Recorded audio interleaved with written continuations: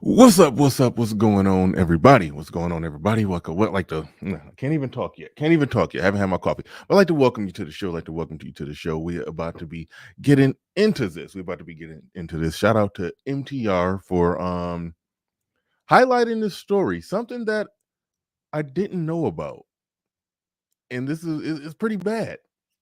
You see, I knew that there was an issue between Nathan Daly and Six the Goddess, because Six the Goddess been getting dragged now for being a stripper. I didn't really drag her for that. I mean, I wasn't a supporter of her. I didn't watch her. I didn't really. So when they leaked out her stripper videos, I was like, okay. I mean, she gave off stripper vibes anyway when I looked at her, but I didn't think that. I was like, whatever, The dudes who watch her are gonna watch her, and they gonna watch her either way, and that's just that. And I didn't really care.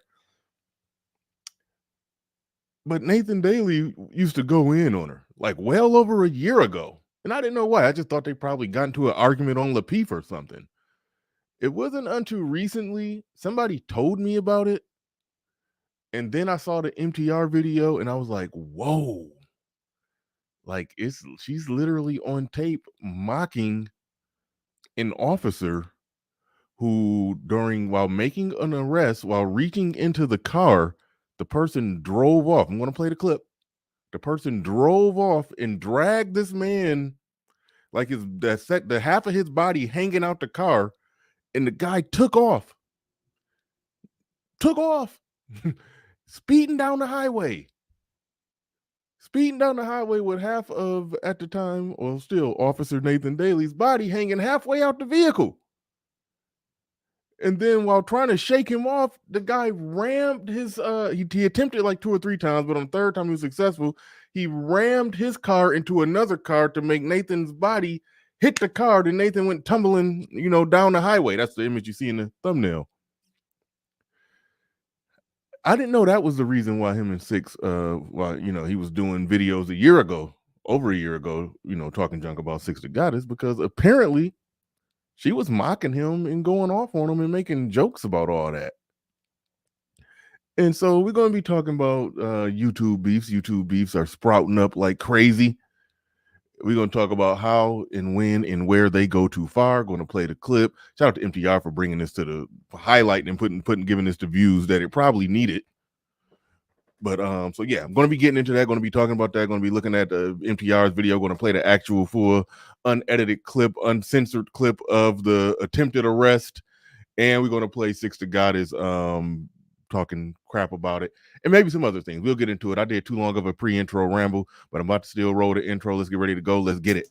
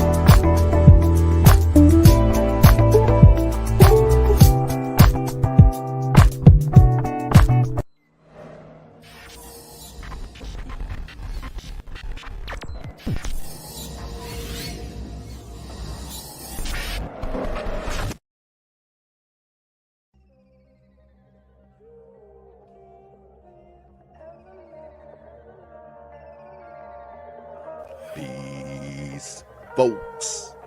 This is X from TPOT Media. Open your mind and wake your black ass up. You know what time it is. Hit that damn like button as you make your way in the door. Grab a seat, settle in, get ready. It's the Grown Man Hour with your host, my man, Bernard Riley.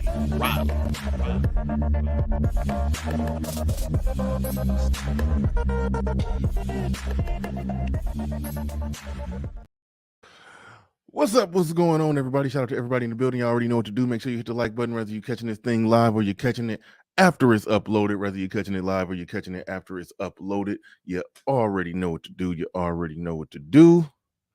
That's looking a little sloppy. Got them cords dangling everywhere, but let's see if I could. Nope, ain't no obscuring that. Ain't no obscuring that. It's just gonna look sloppy with cords everywhere. Okay.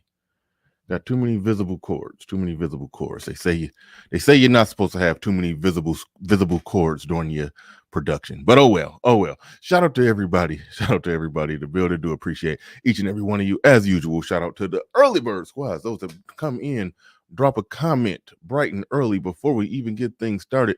Greatly appreciate each and every one of you. Greatly appreciate each and every one of you. Let me get into it. Let me shout you guys out. I'm not going to hold y'all up. We almost got 100 people in here already, so I'm not even going to hold y'all up. I'm going to hop right into the main topic. I'm going to hop right into the main topic. Shout out to Sir Jack Mehoff. Change that name, young man. KBE. What do the K, the B, and the E stand for? KBE. I don't know what that stands for. Just curious. LB Crypto in the building. Shout out to you. He says this topic going to have the fellas roll in so hot the like button and put some respect on the super chat and Cash App. Let's get it. Absolutely. And Sir Jack Mehoff in here again with another one. Says Pearl's comment offends them, yet these Ku Klux Keisha want black men dead. Well, I didn't even put her in that. I mean, listen, I was never a fan, never a supporter of her. Not, I just, she was just a chick on the internet, who was definitely entangled into this space. But the Ku Klux Keishas, like I reserve that for the sector that gets behind the chick that has the avatar of a black man hanging from a tree and a black woman swinging from a swing on another branch on that same tree, living her best life. While a black man hanging from a tree. I reserve that to them. Oh, in the abort black male babies crowd. I didn't put 6 in that category. But this was bad. This was bad. This was right up there with that shit. It was. Shout out to you, Rational B. Shout out to Man King Revisited. He says KKK the goddess. Yeah, y'all already going in. But we're going to be breaking down the video. Y'all can draw your own conclusions. I'm not going to stop y'all from drawing the conclusions that you draw.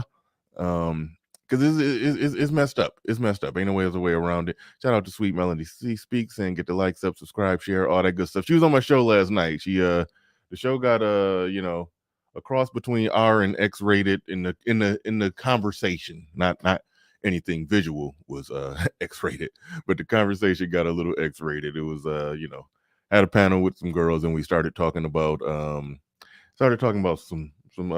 sexual stuff, and it was a fun show. Definitely recommend it. Had a bunch of normal topics and then segued into talking about various realms of kink. I'll just say that. But shout out to everybody in the building. Yes, Sweet Melody Speaks, where Sweet Melody Media, my bad. I don't know where RM is. But LB Crypto in the building. Human Chapter, I did send her the link. The Mac the Trucker says, GD in the building says, I had to believe that they were cool. No. They are not cool. Son is hot in the building. The 313 Dash is in the building. Black Trunk says, I'm here for the fuckery. Of course you are. Who else we got in the building before I get into this thing? It was a comment that I wanted to read, but I can't find it. There was a comment that I wanted to read, but I cannot find it. But anyway, 6 the Gobbler. I don't know why you calling her the Gobbler. I don't know what she did to earn that title. There was video evidence of what she did. Oh, hey, okay. I see you, RM saying, yeah, here. Yeah, I hadn't made it down to the bottom yet. One programming note, RM, the thing that they were doing where they were keeping track of all the super chats themselves, they not doing that apparently. Maybe I need to do an update. So yeah, we'll be back to the old method, but we'll see. And y'all in here, okay. Ghost Illmatic says, "Yo, Bernard, did you hear? 6 is Courtney's new best friend." I don't necessarily buy that. I don't necessarily buy that, but okay. Okay. I don't buy that for 1 minute, but okay. But anyway, we got 132 people in here. Just I'll give my brief backstory to the situation, and I'll let a lot of the video speak for itself, and then we'll get into my commentary. We'll get into my commentary and perhaps a bit of your commentary once we get this thing going. But anyway, the basic gist of this thing, going back a year ago, well over a year ago, Nathan Daly was going in on 6, and I never knew why. Like, he was going in on her hard. Like, I mean hard. Like, and I didn't know why. I thought it was something small, something petty. They got into like a little squabble on Lapeef or something of the sorts. I thought it was something small and petty. I legitimately did. I legitimately thought it was something small and petty, and he was just taking it too far over some personal stuff, over an argument or whatever. I thought it was legitimately something like that. I just recently found out that it wasn't. This is actually an old story that MTR just brought to the forefront, given all that's going on. And why isn't that available? I'm trying to pull the video up right now. NPR just brought it to the forefront, given all that's going on, all the YouTube beef and stuff that's going on. He brought this up largely in part because he endorsed 6 in one of his videos, and yeah, I guess he had to recant. He had to walk it back. He had to walk that endorsement back. When he saw the video of her mocking Nathan Daly after he got almost deadly. He had a nearly deadly injury on the job. And maybe because of an argument that they had on Lapeef, she was mocking him, criticizing him, laughing at him over that situation, making jokes about a situation where Nathan Daly was trying to arrest someone. And Nathan Daly, I've done a one-on-one with him. He's been on my show before. Great guy. He's been on my show before. He was trying to arrest someone. I'm going to play the actual video of it. He was trying to arrest someone. He was reaching in the car, and then they drove off. They drove off while he's hanging halfway out the car. His legs like just kicking in the air, and the car driving off, and the car got on the highway, and he was in a situation where if he let go, he's dead. He hang on, he dead. He was in a damned if I do, damned if I don't situation, and the guy basically rammed the car into another car to make him hit that car, fall off, and go tumbling down the highway. Like, that ain't a laughing matter. This man is on the job. Risking his life. That ain't a laughing matter. That ain't nothing to joke about. But yeah, 6 the Goddess apparently caught in 4K clowning him about that, and that was the source of their beef. And I titled it "When YouTube Beefs Go Too Far." It's one thing to have philosophical disagreements.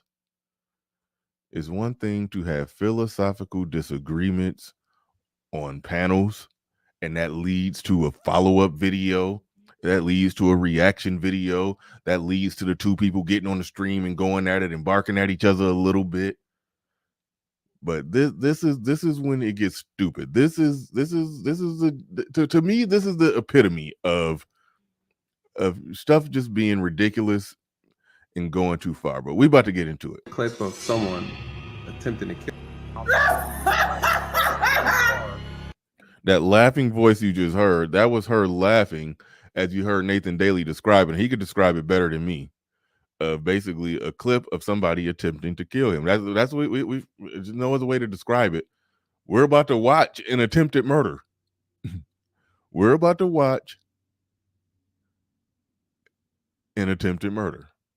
There's no other way to describe that. Now, Sir Tice in the building dropped a $10 super chat. Well, first, before that, Clue Channel did drop that, did put 5 on it. Shout out to you. Thank you. And shout out to my man Sir Tice in the building. My man Sir Tice. What do we get for $10? Everything you want. He said, salute. What was even worse was not only was she mocking that what happened to Nathan, but you should let me make that. I gotta adjust something on my end so I can see that better. Okay, there we go. The video was blocking it. All right, now we good.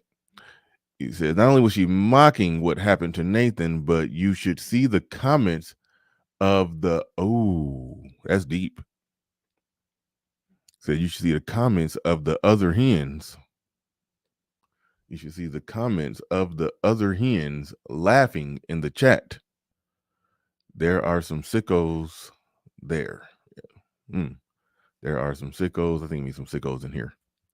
Yeah, like that's messed up. And you know what? You know, sometimes in some situations when a content creator go too far, if they got a decent audience, the audience will pull back and be like, nah, that ain't it. I am interested if it was women in her chat going off, but you seeing as her chat is majority men, that really makes you question things and even more, because I mean her audience is majority men. We know that. So that makes you question things even more if it was men over there cackling about this stuff. So yeah, so that's all bad. But let's go ahead and get into the tape. Thank you for that super chat, Sir Tice. Do appreciate that. And the Clue Channel, thank you for the super chat. Yeah.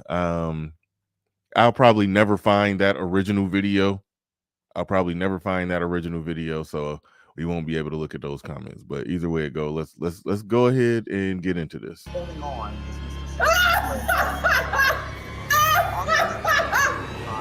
Where is your empathy? Where is your decency? Where is your decorum?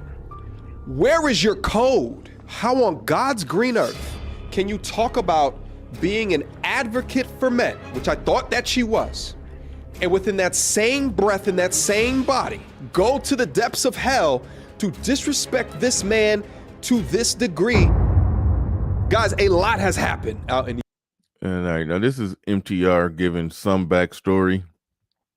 His backstory isn't really the important part. He's just explaining how and why he got to this point. He's really just the person who had the big enough platform to spotlight the story. That's pretty much what he is in his overall equation. And I think he did say he endorsed her, so he wanted to remove that endorsement, which apparently in Black YouTube, we don't know this, but you're not allowed to do that. If you endorse somebody, okay, and then they go left and do some crazy stuff, you're not allowed to say, hey, I remove my endorsements, I'm disassociated. No. You gotta hold the L. So that's how those are the rules.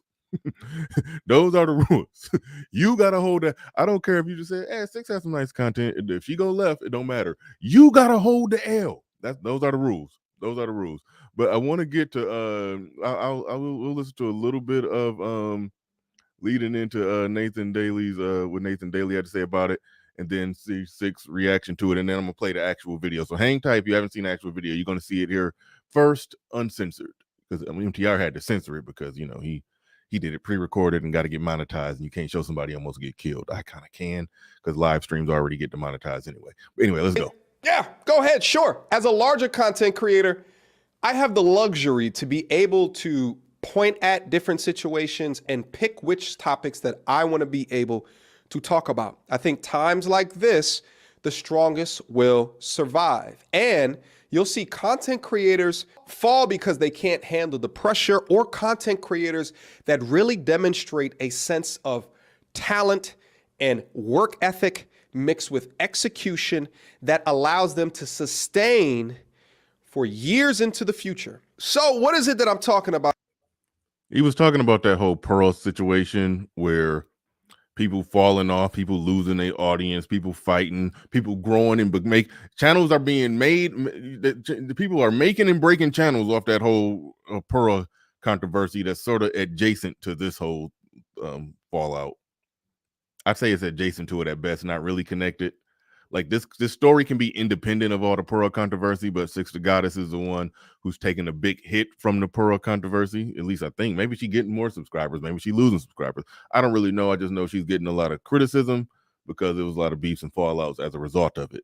So he's just talking about how some people sink or swim in these type of situations when these YouTube controversies and all of that stuff go down. But anyway, let's go. Out here today. Well, in the video that I did on Pearl, towards the end of that video, I called out specific content creators that I thought would be great people for viewers to be able to find and to look at, because I thought they were great compliments to the space.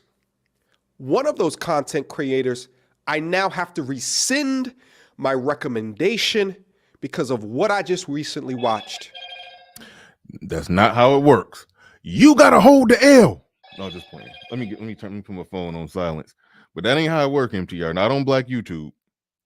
You will hold that L forever. You do not get to rescind anything. That ain't how it work. Not on Black YouTube. That is your L that you must hold. They ain't letting you rescind nothing. That's how it should go, but not on Black YouTube. No, you gotta hold that L forever. But here's one thing I do want to say about that before I play the video. One more thing. When he said that he recommended her, now one, I don't know why he recommended her, and I'm not going to make a big stink about that. MTR does have a good track record of speaking up, advocating the male perspective, advocating for men. In every situation that he break down, he does advocate the male perspective properly. He does advocate the male perspective properly. So I'm not the one who goes dumpster diving for L's to try to put on black men over a misstep, but endorsing Six the Goddess was a misstep. Because that was one that I just always just looked at her. I mean, like, people made a big deal because she was outed as, oh, she used to be a stripper and they found the video. I mean, she always gave off kind of stripper vibes. I don't know. I never cared, never was into it, never thought nothing of her content. I investigated because I kept hearing her name. I went and looked. I said, okay, she do the little leg thing at the start of the show. She talking a little little sexy accent at the start of the show, but then once the show get going, she starts sounding a little ratchet. And yeah. And she was attractive. But other than that, it was like, what is it to endorse? What is it to endorse? But so that part, I don't know what he was endorsing there. But but is what it is. Is what it is. He's removing that endorsement because of what he just found out here in this video. And I think we're about to go right to Nathan Daly breaking down what happened, and then we're gonna see her mocking him for what happened when somebody practically tried to kill him on the job. And we're going to play the unedited tip. So strap on in. Let's get ready to go. Let's get it. So let's get into it. Just call him Officer Curry Goat. I am so weak right now. That's exactly what we're going to call him, Officer Curry Goat. You know what I'm saying? I'm like, I'm not going to argue with you. You don't let shit go. Ain't you the one that got dragged down 85? I'm not going to argue with nigga that don't let shit go. You crazy as fuck. I'm not going to argue with you. You've already shown you can't let shit go. You was holding on to that person's car getting drugged down. Now I got to fact check myself. I don't know if their original beef was about this. Now I don't know what their original beef was about. I thought it was about this, but it looked like it might be about, because she's going in on him now and she got Pearl up. So that means this was recent. I thought it was an older video of her going in. So she may be recently going in on this stuff. So after she, got exposed as being sisterhood or whatever, and this was, she took the mask off, even though I don't think it was really that off, but she took the mask off, but and she's going after an officer. But anyway, let's go. 85 South. I don't trust no one like that. Pay attention. You don't let go of shit. I damn sure ain't finna sit there and go back and forth with you. I'll be exhausted. Let me see if I can show y'all when he got dragged down the hallway. So this is the part, right? Fair use. Now, I don't know if I'm the first one to say this, but Nathan Daly is doing when he speaks, I don't know if that's his natural speaking cadence and mannerisms, but he is doing like a 85% accurate lead attorney impression when he talk. But shout out to Nathan Daly, good brother, definitely respect him. Subtle joke, he's doing like a 85% accurate lead attorney impression. This is the part where I have to say, this is for those who have not seen this, let me give you a disclaimer. It is a video she's about to play of me being assaulted. She's gonna play the video on her stream. And this particular video is ultimately why I had to retire out of policing. Right? Been policing for 13 years. And unfortunately, 3 years ago, I was trying to make an arrest. And someone, the suspect I was dealing with, wasn't cooperating. Reached in to grab him. I got lodged into the car and I couldn't free myself. The suspect drove down the interstate and at a high rate of speed, and he started ramming me against other vehicles as he was driving by them. Ultimately, I ended up striking a van and was ejected from the car. I was unable to free myself. And because of that, I had to jump onto the car and hold on. And so this is what she's talking about. So for a lot of people who are new to my channel, may not have heard me discuss it. Those who have been on my channel have heard me talk about it before. And it is a sensitive subject because I almost died. I thought I did die, actually. You know, I woke up, was almost ran over by vehicles on the interstate. By the grace of God, I'm still alive. So she pulls the video up. They don't show that part in the actual video. I didn't know what happened. Even he just said he was ran over by cars on the highway. That part I didn't know, because that the video stopped at that point. Even without that, it was already bad. But now that just makes it even worse. That just makes it even worse right there. And she plays it. So I want to make sure I give a disclaimer to those who have not seen it. It's a tragic and it's a difficult thing to watch. At least for me it is, and I think even for people who have some sense of humanity, you know, I think that it'd be difficult for them to watch. And so I wanted to pause there before I played it to give you a disclaimer that you're going to see something that is someone, she's going to play the clip of someone attempting to kill me. Essentially is what she's about to play. She's about to play that video to her audience. And so the jokes that she was just making a few seconds ago was, hey, this is someone who doesn't let go of anything, right? This is someone, why would I argue with someone who doesn't let anything go? That joke was in reference to me holding on for my dear life, the fear of being ran over. So that's the context of what you're about to see. So I just wanted to pause that, give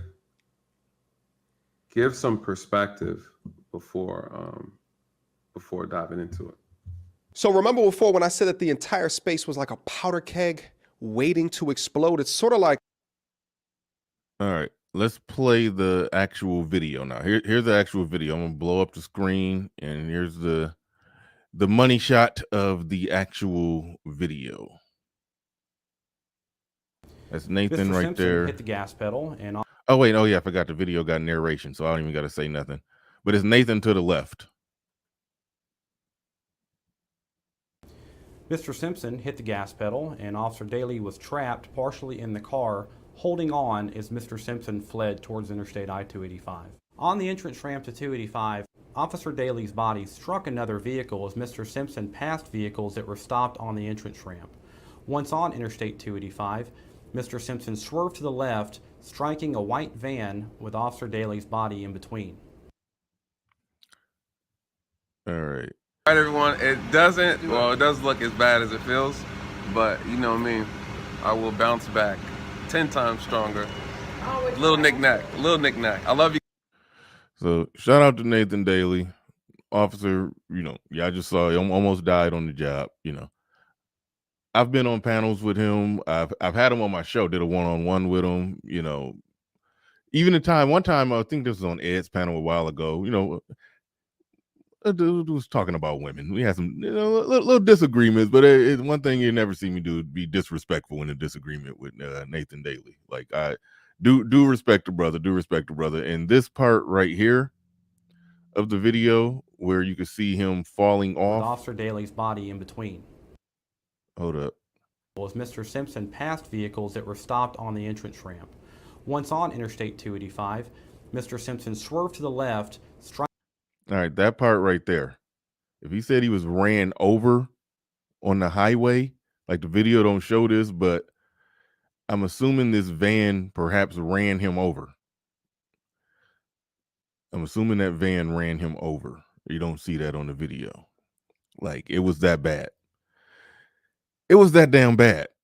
So just wanted to put the video out there for y'all to see. Yeah, this is a brother in this space who's been on panels and interacted, exchanged, talked with everybody. You know, he's a reachable, touchable guy in this space. You know, me and him had a one-on-one discussion on my show before. Good dude. Throwing a Roman candle into this degree. Put the vehicle into gear, at which time Dunwoody police officer Nathan Daly, reached into the car in an attempt to stop Mr. Simpson. Once on Interstate 285, Mr. Simpson swerved to the left. Oh! Okay. I argue with a nigga like this who clearly don't let it go. During the course of their YouTube content, right. TOS, and guidelines. But let's just keep going. Not gonna argue. Now y'all about to see it censored out, but y'all about to see her reaction to it. With this nigga. I got things to do. Okay. Let's see if I can find the video. I really want to show y'all the video.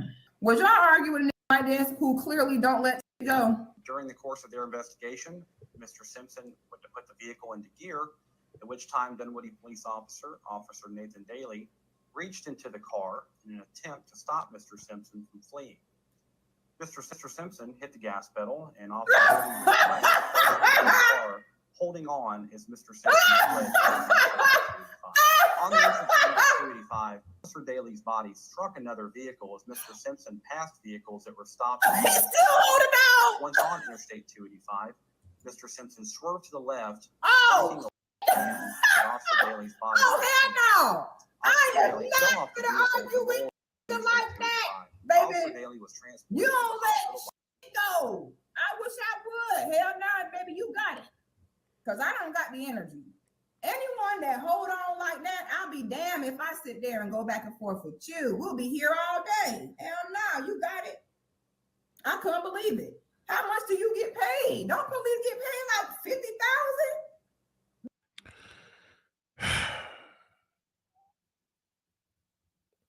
In the midst of that, take a jab at the man's salary.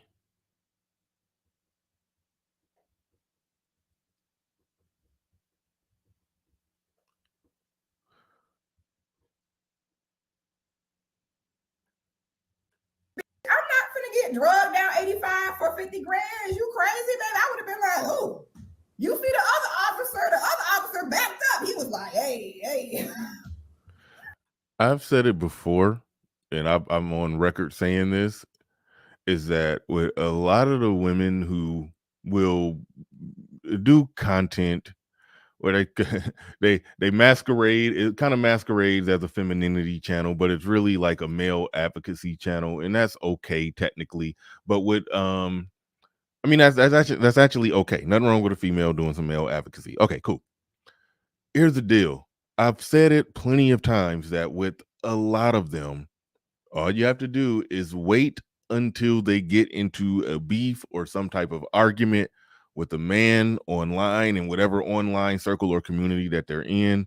And then all of a sudden they instantly will become everything that they have been charging other women up of being to their male audience. They instantly become that. They instantly become that. They go full strag. They go full strag. Soon as they get into it with somebody, you see it. Like you see it instantly. And I've seen that literally with all of them. And it's one thing, and I'm not even saying that they don't have right to be upset. It's like, what do you do when you upset? Is what matters. Like, for example, if a white dude who swears he's not racist, but all of a sudden, y'all know I don't complain about racism. I'm just using this example. I'll be complaining about racism like that. I ain't one of them. But a white person who swears they're not racist, then all of a sudden they get into an argument with a black person, and the N word with the hard ER come out. It's like if he would have just if he would have said, you know, if he would have gotten an argument with that black person, and he just would have just did some white boy cussing him out, oh, fuck you son of a bitch. You know, if he would have just did that, then okay, yeah, he was mad and he called you a son of a bitch. You probably was acting like one. But if he get mad and he in that hard ER come out, that means it's that's in him. That's what he is. That's how he think. That's his standard operating procedure. You see.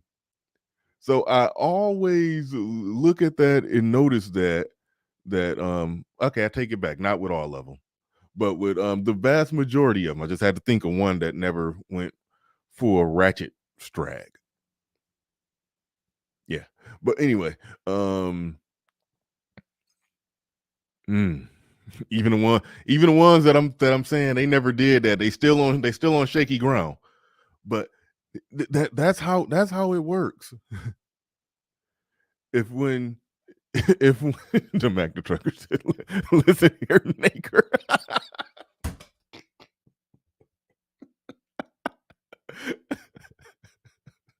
Could you imagine that shit? Well, those that don't know, the Naker people are the ones who started the word Naker are the ones that got that avatar with a black man hanging from a tree and a black woman on a swing. Like that's like the worst. That's the dumpster of fucking of black women, you know, talking shit about black men on the internet. Like that's literally the dumpster. Here's the point. They invented that term Naker. That's what they call black men. So could you imagine how funny that would be if Danica Marie got into an argument with somebody and she just said, listen here, Naker. If that come out, it's like, whoa. That's like, whoa. But you get my point. You get my point, though. You definitely get my point that if you're arguing with a white person who purports himself as not being racist, they get into one argument with a black man and they didn't give him white boy cuss words. Well, fuck you son of a bitch. You know, but no, they went right to a hard N-word with a hard ER instantly. It's like, no, that's what you are. So I have been noticing that for like 3 years now with all the pick-me's or whatever, the people who do the male advocacy content, the women that do the male advocacy content, I notice all of them, when they get into an argument with the man, it's not just that they go off. I'm giving them leeway to where, okay, it's a bad look when they get mad. It's a bad look when they get out of when they get out of their feminine. It's a bad look. But even if I give them that leeway that, okay, y'all can get mad and y'all can yell, but it's the stuff that you say when you yell that matters. It's the stuff that you say when you yell. It's like, nah, that stuff that you say when you get mad is just really telling. It's really absolutely 100% telling of what you are. It is. And there's no real way around that. I see the super chats coming in fast, quick, and heavy. I'm gonna get to them. But let me play the rest of this. Holding on. And y'all think I'm gonna argue with you? Hell no. You don't let go of nothing. Hell no, baby. You win. You got it. Whatever it is, whatever niggas say it is, it is. That nigga sat there and held on. The white officer was like, shit. Well, he got his ass in that car, like, I'm just gonna go ahead and drive. This holding on. His feet was out the window like this. Because he was over there, the feet was up there like, sir, no, baby. So that's the that wanted some smoke with me and was crazy as hell if he thought that I was gonna give in to that. I ain't got time for that. You don't let go of nothing. Okay, so I had to go on about my business. But the point is, I can't think of many other words to describe that besides evil. Videos like this demonstrate exactly why your boy needs to take a lot more vacation. I mean, shit, the last time I was actually out on a vacation, your boy was out in London town absolutely winning. All right, I was up on the tube, approached this 10. Actually, I thought the last time he was out of town, I don't know when he recorded this video. Last time he was out of town, he was in Jamaica. So I thought. And he was winning in Jamaica.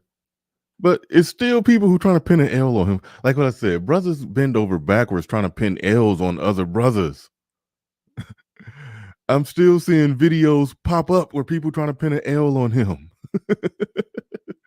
for being in Jamaica with Melly Monaco. Some people still trying to make that an L. Put the link in the chat if anybody want to come and have a piece of this conversation. If somebody want to come and have a piece of this conversation. I got some other stuff in the chamber that I do want to get into, but if you got your thoughts, want to give you your thoughts and take and perspective on this one, the link is in the chat for you to come up. Aaron, bring up that most recent super chat.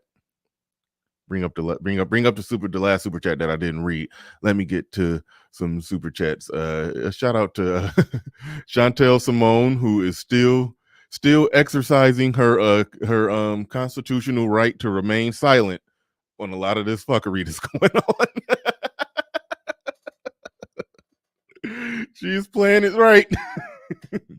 She is making the right play. I'm just going to wait for all this smoke to clear. But all right, go ahead. But shout out to Chantel. Bring up the most recent super chat. Bring up the most recent super chat, or the last one that I didn't read. All right. Shout out to Black Wolf Inc. in the building. Black Wolf Inc. says Donovan Sharp got vindicated when he called out Danica now.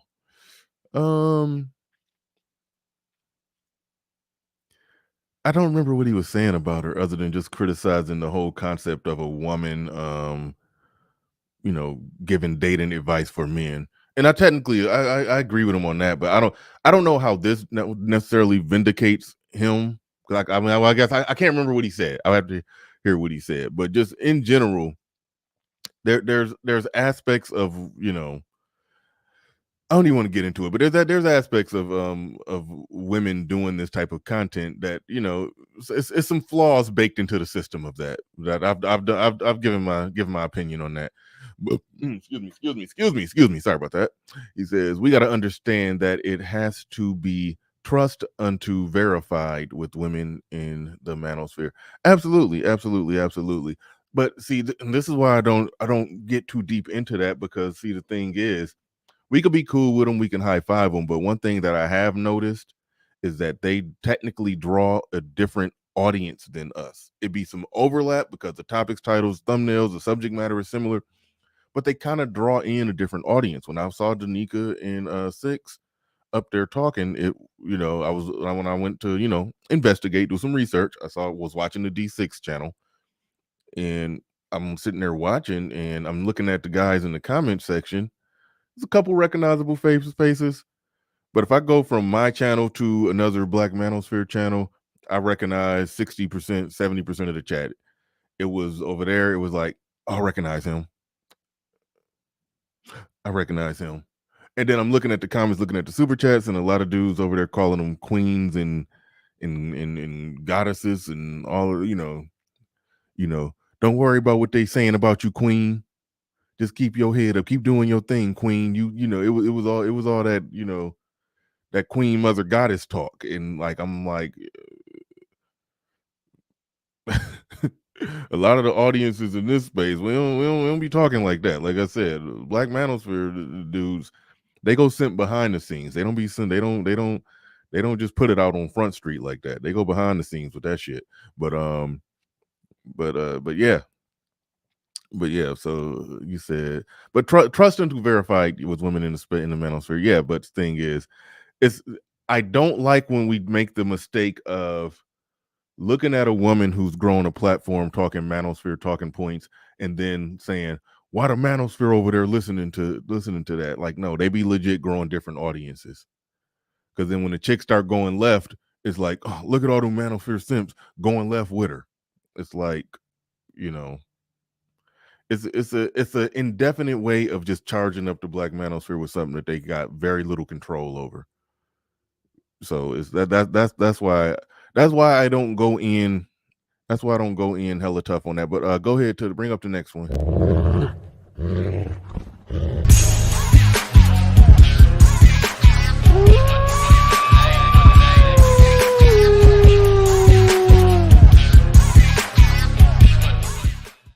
Shout out to Black Wolf Inc. Appreciate that. Shout out to Dusty Nuts.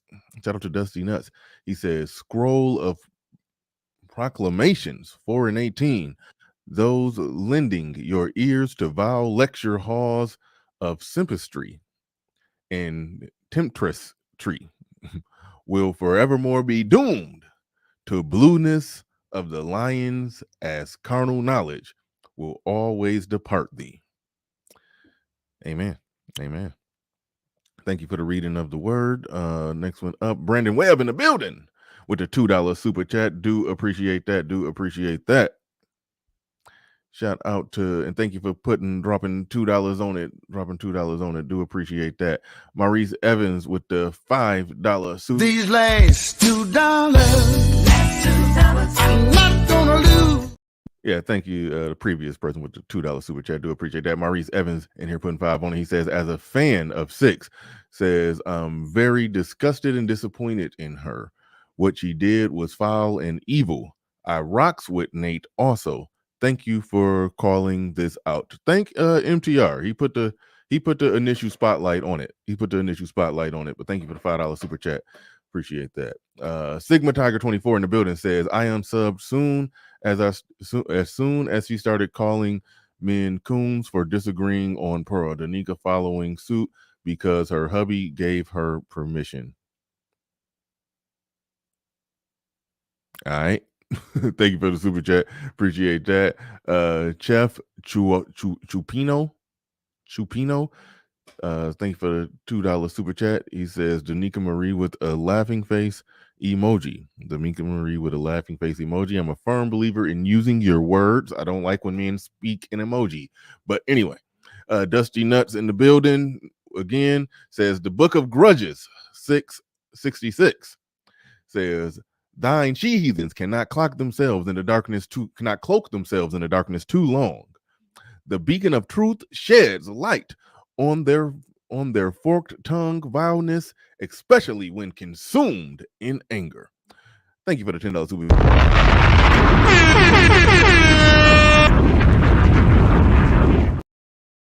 Do appreciate it. Pull up the next one, and we have somebody, my man Sir Tice in the back. So we definitely going to be getting to your thoughts on it.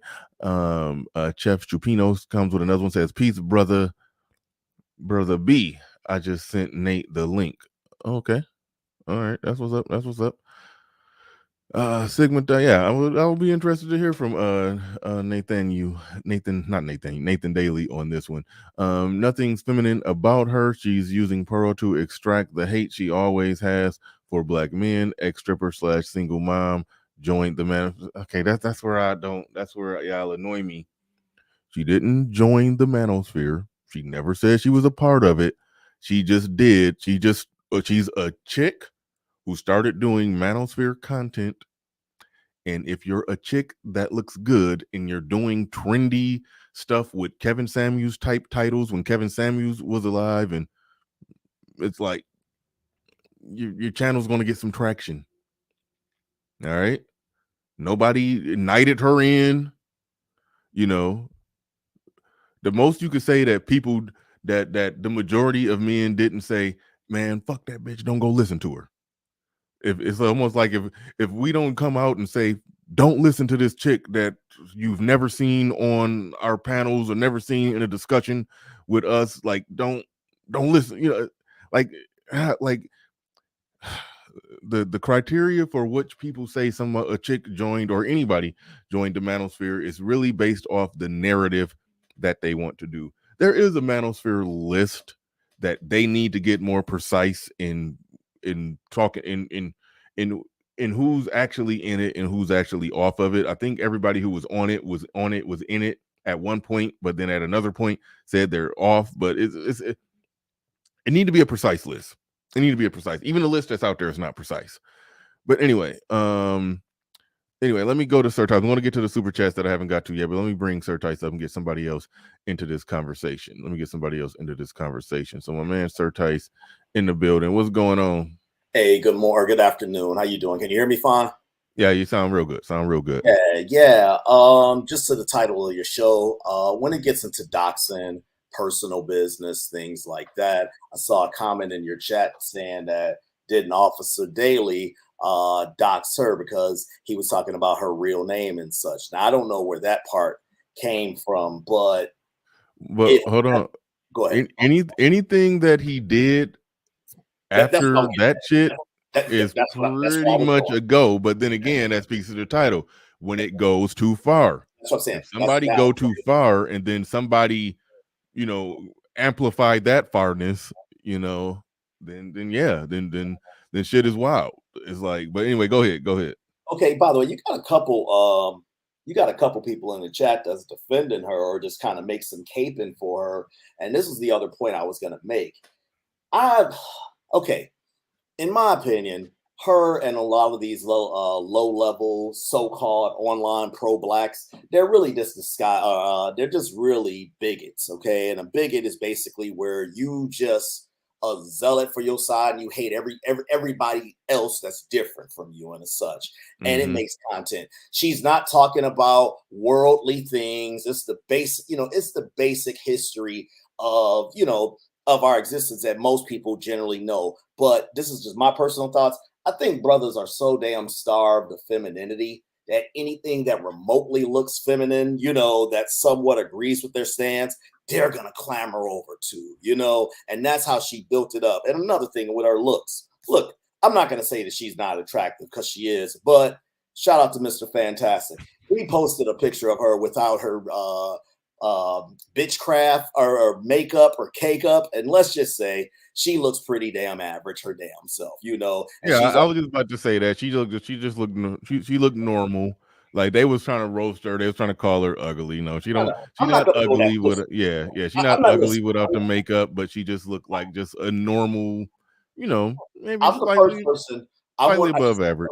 Okay, I'm not the first person to say this, but I'm the main one in the manosphere that'll say, if you calling a broad ugly or this, show me yours that look better, okay? Exactly. All right. Exactly. So show me yours. Now, if you can't show me yours, then you can't call somebody else this. Now, with her, I've seen her without her makeup, and yes, I'm much better than her, But listen, again, as men, we're going to be attracted to femininity, but we also should be able to discern, is this genuine or is this a hustle? Lastly, I don't, you got like this movement now where they're trying to rationalize sex work and this. Sex work is real work and all that other corny bullshit or what have you. Look, everybody know this. I shout out to the homie Wayman Casey. He's dropping some jewels in the chat. But if you're a stripper, just like one time I was on here, I was talking about porn, and it was really a cover for doing escorting. Most strippers are doing escorting and doing other shit in the champagne room and other things. And word is now, word is in the chat, Wayman was making some statements about she was a part of that. I do know this. Officer Daly, when he was pushed to the edge, he said, I got some things that will embarrass you about your son. You don't want to go there with me, on his original broadcast. And Yeah. literally about to do one. And then he said, hey, on his community tab, that we've just agreed to not do content on each other anymore, which tells me she must have reached behind the scenes, and said, look, and then you go to her channel. Of course, all evidence of her doing shows on him is completely gone from the record. But one thing that he did, he left everything up that he put on her. So that means he won. That means you gotta say, don't negotiate with a woman. You can negotiate with leverage, because he clearly had leverage in that negotiation. If they agreed not to do anything with each other, she had to take her channels down, take her videos down, but he left his up. That means he won that negotiation. That's so yeah. It's worth pointing that one out. It's worth pointing that one out. No, that's interesting. That's interesting. Yeah, so I mean, dude, and it's funny because listen, I like that guy. I like his content. He is very methodical with things, And when I first saw that video, I saw the video after he was featured on Yo Show. Man, that was gruesome to watch. Okay, so me being in the YouTube streets, I'm like, damn, why is he going off on her? What the hell happened here? Because I didn't know the extent, and I'm like, wait a minute. I mean, she was like, oh hell nah. She was fucking okay. So wait, hold on. So let me make sure I get the timeline right, because I came into it thinking that she was laughing and cackling like that back when they beef first jumped off. Right. So that is true. So this was a separate video of her going off like that. Yes. Like okay. And is that why their beef really started? Because she was okay, listen. I'm sure somebody in the chat will totally correct me. What's that other brother that cat? He got in Chaotic Truth. That's his name. So they got into it on Lapeef, right? Yeah. And he literally went ballistic. I mean, Nate, Little Big Nate will be proud of how ballistic he went, because he went even more. No, he went so ballistic. I think Nate probably would have been. Nate Like, would have had to like, come on, bro, come on. Like Nate, right. Nate, he went so ballistic. Nate would have had to talk him down from the ledge. Exactly. Yeah. So I don't know if it was on the same show, but Nathan came on there, and she's playing the obstinate bitch or whatever. I don't want to hear nothing you got to say. You a cop or whatever. All this, or you think this. Then something came out about Pearl. I don't know if I'm connecting these dots right. And because he made a stance against Pearl or Lita, I forget, where it came from. That's what led her to do her content about him and then do that video and such. And then he had his response to that. Yeah, but you do know they had beef like well over. Are you talking about well over like a year ago? Yeah, well, yeah, that thing with Chaotic Truth and such, whatever, was about a year ago. Old. So yeah, but her and Nathan had some beef a year ago that I didn't know what it was about. So I was just trying to. Oh, I don't know that history. Yeah, I'm trying to think. Does that beef connected to her making fun of him getting? I'm sure you know how it is. Shout out to women. They're like elephants and shit. They're not gonna forget any damn thing. You know what I'm saying? So. Nate's gonna like, I gotta calm down, myself now. I didn't really, but no. I listen. I've seen people doxxed. I've seen people's divorce records, bankruptcy records be posted. This was one of the worst I've ever seen, where you mocking somebody's death. Okay, and I'm not being almost death. Yeah, right. Yeah, I mean, dude, he was almost ran over, dog. Actually, all right, hold on, real quick. Chat room moderators, time people out if they're doing something wrong. I will probably catch you timing them out, and then I'll make the decision if they need to get blocked. Do not just go to blocking my audience. All right, I've already blocked enough people. All right, if y'all join with me in blocking people, I will have no audience left. So just let me make the final call on who's in, on who gets blocked and who don't. But you can time them out to infinity and beyond. You can time them out 18 times if you need to. The homie E Black is in the chat. He knows some history on this. He's posting some things right now. I need to go. I'm going to listen in the clouds, but I just think that first, again, look, you mock my death. I get it. I get why Officer Daly did that. And by the way, again, that dude is a very even-tempered guy, man. He's not Mhm. even, he don't come after no content creators. He just he gives his opinion. He states why, he gives you a perspective from being inside law. Like he talks about dirty cops. He talks about this, but we're so damn caught up in our emotions. We just see cops and we think they all on the same shit, But again, to mock and ridicule that man who was almost killed, in the way that he did, I don't care if you're a man or you're a female, that speaks volumes. But then again, when you're a stripper hoe, what do you fucking expect? My language this time of day, but what do you fucking expect? They have no values. They have no morals. So it's pretty much right in line with what their thing is. They're professional finessers for a living, okay? And show me the honorable stripper and I'll show you the damn unicorn. I don't care if that was your man who was a stripper, okay? There you go. All right. Yeah. I know it's a lot of super chats. I'll get to a couple. Bring up. Let's get to a couple of them real quick before I pass it to Little Big Nate. Bring them up. RM. Let's see what we got here. Let's try to run through them real quick here. Dusty Nuts in the building says Black Wolf Inc. I second that motion. Shouts out to Machismo TV. Subscribe. He's a solid brother. I'll check him out. I normally just take Black Wolf recommendation when he recommends a wrench, but he says, as he says right there, can you wrench up Machismo TV Captain? I haven't seen him around here, but I investigate people now. Well, not really. I give some people be super chatting their way to a wrench, but but other than that, I investigate. He says he was at the meetup last year. Never trust a big butt and a smile. That girl is poison. Bell Biv DeVoe. Thank you for the super chat. Do appreciate that. Thank you for the super chat. Do appreciate that. Dusty Nuts in the building says Book of Ether. Is that? That ain't. Okay. It's Ether. It's Ether. Either. Okay, yeah. Book of Ether, 3-in-1 says this is an instance of fullness of the flesh, voidness of the soul. This wretch, harlot, what is that? Mercenarial pursuits has only demonstrated a shadow of a human. Thank you for the super chat. Do appreciate that. Somebody mute up. I hear background noise. 16 voice in the building says black women get real mad if you use the racial slur on them, but they never hesitate to use it on us. Funny. Thank you for the super chat. Appreciate that. Sigma Tiger in the building says Danica has a video saying she's going off on coons because her husband gave her permission, sir. Okay. All right.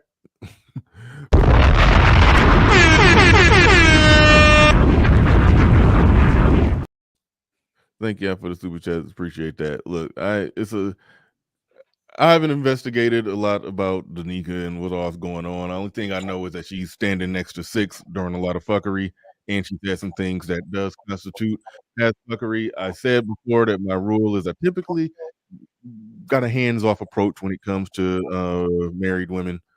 I tend to have a hands-off approach, but hey, can I say something before Nate goes? She's not above investigation or criticism. I just haven't investigated it that tough or to where. So I'm hands off. I'm hands off right now. I'm hands off right now with Danica, and that could potentially change. Nobody's safe forever, but I don't just make it a point. I personally, and I like Danica. I don't like the association, but till she runs afoul, I'm just looking at her sideways. But again, I don't go to her channel much anyway. I just wanted to say this. With exceptions of people like Kendra D's or Crimson Cure, real traditional people, I say this. Whoa, you said Kendra. Oh, you meant yeah, I said Kendra. Crimson Cure. Crimson Cure, yeah. Okay, I thought you said Kendra. I thought you said Kendra G and Crimson Cure. No, I said D. Okay, Kendra D. Let's make sure we do that. Yeah. Yeah, it's my Midwest accent. Anyways, I do not trust women in head wraps or any of that stuff. I'm immediately suspicious, especially if they were past what do you call them? Going on dates, strippers and all that stuff. It's the biggest. Is she really on like some pro black head wrap shit? Yes, Danica. And I'll let Nate go out. Yeah, a stripper with the head wrap that's an interesting case. But all right, Nate, you got the floor, you got the mic. I'm about to step away. I'll be able to hear you. I just got to switch chairs because this chair that I keep telling y'all is broke and squeaky. Oh, there it go. It broke. I could feel it about to break, so I was like, let me go grab. So and I could feel it about to break. I just went on and leaned forward and broke it. And so let me go. Wow, good deal. I wish y'all in the chat would let that one and go grab my backup chair. All right, I'll be back. No problem, no problem. What up, Tice? How you doing there, sir? Good to see you, sir. Likewise. Always a pleasure, nigga. Yes, sir. Like we used to do, but unfortunately, I got to go grab lunch. So go right ahead. I'll let you hold it down. No problemo. What I would suggest to the men that are listening. Now, I don't know a lot about Six the Guys. I don't watch your content. I know a little bit about Danica Marie. She had actually agreed to come on my first channel, the Little Big Nate show, before it got struck to hell. And I can respect some of what Danica says. You know, there are issues there, but my attitude is, you know, she's got a husband, and if he is cool with her and, you know, the way she acts on her show and the tattoos and stuff, then hey, that's all that matters at the end of the day. You know, she's got a husband. However, a couple of things. Number one, when you look at, because I didn't know anything about this until I was driving, watching Bernard's show, and I got home, and, you know, I have no like point of reference for this. I didn't even know what was going on. But, you know, what's so alarming is how easily so many, not all, but so many Black women can take pleasure in the pain, the injury, and even almost the death of Black men. They genuinely, not all Black women, but far too many of them take pleasure in it. They just do. Look at how a lot of Black women humiliate their children online. Look no further than how so many of these Black women treat each other, beating and brutalizing each other into bloody piles of flesh on any given Martin Luther King Boulevard. This is what a lot of them do. I'm sorry. There's literally tens of thousands of videos over the last 20 years filling the internet of Black women beating the living shit out of each other. I'm sorry. You can't find me 5 videos of a Black man assaulting a Black woman. You might find 2. I know of 2 I've seen in the last several years. But you won't find 5. I can almost promise you. I could find 5,000 videos of Black women beating the living shit out of each other. Now, what's the larger point I'm trying to make? It's the pleasure that they take in violence. It's the pleasure that too many of them take in celebrating the pain of others. Is this a phenomenon that's strictly found among American Black women? I don't know. Most of my experiences are with them. And I do know that they take pleasure in the pain of other people. Far too fucking many of them. Okay? Now, the thing with Danica Marie and this lady, again, I haven't watched. I know they do content together because I see the thumbnails in my YouTube feed. Mm-hmm. But ultimately, what you have to ask yourself is, you know, if Danica talks all this kind of pro-Black male stuff, and she does, is her commitment to promoting the best interests of proper Black men, is it greater than her allegiance to the sisterhood? A lot of people don't use the term sisterhood when talking about Miss Marie. Well, if you don't have a problem with this Six the Goddess lady celebrating, taking pleasure in, and gleeful about the death of a Black police officer in the line of duty. Nobody said that. This man was in the line of duty protecting us as a community of people, okay? Americans. That's what he was doing for the 60, 70 grand he was making a year, which ain't shit. And some fucking Black woman can take pleasure in this man almost dying. They are so fucking callous and evil. Not Black women, Black women like her. And to Miss Marie, if you happen to be listening, madam, you may want to come out and say something, because anyone associated with this female, their allegiance needs to be questioned too if you don't take fucking issue with this. You goddamn fucking black women take more issue with some white bitch being a little insensitive about slavery. How many of you made content against the nightmare whore, we all know her name, who promoted killing black boys? Why does a white woman's position on slavery or reparations elicit more anger in you than a black woman and her cohorts on her channel, over 100,000 strong, promoting killing black boys? I'm going to keep putting this in you fucking black women's faces until some of you got the courage to fucking answer me. You wretched goddamn nightmare monsters. Answer the question. How much fucking content did you do on that bitch promoting murdering black boys? You wretched whores. What's your answer to me? Because I'm sick of this shit. You so worked up and angry with your little gay black males in the goddamn chats cheering you on, queen. Where's your uploads about the nightmare whore promoting killing black boys? You got all this smoke for a white bitch. Where's the smoke for the ones proposing murder for your sons? Fucking nightmare. To be fair, I do believe she's commented on that. I just think she hasn't put it in the title and in the thumbnail. But I do think that Danica has commented on that and how ridiculous that is. So okay, well, I'll give her that. I'll give her that. She's comment on it and criticize it. She just saying I think she don't want the smoke. I think she don't want the whole army of them coming at them. So then we know it's not genuine. Your respect for black men ain't genuine. Your concern for black men ain't genuine. You ain't willing to take some barbs from a bunch of ran through, used up nightmare whores who are advocating killing black boys. What's more racist than killing black boys? It's racist and it's sexist, says the whores that constantly talk misogyny. What's more hateful than promoting somebody's death?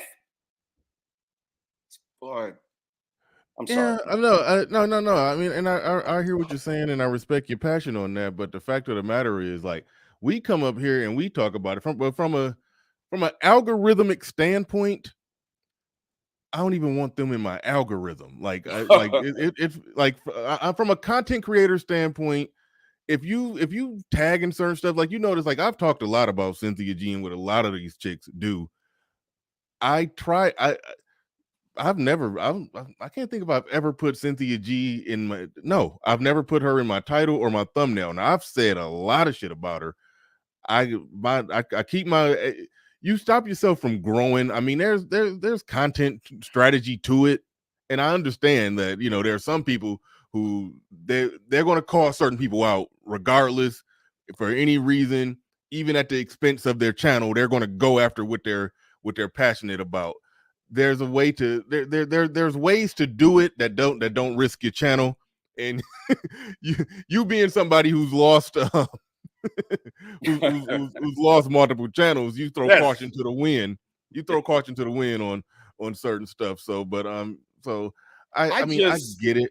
I get it, but I mean, listen, the part about Danica where you are right is that, you know, at some point, somebody could say so many crazy things to where you can't stand next to them, especially if you stand next to them defending those things. You know, the sisterhood. I've had to, and there's a lot of people that I've had to part ways with because, this person is saying some things that I can't stand next to. I won't defend it. I never defended it.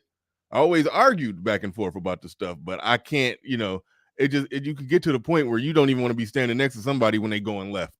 So I think you got her dead to rights on that one.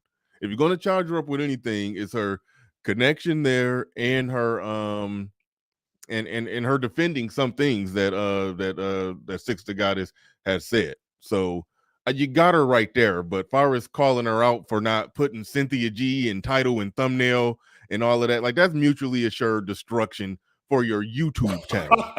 Like that, like for real. That's okay. yeah. I mean, I understand a content creator keeping I their just Bernard, keeping their honestly content though, clean on that. But go ahead. how serious can I take your commitment to quote unquote black men if you're not at least as equally offended by that as you are some 25-year-old white woman's musings about slavery?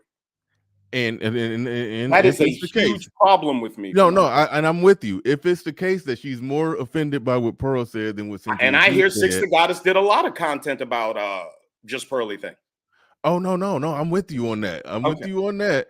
That if somebody is more offended by Pearl than what they're offended by Cynthia G, then they are part of the problem. I agree with you 100% on that. I don't know if you got the ironclad proof that Danica Marie is more offended by Pearl than Cynthia G. No, I don't. Yeah. I just, I look at the titles of people's uploads, and the title usually, deals with what the subject matter is going to be. Mm-hmm. And I just haven't seen any talking about the evil of promoting aborting black boys. I don't recall any of them having that title. Maybe I could be wrong. Yeah. But I do recall titles about just Pearly thing. People who want their channels to grow normally don't put aborting black boys in the title. Oh, now you tell me. Jeez. Why didn't you tell me this before? It's a way to talk about it. It's a way to talk about it without triggering the algo as much. Yeah, no, I'm not. And again, and I'll say this while I'm giving Six, I mean not Six, but Danica some defense. I can honestly say I don't watch her content as much to truly 100% know, because like again, a lot of the women that do manosphere adjacent content, I don't be really watching. But I do remember hearing her say something about that before. Gotcha. So I don't, but the one that's on record, because I didn't start the stream to talk shit about Danica Marie, but the one that we got on record literally saying some ill shit is Six the Goddess. So that's where I'll I'm keep at the emphasis there. Again, yeah. I don't know a lot about the lady. I hear stripper, which is always problematic. Honestly, black men are going to have to get to the point where they question all these quote unquote allies, Mm-hmm. Is their commitment to wanting to promote the best interests of proper black men, is it more compelling to them than the opportunity to make large amounts of money? I don't mind if they're doing both. That doesn't bother me. But if I think, and I'm talking about all these women, except for Crimson Cure, I wouldn't put her in that category. And also Pink Book Lessons, I wouldn't put her in that category either. I'm fairly comfortable about those two women and their motives. It doesn't mean that there aren't other women whose motives are genuine. I just need to know which comes first, the money or the desire to help black men or promote the best about black men. And I think every man should call into question, not that these women can't have their platforms. It's a free market, community of creators or whatever. You can put out whatever you choose. Don't blame the women necessarily. You know, all they're doing is regurgitating. I call it rudimentary red pill is what I call what these women do. It's the very basics of red pill. But like Little Big Nate told you, black men are largely femininity and fit cooperative black women starved. So anytime some decent looking 30-something-year-old pops up with her tits and a nice tight t-shirt and can say some nice things about black men, niggas are going to go ape shit. That's what they're going to do. They're going to drop all sorts of insane amounts of money on her. Some of the niggas are in love. Some just have never seen a decent looking 30-something-year-old black woman say anything nice about black men. And it speaks to a larger problem of the femininity desert that black America is, unfortunately.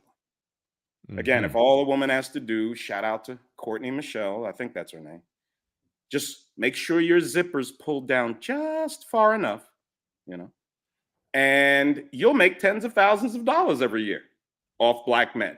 So it's very interesting. That's why Little Big Nate came up with, let's not tax the rich, maybe we should tax the bitch, but that's another string. Yeah. Yeah. What tends to happen with that, and I think you understand this, it does to some degree turn into it gets futile because, like I said, when I went and for investigation purposes started watching the start looking at that D6 channel just to see what was going on there. I really didn't see a lot of our audience in there. I saw guys in there calling them queens and stuff, and like that ain't how we do things.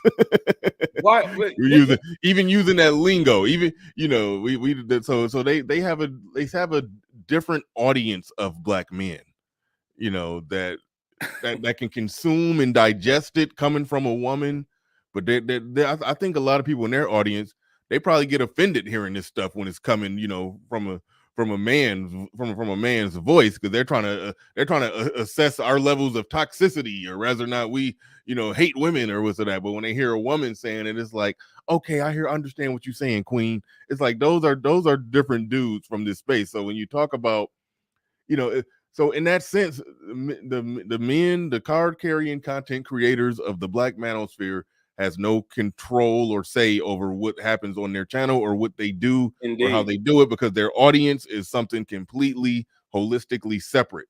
So we'll basically end up trying to berate red pill men over here for what blue pill men are doing over there, and it just don't work. Those are two things that don't overlap the way that we think it do. Well, Bernard, the problem might be when we see these alleged red pill men over there engaged in blue pill activities.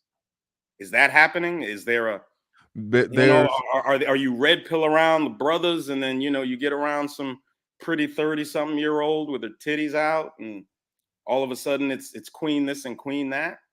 Again, I'm not asking you to out anybody, but yeah, no, it's a splash of that, but not nearly as much as people like to it's not. say. Well, that's good. Well, no, I don't see as many people that's the regulars that we see in manosphere channels. They're not over there heavy. Like, for example, there's people who, like, put it like this: if Mr. Fantastic fired up a stream right after me and I went over there and watched his audience, I can identify or just name recognition 75 to 80% of everybody in there. If I go over there and just watch 100 names scroll over there, maybe could recognize 5 names. That's what I'm saying. A lot of people don't realize that it's kind of a different audience over gotcha. And I know Danika's she built hers on Facebook. Exactly. A lot of those guys to YouTube with her. Okay. Yep. So that's why some of it can become pointless. But let me get to my super chats real quick before I bring this brother into the conversation. Who else? Let's pull up that Sun is Hot Ross super chat that we actually missed. Where is that one? I know I just saw it. One second. Well, while I dig, there it go. Sun is Hot Rod in the building. Thank you for the super chat. Do appreciate that. He says, understand the nature of these two. One is law enforcement and the other is a stripper, although stripping isn't a criminal profession, but that profession attracts criminals, so they're enemies from jump. Yeah, when Nathan Daly was saying he got more dirt on her, he said, I got dirt on you that would embarrass your son. It was like, ooh. Oh my God. So I think he probably used a little bit of his police power to investigate some stuff. Oh yeah, he's got the hookup, I would imagine. Yeah. You don't want to beef with an ex-officer on YouTube. You don't want to do that. You do not want to do that. I'm not trying to fuck with officer anybody. yeah, you don't want to do that there. But Dusty Nuts, I don't know if I read this one. He says this super chat is on behalf of Machismo TV. Oh, okay, and the chorus of voices is an army of sound to drown out the negative propaganda against black men. Okay, everybody's advocating for Machismo TV to have a wrench. I guess so. I guess y'all won. I guess y'all bought them in. Okay. All right. I'll get to that in a second. Let me get through the super chats. Hoop Jargon is accusing you of wild nigga disease. It was I'm sorry. It was on the brink. I had to stop. I had to pull him down, pull him back. I had to talk him off the ledge. He was about to go off. LB Crypto in the building. He says, "What y'all expect?" They laughed at St. Kev and Kobe. Wow. Well, the they laughed at St. Kev and Kobe is a different they than the they that's on trial right now. So, if you're talking about somebody like Danica Marie, she didn't laugh at Kevin Samuels or Kobe. And then Six the Goddess, I mean, it was actually old video. If I think, I ain't about to get into that. Her and Kevin Samuels was cool. So they're not guilty of doing that. That's a different they. But I know some people just lump all the days together. But I'm not going to charge up. I'm not going to charge up somebody with something that I didn't see them do. And I'm going to, Six is guilty of enough that's on tape right now. So I don't even want to associate her with the people that basically was dancing on Kevin Samuels' grave. I mean, I'm not going to put her in that category. But shout out to Sir Jack Mehoff again. Shout out to you, KBE. I hate that name. Need to change it. He says, Nate, it's called what is that? Schadenfreude. Schadenfreude. It's a German term that means the joy at the misfortune or pain of others. Yeah, that's wild. Yeah. That is wild. Shout out to who else we got in here. Hopefully I got them all. Hopefully I didn't miss any. Oh, Black Wolf Inc. That's the one I missed. Black Wolf Inc. Says, please wrench up Machismo TV captain. Yes. Y'all are advocated. Your voices have been heard.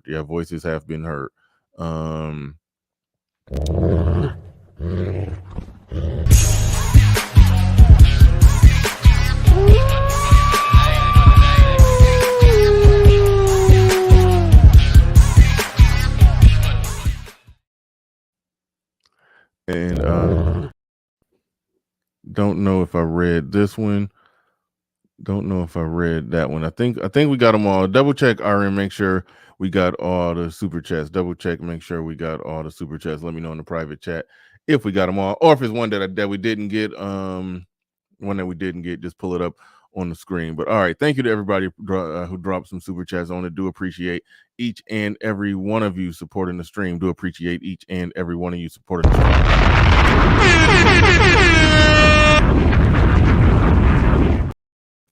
All right, we are joined by, who do we have here? I can't even see your name down there. Well, just go ahead and say your name. Say your name. This is your brother Questman, aka Abdul Dude. All right. Welcome to the show. What's on your mind? I wanted to first of all salute you for your what you're presenting here, and I definitely appreciate your content. Speaking on our brother whose channel is Real Nathan Daily. I wanted, first of all, I want to salute and give some respect to him. I know that me and the brother, we may collide on differences of opinion politically, regarding race ethics and things like that. But this is an example of a matter that I've mentioned before, even in some of my talks with people, when it comes to the content that we put out there that sabotages one another in the Black community. I'm talking about, when, like, for example, if this sister has beef with this brother of some sort, you understand, that's that kind of content that's behind the scene. You understand, that you deal with behind the scene off camera. But when we put stuff on blast for anybody and their mammy from here to China to see, you understand, that's self-destructive.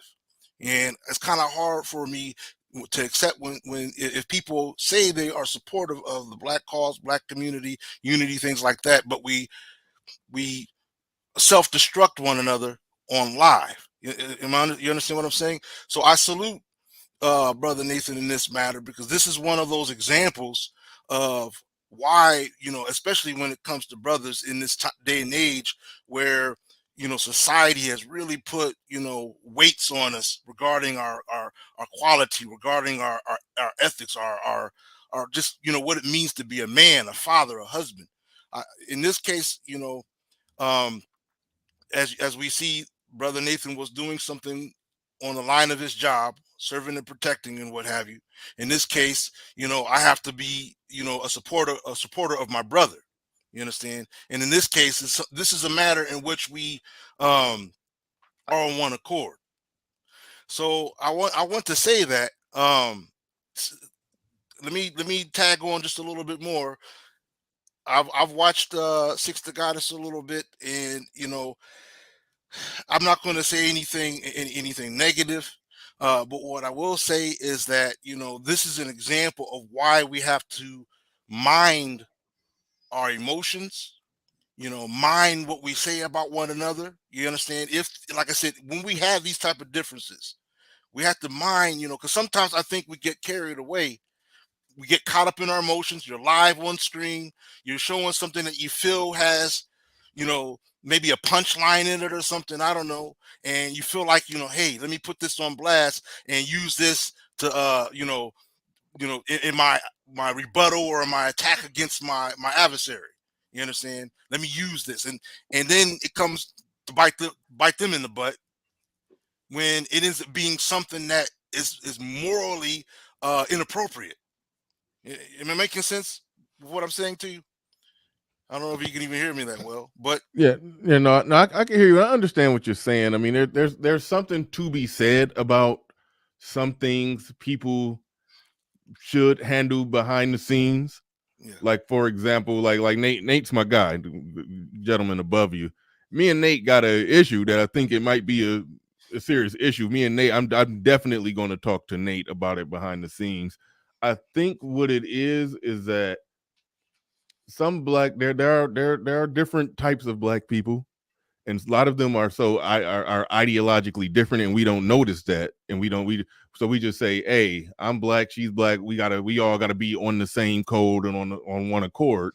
But the fact of the matter is there's a line there where I can understand the logic of there's some things that we shouldn't air out publicly, but at the same time there's different strata or different philosophical or there are black people who are philosophically and ideologically so apart and so different that there are legitimate disagreements that do legitimately need to get hashed out.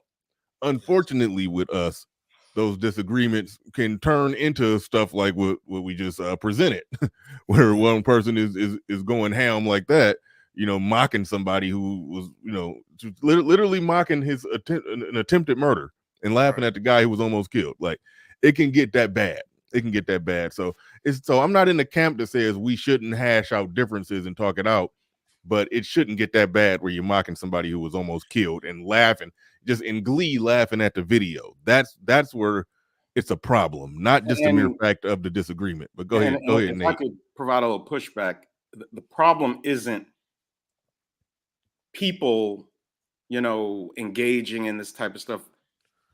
Problem, sir, is that black women, a lot of them are completely out of pocket. They say things, they do things that are absolutely abhorrent, evil, and are unacceptable in every other community. And because black men won't check the bitch, it never changes. They can get on their goddamn streams and laugh and giggle about a police officer in the line of duty trying to keep all of us as the citizenry safe. And when he almost gets killed, the whore takes pleasure in it. She giggles and she laughs. You probably object to me calling her a whore, but once you cross that line, once these, and it's not all black women, but it's a significant number of them, when you cross into the realm of taking pleasure in the almost death of another black person, I'm going to call you whatever I want. They're crossing the line, and black men, these unity guys, these hoteppers, these pro-blackers, I said it before, if you don't correct black women, you don't care about them. You, as a man, I'm not trying to bark orders at you or anything, sir, but let me not make it personal. We as men, if you're going to deal with an American black woman, in all honesty, sir, she's got to operate basically in fear of you. She has to. Not fear of you assaulting her physically. She has to fear the consequences of her misbehavior. And black women have no fear of any consequences whatsoever from black men. They don't. And that's a problem because it's that fear that will keep them in line. When a woman says, oh my God, let me not say that because I know he's going to go off on me. Oh my God, let me not do that because I know he'll leave me. Oh my God, let me make sure I maintain the appropriate way because if not, he's going to step out on me. They have to live within some level of fear of the consequences. Unfortunately, Black men by and large don't have any consequences for Black women acting this way. So there's got to be consequences, sir. I got something I'm thinking about in response, and I agree with, in essence, with what you said. I'm wondering something here because, you know, if we go back to, you know, a lot of doors, a lot of exposing or revealing, if you would, has happened as a result of the Jess Pearly event, right, or situation. A lot of division has occurred, and not just of that event, but just a lot of things just within this past year has occurred that's really showed people's true colors, who's really about what unity, who's really about, you know, what it means, you know, masculinity, femininity, who's really about being Black, who's really about a lot of this has revealed who's who in the picture within this, you know, YouTube world, you understand? And not just the YouTube world, but a lot of the social media platforms. Some of these cases, in this event right here, you know, I wonder how much, when we're talking about, you know, that these people should be checked, or they should be corrected or admonished when they step, you know, out of place. But what put them there to begin with? You know, there are authentic brothers and sisters out here with content that, you know, you displayed, you showed MTR earlier, and you know, I believe that this is a good brother who strives hard to do his homework for his presentation, you know, for his content. So for me, that's an example of someone who's out there with the effort to be authentic, right? But some of these individuals, like who you're talking about now, I think that the telltale signs of who they really are starts from the beginning. And I'm saying this because many of us brothers are who have exalted these sisters to a place where perhaps they didn't rightfully deserve. You understand? And maybe it's because they were infatuated. You understand? And so they overlooked any reasoning, any ability to reason. And as a result, you know, whatever content they put up, I mean, even if this breaks, you know, certain platforms down, there's a whole other audience of people who will lift them right back up because they're so over, they're so submissive to their passions. You know, am I making sense? Well, let me ask you this: because I remember when you first started talking, you said you've listened to a lot of her content, right? Yeah. Okay, so when you're talking about brothers who have exalted her or lifted her up, like are you among those brothers? Because I haven't listened to a lot of her content, to be honest. Yeah, me neither. Okay, so as for myself, you know, I am an activist of our people in general. You understand? When and don't get that wrong. That doesn't mean I believe that we're all, you know, holding hands and kumbaya. I'm not talking about that because I'm a revolutionary. So I deal with authentic brothers and sisters who are truly about putting boots on the ground. You understand what I'm saying? But I do believe in, when it comes to our people, we need to be, you know, there's an aspect where we need to be protective of our character, our honor when it comes to this public platform. You understand? You know, that's why you won't hear me like specifically degrading any brother or sister. That doesn't mean that I don't believe we should be held to account when it's called for. And this is an example what we're talking about right now of holding us to account. When we can I ask you a question, sir? Yeah, go ahead. And it's a personal question, and if you don't want to answer it, I understand. Hold on, wait, real quick, Nate. I just want to say, y'all remember when I've been saying that there's a distinct difference between Six to Goddess audience and Black Manosphere audiences? Yeah, like you could just hear the difference in just. But anyway, there's a noticeable difference. I've been trying to explain that to people. But let me get to Nate. Let's let Nate get his question out in response to what you just said. Just a couple of questions, sir. Yep. Are you married? I am. You're married? Oh, yes. wow. Yeah. Do you have, if you don't want to answer, it's cool. Do you have children? I do. I salute you. You know why I asked you that? Because you appear to be a pro-black. You know, you've said as much, which is fine. Yeah. And it's so rare to find a pro-black man that's married. So I salute you, sir. Yeah. I salute you. Good for you. Good for you.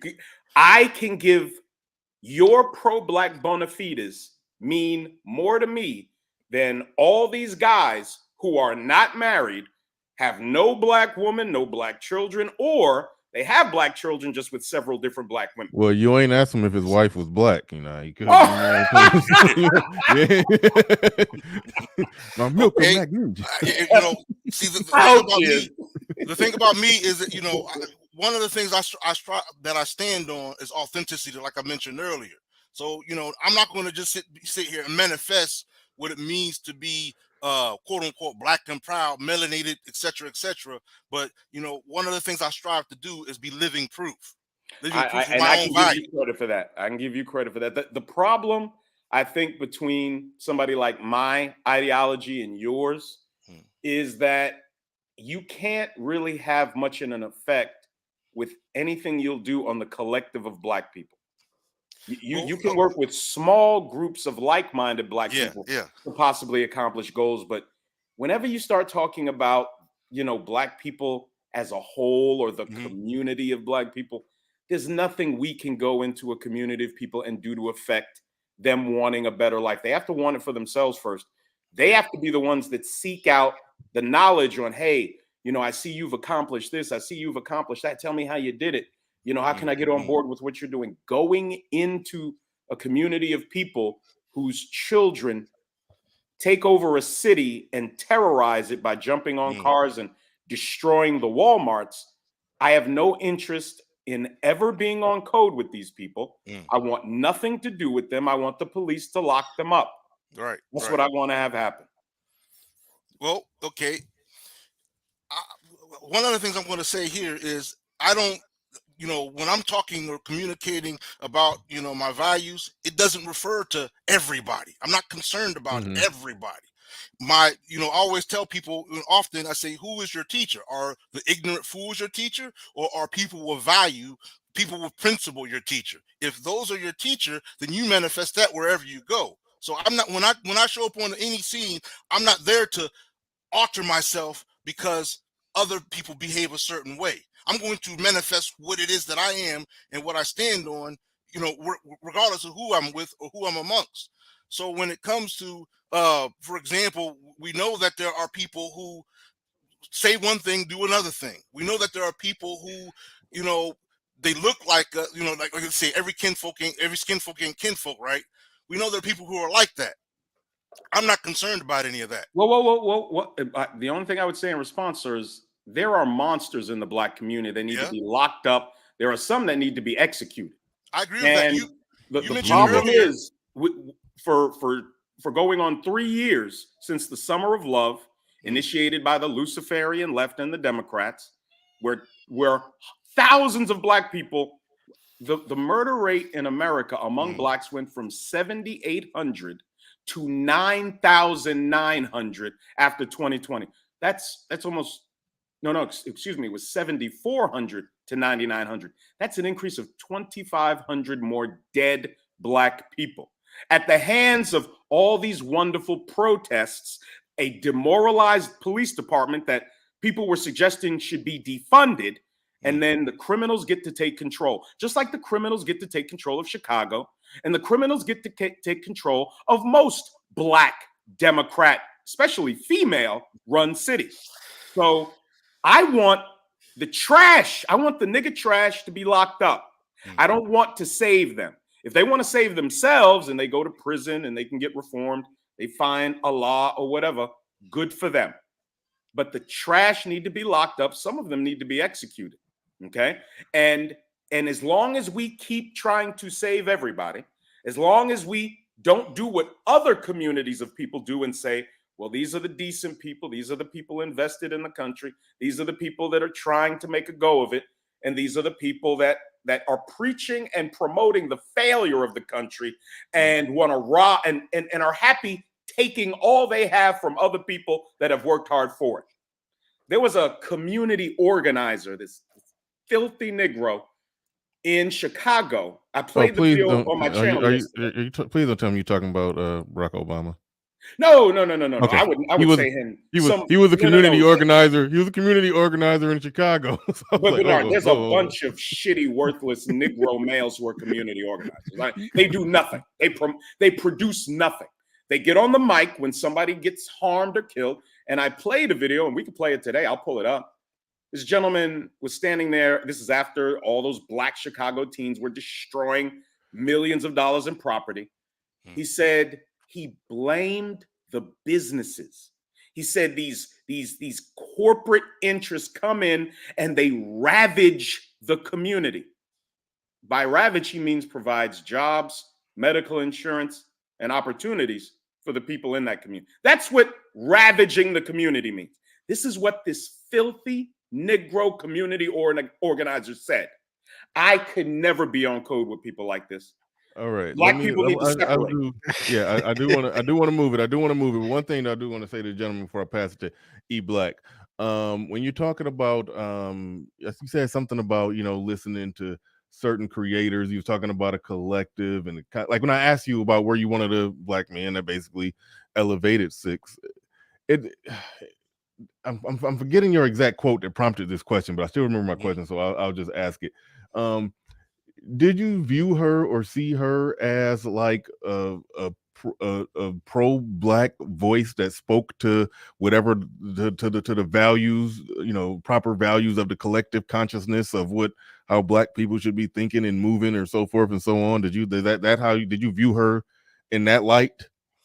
Okay, so when I listen to any content creator, including yourself and NTR and anybody, I understand that we've, as a people, are very diverse, very divided in schools of thought, if you would. And so I understand that many of us aren't going to communicate our ideas, our principles and values in the same way. Okay. So what I try to do is put on a filter system. I see one thing. Sometimes I see characters or behaviors that may not add up to what I would approve of for myself. But I listen to what they say. I listen to their content, and I size it up for that. So in this particular case, no, I don't see myself as someone who's lifted this person up, but simply an observer, a listener. You understand? Amongst the palette of YouTube content makers who deal with what the manosphere, who deal with unity, who deal with all these different things, because they're all for me relevant, because what I'm listening for is those of us who are speaking something that could be of benefit to the whole. Now the brother, real quick, the brother mentioned some complaints or concerns about the brothers in the community who aren't operating accordingly. And yeah, I do believe that anybody who is of ill will, who is of criminal nature, should be held account according to the established law. But I also believe that we need to step up ourselves. We need to start dealing with our communities ourselves directly. You understand? When you've got little children who are being drowned in a lake, you understand, and it takes a year for them to decide, okay, this is a murder. It wasn't a drowning. They didn't just accidentally drown. This is a murder. When you've got situations like that, and we're quiet about that, but we want to rouse up about somebody online speaking some racist content against us. We want to rouse. We get all amped up about that. But where are the boots on the ground? Where are the voices? And I'm not talking about the banners and rainbow flags and all that. I'm talking about where are the real hearts and minds coming together to vent about that and to do something about that. So in short, I believe that we need a reevaluation of how we take in information, our learning processes, You know, like it's good to attack, it's good to, but what are the solutions out of all this? We have solutions. I Being have a manifested. solution. I have a solution. Bernard Riley has a solution. All the right-leaning and conservative black men in the chat have their solutions. And it's to make yourself valuable. It's to get into the marketplace, make good money, find a woman, not have a bunch of babies with a bunch of them. Find a woman, regardless of her race, who's suitable, and begin your family and take care of the people that are under your leadership. Again, what you're suggesting is coming to the aid of people. Now, if it's a child or something that's gone missing or something, I can see a community coming around that, trying to find the child, and you know, like they did in the movie Prisoners, and I've seen it happen like in real life, you know, where communities go and they search for a missing child. Of course, that's great. But until you stop black women from just willy-nilly having their babies out of happenstance because a nigga's cute and they fuck them and get pregnant, you're not going to stop this scourge of misguided, near-do-well children that need all this supervision and guidance and counseling. I'll be honest with you, I don't have the time. I don't have the time to go take care of a bunch of children I didn't produce. I have and do help children that live in the community I live in, the subdivision I live in. I've had several different children eat at my dinner table before, and I've counseled young men, you know, in my garage during COVID. I made a gym in there for my son and his buddies. So yeah, I'll do that, but I can't demand that Bernard Riley take time away from his business, time away from his two sons, his lady friend, his desires, his obligations to go take care of anybody else's child. I can't do that. And I don't think it's fair to ask any black man to do that who has already a boatload of obligations he has to fulfill. So what's the solution for those children? Their mom should have had them with a decent man that cared.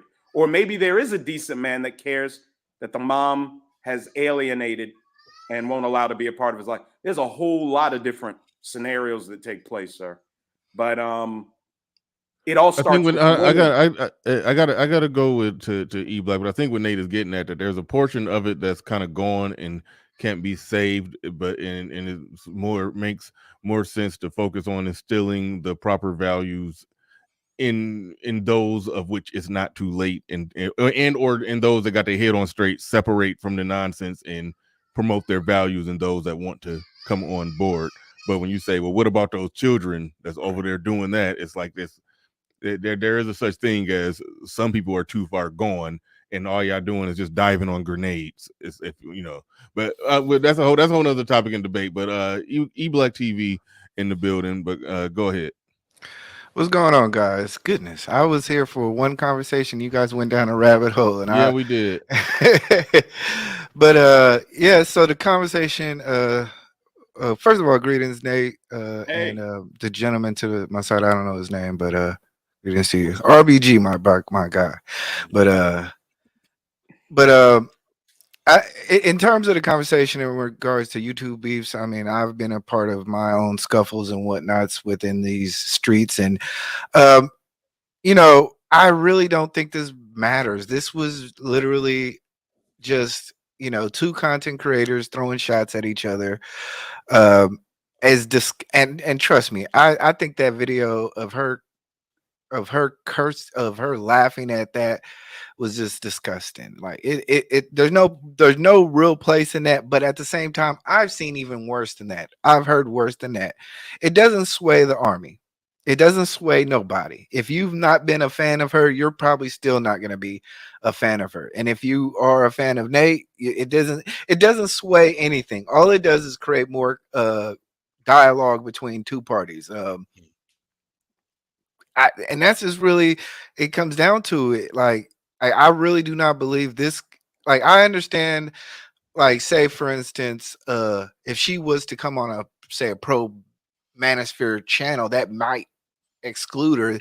But at the same time, I think even still, the the smartest of content creators would still be opening their doors to have dialogue. So I don't believe that. I think what we're watching is what exactly happens when in the real life people take stuff too far, and I've had myself to take a step back and say, you guys have no morals and get off of that horse. Just just accept it for what it is. It's a train wreck. Everybody's here to view it. Everybody's here to see the bodies, and then we go back home.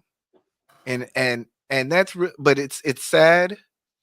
But at the same time, like I said, it's really not gonna change nothing. Absolutely zero. It's No, not gonna move the I needle. Are disagree with you operating under the assumption that I was trying to sway my audience to not listen to her?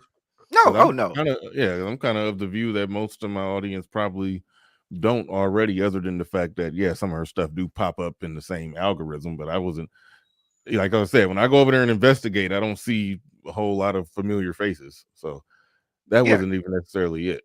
That Well, was I even gotta take issue with some of what E Black said. It does matter. It does mean something, because this woman, I believe, again, I don't watch her stuff, but I've just heard stuff about her. She's built a platform on allegedly siding or promoting black manhood and black male female relationships or whatever. No, femininity. Femininity. Well, I don't know many. no. I don't know. No, that If is her you platform. if She you have wrote a book about it. Got a question. if you have a majority male audience and most of what you're saying is de facto adjacent to basically male advocacy, that's not a femininity channel. When she's like she's basically she's a sexy woman in a dress, saying a lot of manosphere talking points. If she's talking femininity, we're talking femininity. Like, the femininity channels are channels that actually have female audiences. They market to women, they advertise to women, they do consultations and all kind of stuff like that with women. Like, their audience base, their customer base, all of that is women. It's just, so no, those are, it's the feminine, I hate even, well, yeah, okay, I'll say it. The femininity hustle merged with, it did merge with okay, I guess the presentation, the look and the optics of a femininity channel did merge with male advocacy. That Yes. did happen. That's But the point I'm making. Yeah, but it's not, she's not over there just talking and teaching femininity, because if that's the case, you're saying she's teaching femininity to men. I'm sorry. That ain't what's going on. But hold on, Nate, I think I know what you're getting at, because you said it's just E Black said it's just two people going at it. Two people just going back and forth. I don't think it's an equal two people going back and forth when one person does what she did. Like, what she did was beyond egregious. What she did was beyond egregious to an officer on duty, and for her to laugh and mock at somebody literally trying to kill him. Like, that was beyond egregious, to where it's not just there's just two people bickering. Like, nah, that was bad. That was bad. I disagree. I disagree. And what happens is, to the audience, it means nothing. To the audience, it's just more. no, to black men, it means something. I'm sorry, sir. Well, no, to her audience, I think there's some truth in that. I think there are enough men that just will get, just wagged by the tail. So if I say compelled by her beauty, quote unquote. Yeah, and it doesn't matter. And on the reverse side, like I said, on the reverse side, I'm pretty sure there's people black men who will still see that and say, you know what, if I had the opportunity to get this clout off of having 6 on my show, I don't think they're gonna close that door. So, like I said, I don't really think it's like I said, I understand, like somebody commented about how it defines character and morals. I'm like, this is YouTube. Ain't nobody got characters or morals on this thing. And when you do, stop. I'm done. I've seen. Hold on. Can I complete my statement? I've seen people who claim pro-black on channels where a black man was disrespecting black women, and they're in the chat saying rah rah rah. I've seen black manosphere guys. I've seen, but the whole point is that it does it. I don't think people are telling you exactly what they're saying YouTube is for: entertainment, and that's it. So I get it. You have a YouTube channel. Is your channel only for entertainment? I try to I've tried my best to stick to a certain standard and not go too far, but I mean, at the same time, I've learned that hey, give the people what they want to. So All right, so basically, you're saying what essentially what I do. Yes, there's an entertainment value to it, but we do try to say some things that make sense that hopefully change the alter the view, the perspective, the world view of Black men in regards to their perception of things that they see in the media, their interactions and dealing with women, or just overall social dynamics between Black men and Black women. We try to, in an entertaining, informative, sometimes educational way, have that conversation. So I don't like when people try to say it's just entertainment. They say that yeah, I to hate be that too. yeah, they say that to just be dismissive of certain content creators, but when you look at their content, it's the most entertaining shit ever. Like Jason Black, who started all the Pearl controversy, he's extremely entertaining. I mean, extremely entertaining, but he always says everybody else is just trying to entertain you. You just go over there to be entertained. You're not learning nothing. But no, everybody does a mixture of teaching and educating and learning. And like I just, had an IT show and all of that. Everybody mixes in the IT, and then but they merge and mix it in. They mix in the more important things that people need to know with the entertainment, and even in the midst of the entertaining content, still good, insightful thoughts, views, and perspectives are laid out that the people process and may think and view things differently. So yeah, I don't go at all with it's just entertainment, but it got to be entertaining. It got to be entertaining, or nobody will watch. Yeah, and I agree. Black men need to understand a few things here. And again, because Black America is a femininity desert, it's very easy to trick Black men with fake femininity. A stripper could never be a feminine woman, and I'm not attacking. Oh, stop! We've had this conversation. Whoa! Don't do that. I'm sorry.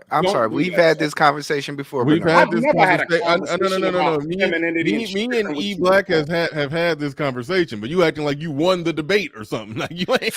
No, I'm about to win the debate because you don't know what. I think we proved this situation proves the fact that femininity. Can I finish? Go ahead. Can I finish? Go ahead. Well, real quick, Nate. Being feminine and being sexy and fuckable. Two different things. But anyway, go ahead. First of all, a stripper could not be feminine. Feminine women are constantly mindful of their image. You don't know what you're talking about when it comes to femininity. Femininity governs a woman's behavior. Obviously, you don't know that, E Black. Let me repeat it for you. You might want to write this down, sir. I'm about to teach you, okay? A conservative.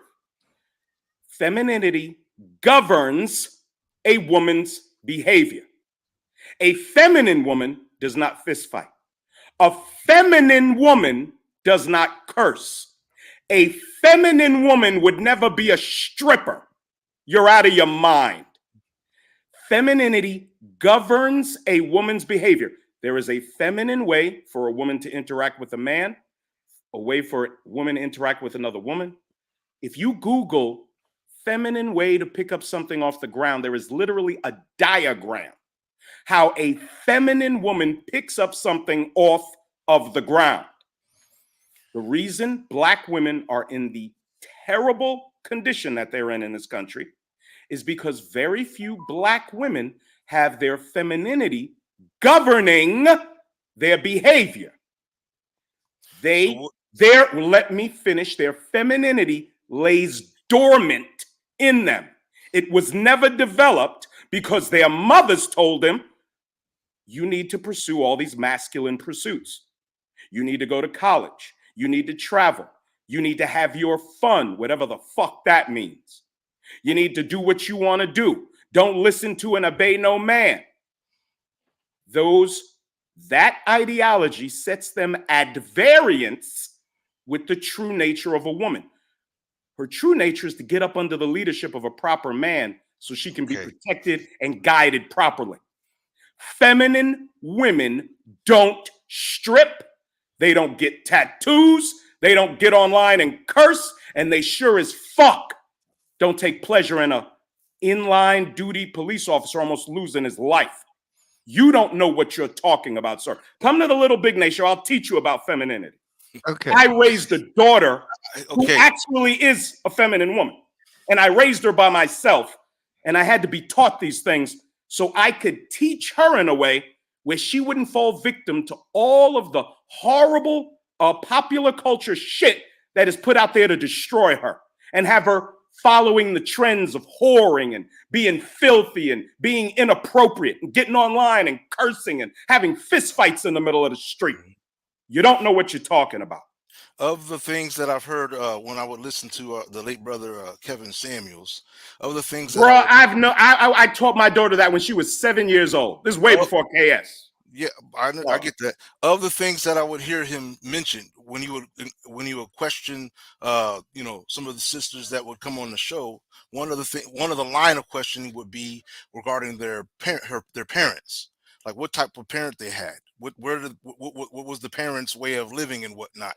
Were they raised by their mother and father? Were their mother and father married? Things of that nature. I'm saying this because while I'm hearing a mass. And you're right in so many ways, so don't take this wrong. Charge against our sisters in this country, and like I keep on talking about solutions. Okay, you mentioned that the male is the leadership, which is true. You understand, by divine nature, I believe. Okay, but what I'm asking us to think about is if this is the problem or the virus that's plaguing our sisters in this country. Okay, what demonstrations of leadership could the black men in this country demonstrate that would guide them out of that sickness? Do you think these women willfully follow men who have proper leadership skills? Do you think they put a high premium on that, or they put a higher premium on other shit when they get with who they get with? Well, I think that, deception has gone a long way amongst us as a people in general. People are tapping out of their responsibilities on both sides of the spectrum. I see men that aren't holding up their end of what it means to be a man. There's not a lot of men like that, bruh. Black women, bruh. Just hear me out on this. Can I please talk, please? I just want to address him real quick. Nate said something. Black men, black women have almost 70 to 80% of their children with less than 20% of black men, bro. You got to take that into account. Well, how did that come about? Black men. See, y'all going down a rabbit hole, and Nate just said something, and he addressed me. So I want to reply to Nate, please, if you don't mind. Nate, I want you to understand something. We've talked about sexuality and femininity a lot of times in which we've even come to the conclusion with certain people that there is a link between femininity and sexuality. And everywhere you go, men go to the strip club for what? Sexuality and femininity. Men don't go to strip. Hold on, stop. Men do not go to strip clubs. Men do not go to strip clubs for masculine, sexy women. They go to strip clubs because they want feminine, sexy women. So I understand where you want to take it to, they're manipulators. And look, if that's how you view it, if I'm just saying that I didn't say they were manipulators. That's the general consensus. How are those women feminine when most of them are on drugs and alcohol? Exactly. That's the reason why. Well, they're not feminine. I'm sorry. I'm not saying that. They're not feminine. I'm not saying that. Bro, the strip club is filled with drug addicts and alcoholics. I'm sorry. These are not feminine women. Bro, they act feminine. More power to them. But and it makes them their money. But no, they're not genuinely feminine. Many of them are on drugs and alcohol. Sorry. All right, I want to push pause real quick and say this because I've been seeing a lot of this going on. Laro says, Nate, dry as fuck. Nate, women don't find you attractive. Okay, Laro, amongst men, what man gets to speak and what man is right or wrong, correct or incorrect on what he's saying, it's based on, amongst men, it's based on the merits of what he's saying, not whether or not women find him sexy or not. Well, let me finish getting this weight off. That's a very, hold on. That's a very bitch It's way gay. of It's gay. assessing. Lyra, It's it's gay. a very stragged out bitch way of assessing which man is correct or incorrect based off whether or not women pussy get wet when he talk. Like, why are you assessing whether or not a man is right or wrong based off what did you look him up and down and decide that you don't think women pussy get wet when they look at him? Like, what determination are you making here? No, he's right or wrong on the merits of what he's saying, not whether or not you think women find him attractive or not. That's how hoes determine which man is right and which man is wrong and what they're saying. Like, come on, man. Let me finish my weight loss journey, Lyra. We'll see what you have to say about that. And I see a lot of people saying they go to strip. They say that when men go to strip clubs for sex appeal. What attracts a man? Sex appeal of a female, a feminine female. So we're going back down this line in which you guys want to, because of your ideologies and because of the way that you guys view the world, you guys want to separate femininity and sexuality. Men do not go to strip clubs to see masculine females. I don't care what y'all talking about. We do not go to Hooters. We do not go to Hooters. We go to bars to see this. The bartender is a feminine woman. But I have to challenge that. I have to challenge that. You don't know what femininity is, bro. I'm sorry. You don't know what it is. Yes, I do. I raised a daughter, and she's very feminine. Okay, and I have a daughter too. Men with morals and values aren't going to be in a strip club to begin with. So they won't know what's in there because they're not going to go in there. I'm talking about men with principles. Well, I a lot of us. Let me say, hold on. Doesn't necessarily make us immoral. Let me say this, and I think I brought this up. Okay, based off everything that E Black is saying about femininity, Nicki Minaj would qualify as a feminine woman. But when she was talking to Kevin Samuels and when she was talking to Joe Budden about men, and she was like, "Yeah, you motherfuckers could eat a dick." Like, there you go. Like, based off your definition, that's a feminine woman who's yelling at me and saying, "Eat a dick, nigga." You're like, come on, man. There's clearly a dividing line where I can cut it. I can look at Nicki Minaj and say, okay, she's definitely a sexy woman. She definitely could get it. But her physical appearance is not what's making her feminine or not feminine. That makes her sexy and fuckable. It's nothing feminine about a woman yelling "eat a dick" to other men. It's like, no, it's nothing sexy. It's nothing feminine about that. It's really nothing sexy about it. Nothing sexy about that. That shit don't turn me on. That turns me off. But her physical body could still get it. That just makes her extremely fuckable. That's it. Right. So what you're saying is that a feminine woman can have a man's voice. What? And you'd find that attractive. Because she speaks, she talks the way that you liked for her to talk. But just the whole point of what I'm saying is that simple as this: the level of femininity, as the level of femininity rises, say from a 0 to a 10, as they get closer to 10, the sexuality does rise also. So that's why I say a person like Six the Goddard can be talking about femininity as a former stripper because so in your opinion, there's no difference between a 22-year-old woman that's had either very limited sexual experiences or none. She's committed to maintaining the appropriate weight. She's mindful of the words she uses. She's mindful of how she treats people, and she is completely mindful of her image. There's no difference between her and a single mom tattooed stripper who acts feminine at the strip club. You're crazy. You're crazy. The woman that's doing the work is the feminine woman. The woman that has the discipline, that's the feminine woman. Not the stripper. You don't know what femininity is, sir. I'm sorry.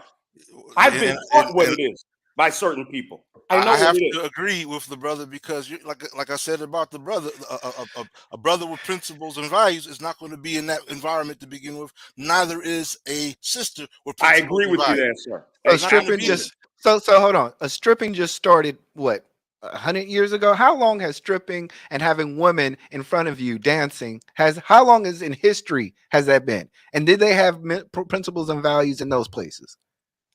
What does the fact of the matter is that men like women and they like looking at women, What does that And have they to like do with feminine women women. being I don't feminine? understand where you guys are. You guys are over Looking at a moralizing. beautiful woman has nothing to do with You whether guys she's watch too feminine much or not. movie. You guys watch too many movies. I These swear. Instagram models Every strip club, are every attractive. They're not I'm sorry, feminine. every strip club is not the BMF scene or the downtrodden where it's there.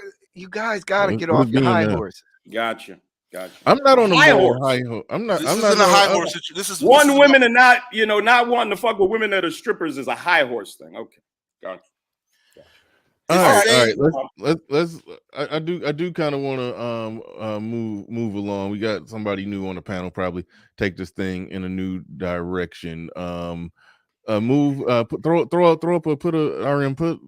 couple super chats up there. Let me get to some of the super chats. 410 people in here. If you're new here, by all means subscribe. If you're new here, subscribe. I don't know. Are you there in the back? I see the starred super chats. I'm trying to figure out what was the last one. I'm taking a guess here. Let me know if I missed one, because I do read every super chat. You want your comments read. All super chat comments will be read. But Marriage, Politics, and Sports says, how can an ignorant utterance of a white girl result in black on black hatred we are seeing now? And that was some black on black hatred from Sixter Goddess on Nathan Daly. Seems like Pearly simply pulled back the onion unwittingly. Thank you for the super chat. Do appreciate that. Marriage, Politics, and Sports do greatly appreciate that. Who else we got in here? Let's see. We got KP from KC in the building. Says the subscribers do it again.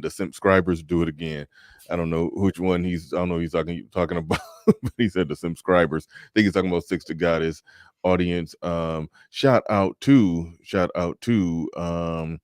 Marriage, Politics, and Sports again. He says she did not laugh. She cackled. Sounded like ominous in nature.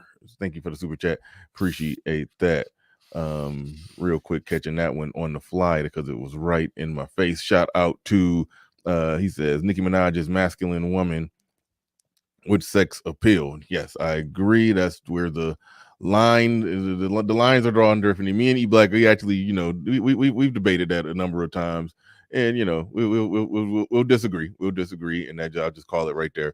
But I always, I don't give women that behave like that the title of feminine just because they're sexy. Let's see. Let me get a couple more in. He said, oh wait, damn it, I already read that one.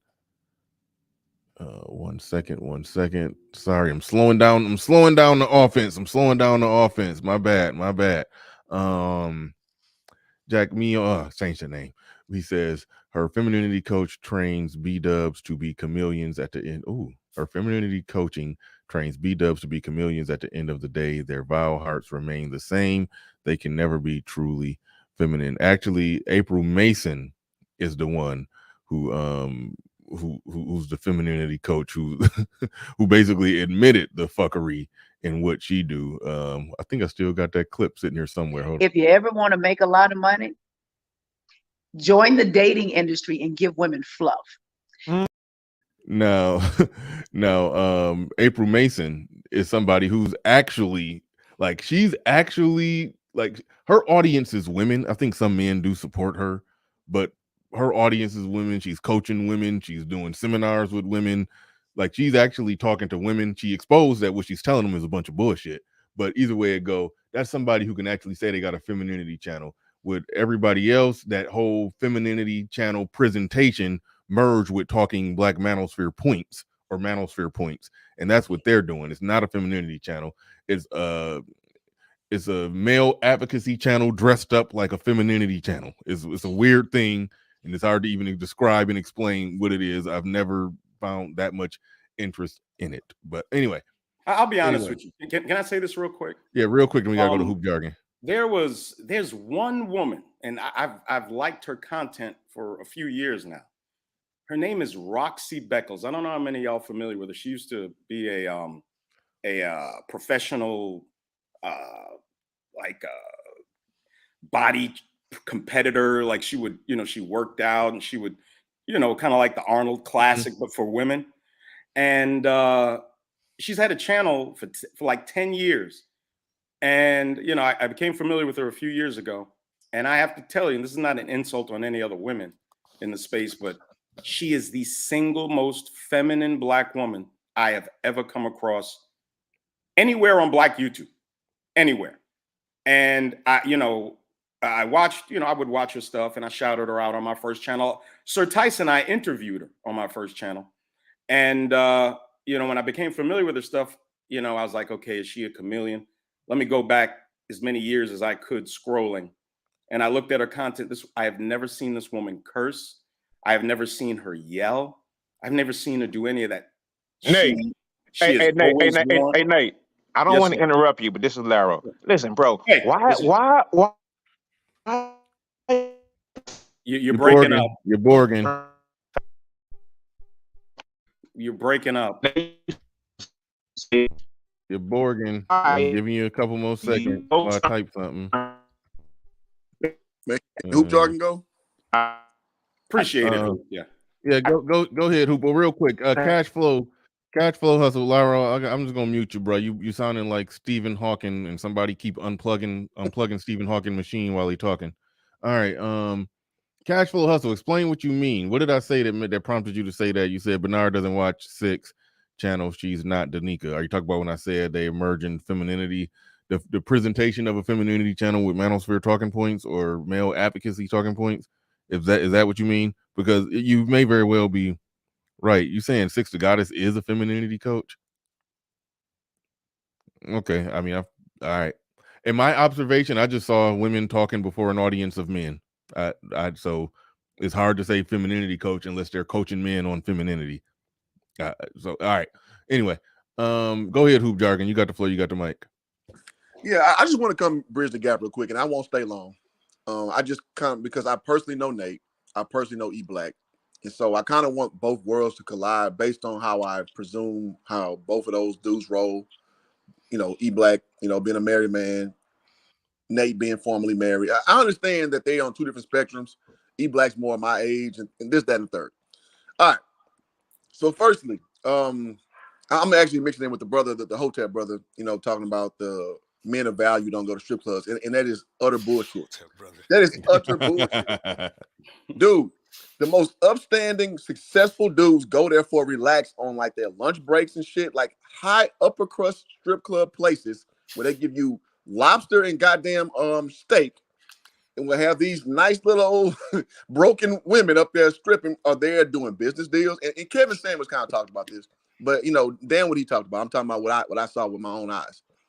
They go in and do these things in front of female entertainment. So you're saying that men of moral standard don't do that? That's bullshit, bro. That may be how you interpret it. That's cool, but we're talking about the actual practice.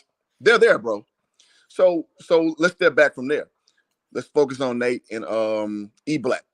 Hold on, wait, pause real quick. Push pause real quick. Just want to settle this one real quick. He says she's a femininity coach. Look at her book. She probably came into the game trying to coach femininity, probably wrote a book about femininity, but somewhere along the way, she figured out that she will probably make more money and be more successful if she makes a channel that appeals to men.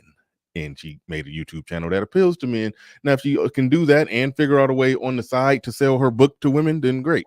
But as far as what she's publicly doing with her public persona, with her current social media footprint, it's not being a femininity coach. That's what I'm seeing. Let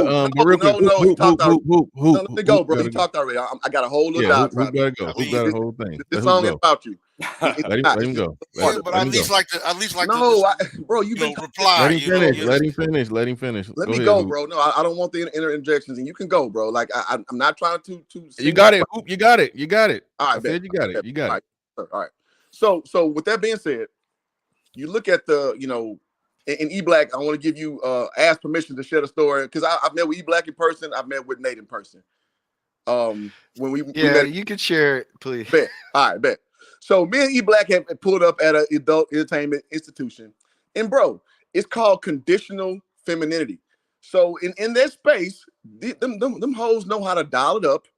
Well, I'm sorry, doll it up, DOLL, and present, what a man wants. It's like an experience with, just totally submissive and all that. Yes, strippers can do that. Yes, but their live life. Oh, absolutely. To Nate's point, They're whores. They're whores. They're horrible people. Most likely, they make horrible decisions. Real shit, right? I know it's because I've dealt with strippers before.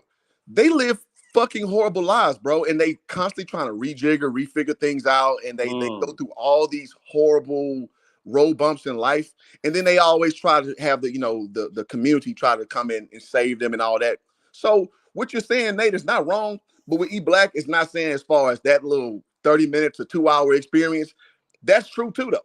They give you what you want in that time frame, and then they go back to their horrible life after that. So I just wanted to bridge the gap between y'all's two ideologies, because yes, overarchingly, I agree with Nate that yes, these are horrible motherfucking people that we listen to.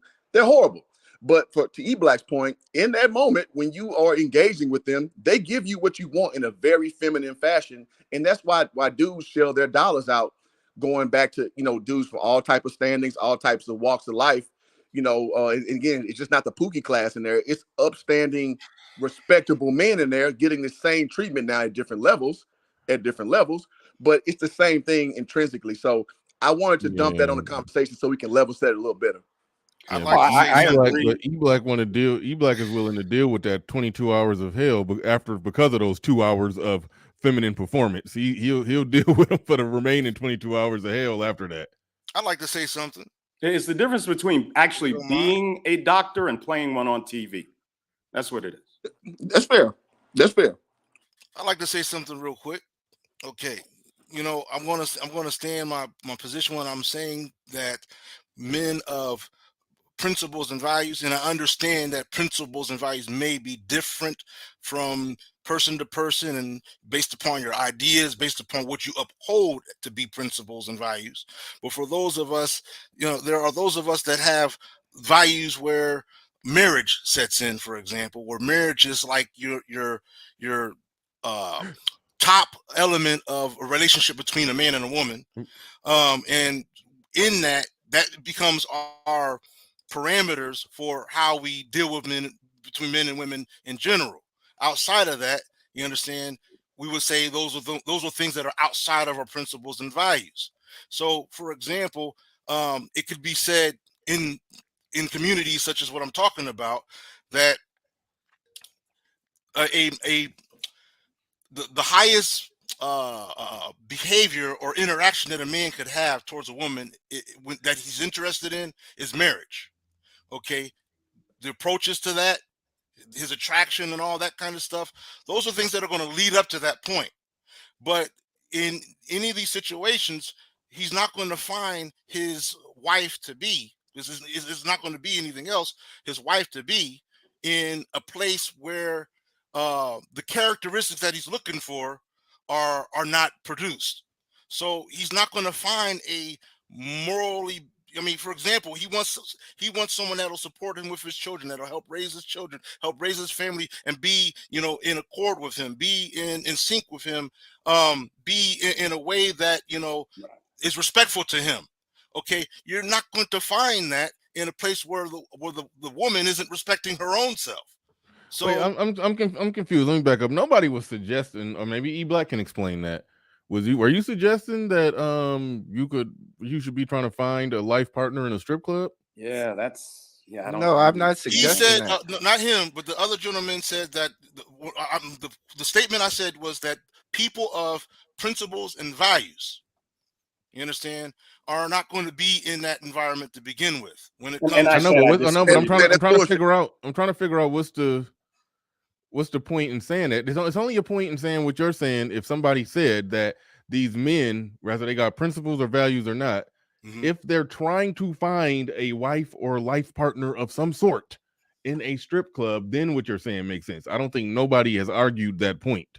The point that Nate was making, if I'm correct, is that what I'm in agreement with, that these people aren't manifestors of femininity.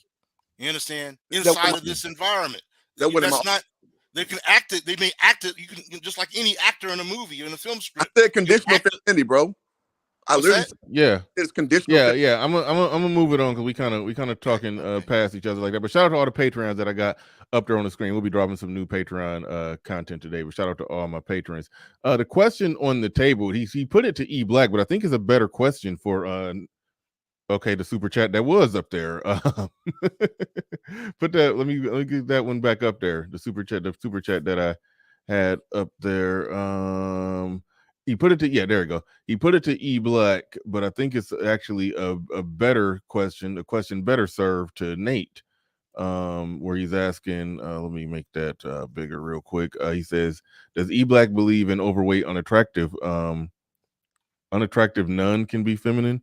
I think E Black is more likely on the side of saying no to that because a woman's attractiveness is a huge portion of what makes her feminine. But Nate is saying that all that sexiness and attractiveness is not what makes her feminine. It's her demeanor and how she acts and how she carries herself and all.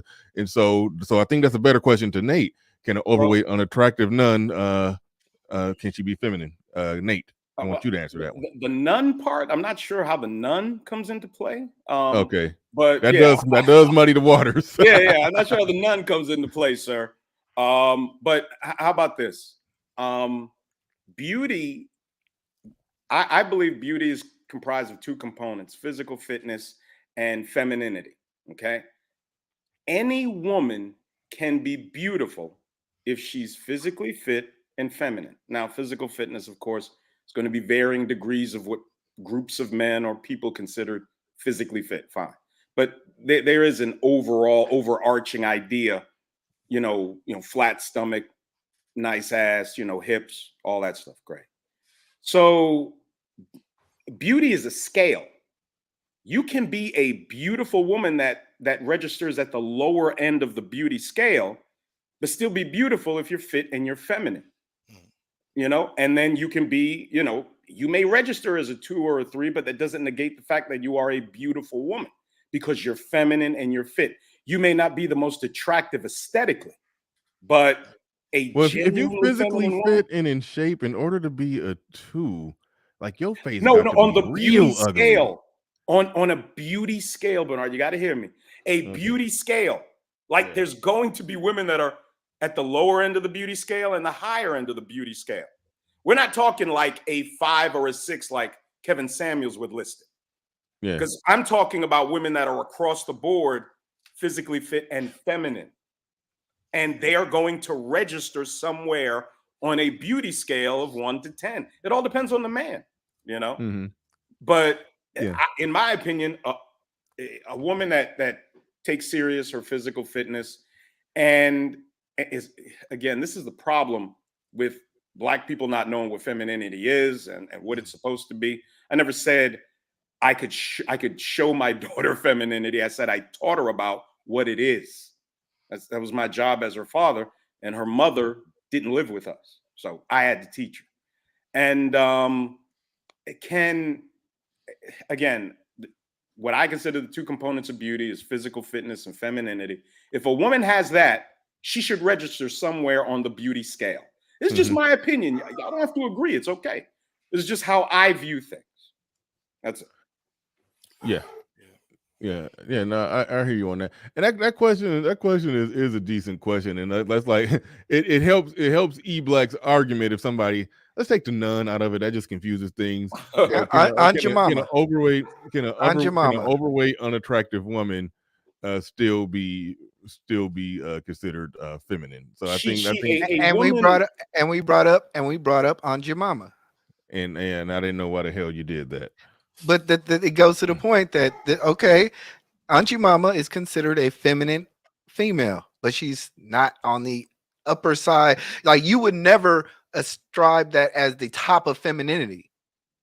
You would never say Auntie Mama is the aspiration of the most feminine person. She takes care of the kids. She talks of good. She cooks. She cleans. She does everything that a man wants.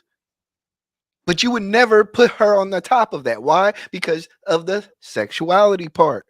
It's hard because she's not a real person, E Black. I mean, I don't know how we get Aunt Jemima when I got a question. None of us have ever heard her speak. Nate, would you consider Kendra D a feminine woman? Kendra D. That's Crimson Cure, Crimson right? Cure. Correct. Yes.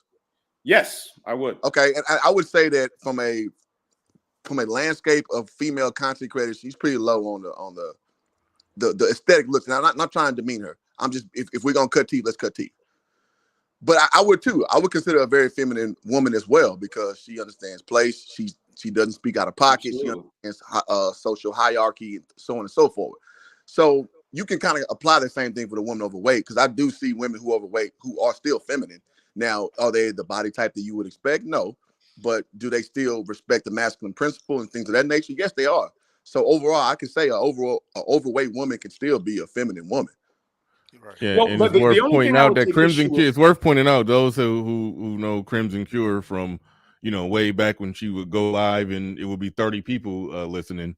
She has lost weight since then. So it's like, so you know, if people who look at her now and saying that, oh no, she's an example of femininity in a woman, her losing weight is part of what, you know, helped cultivate and manifest that. I think it is something in that. Like if you're a woman and you just if you're a gluttonous, you don't care nothing about your weight and you just overeating, and there's an aspect of your upkeep that you're not tending to, then yeah, you lose a lot of femininity points. But you could be overweight and still be, you know, polite and pleasant to be around, and you know, you could be a pleasant person and still be overweight, but you definitely losing your femininity points if we got to put your femininity. It's the discipline.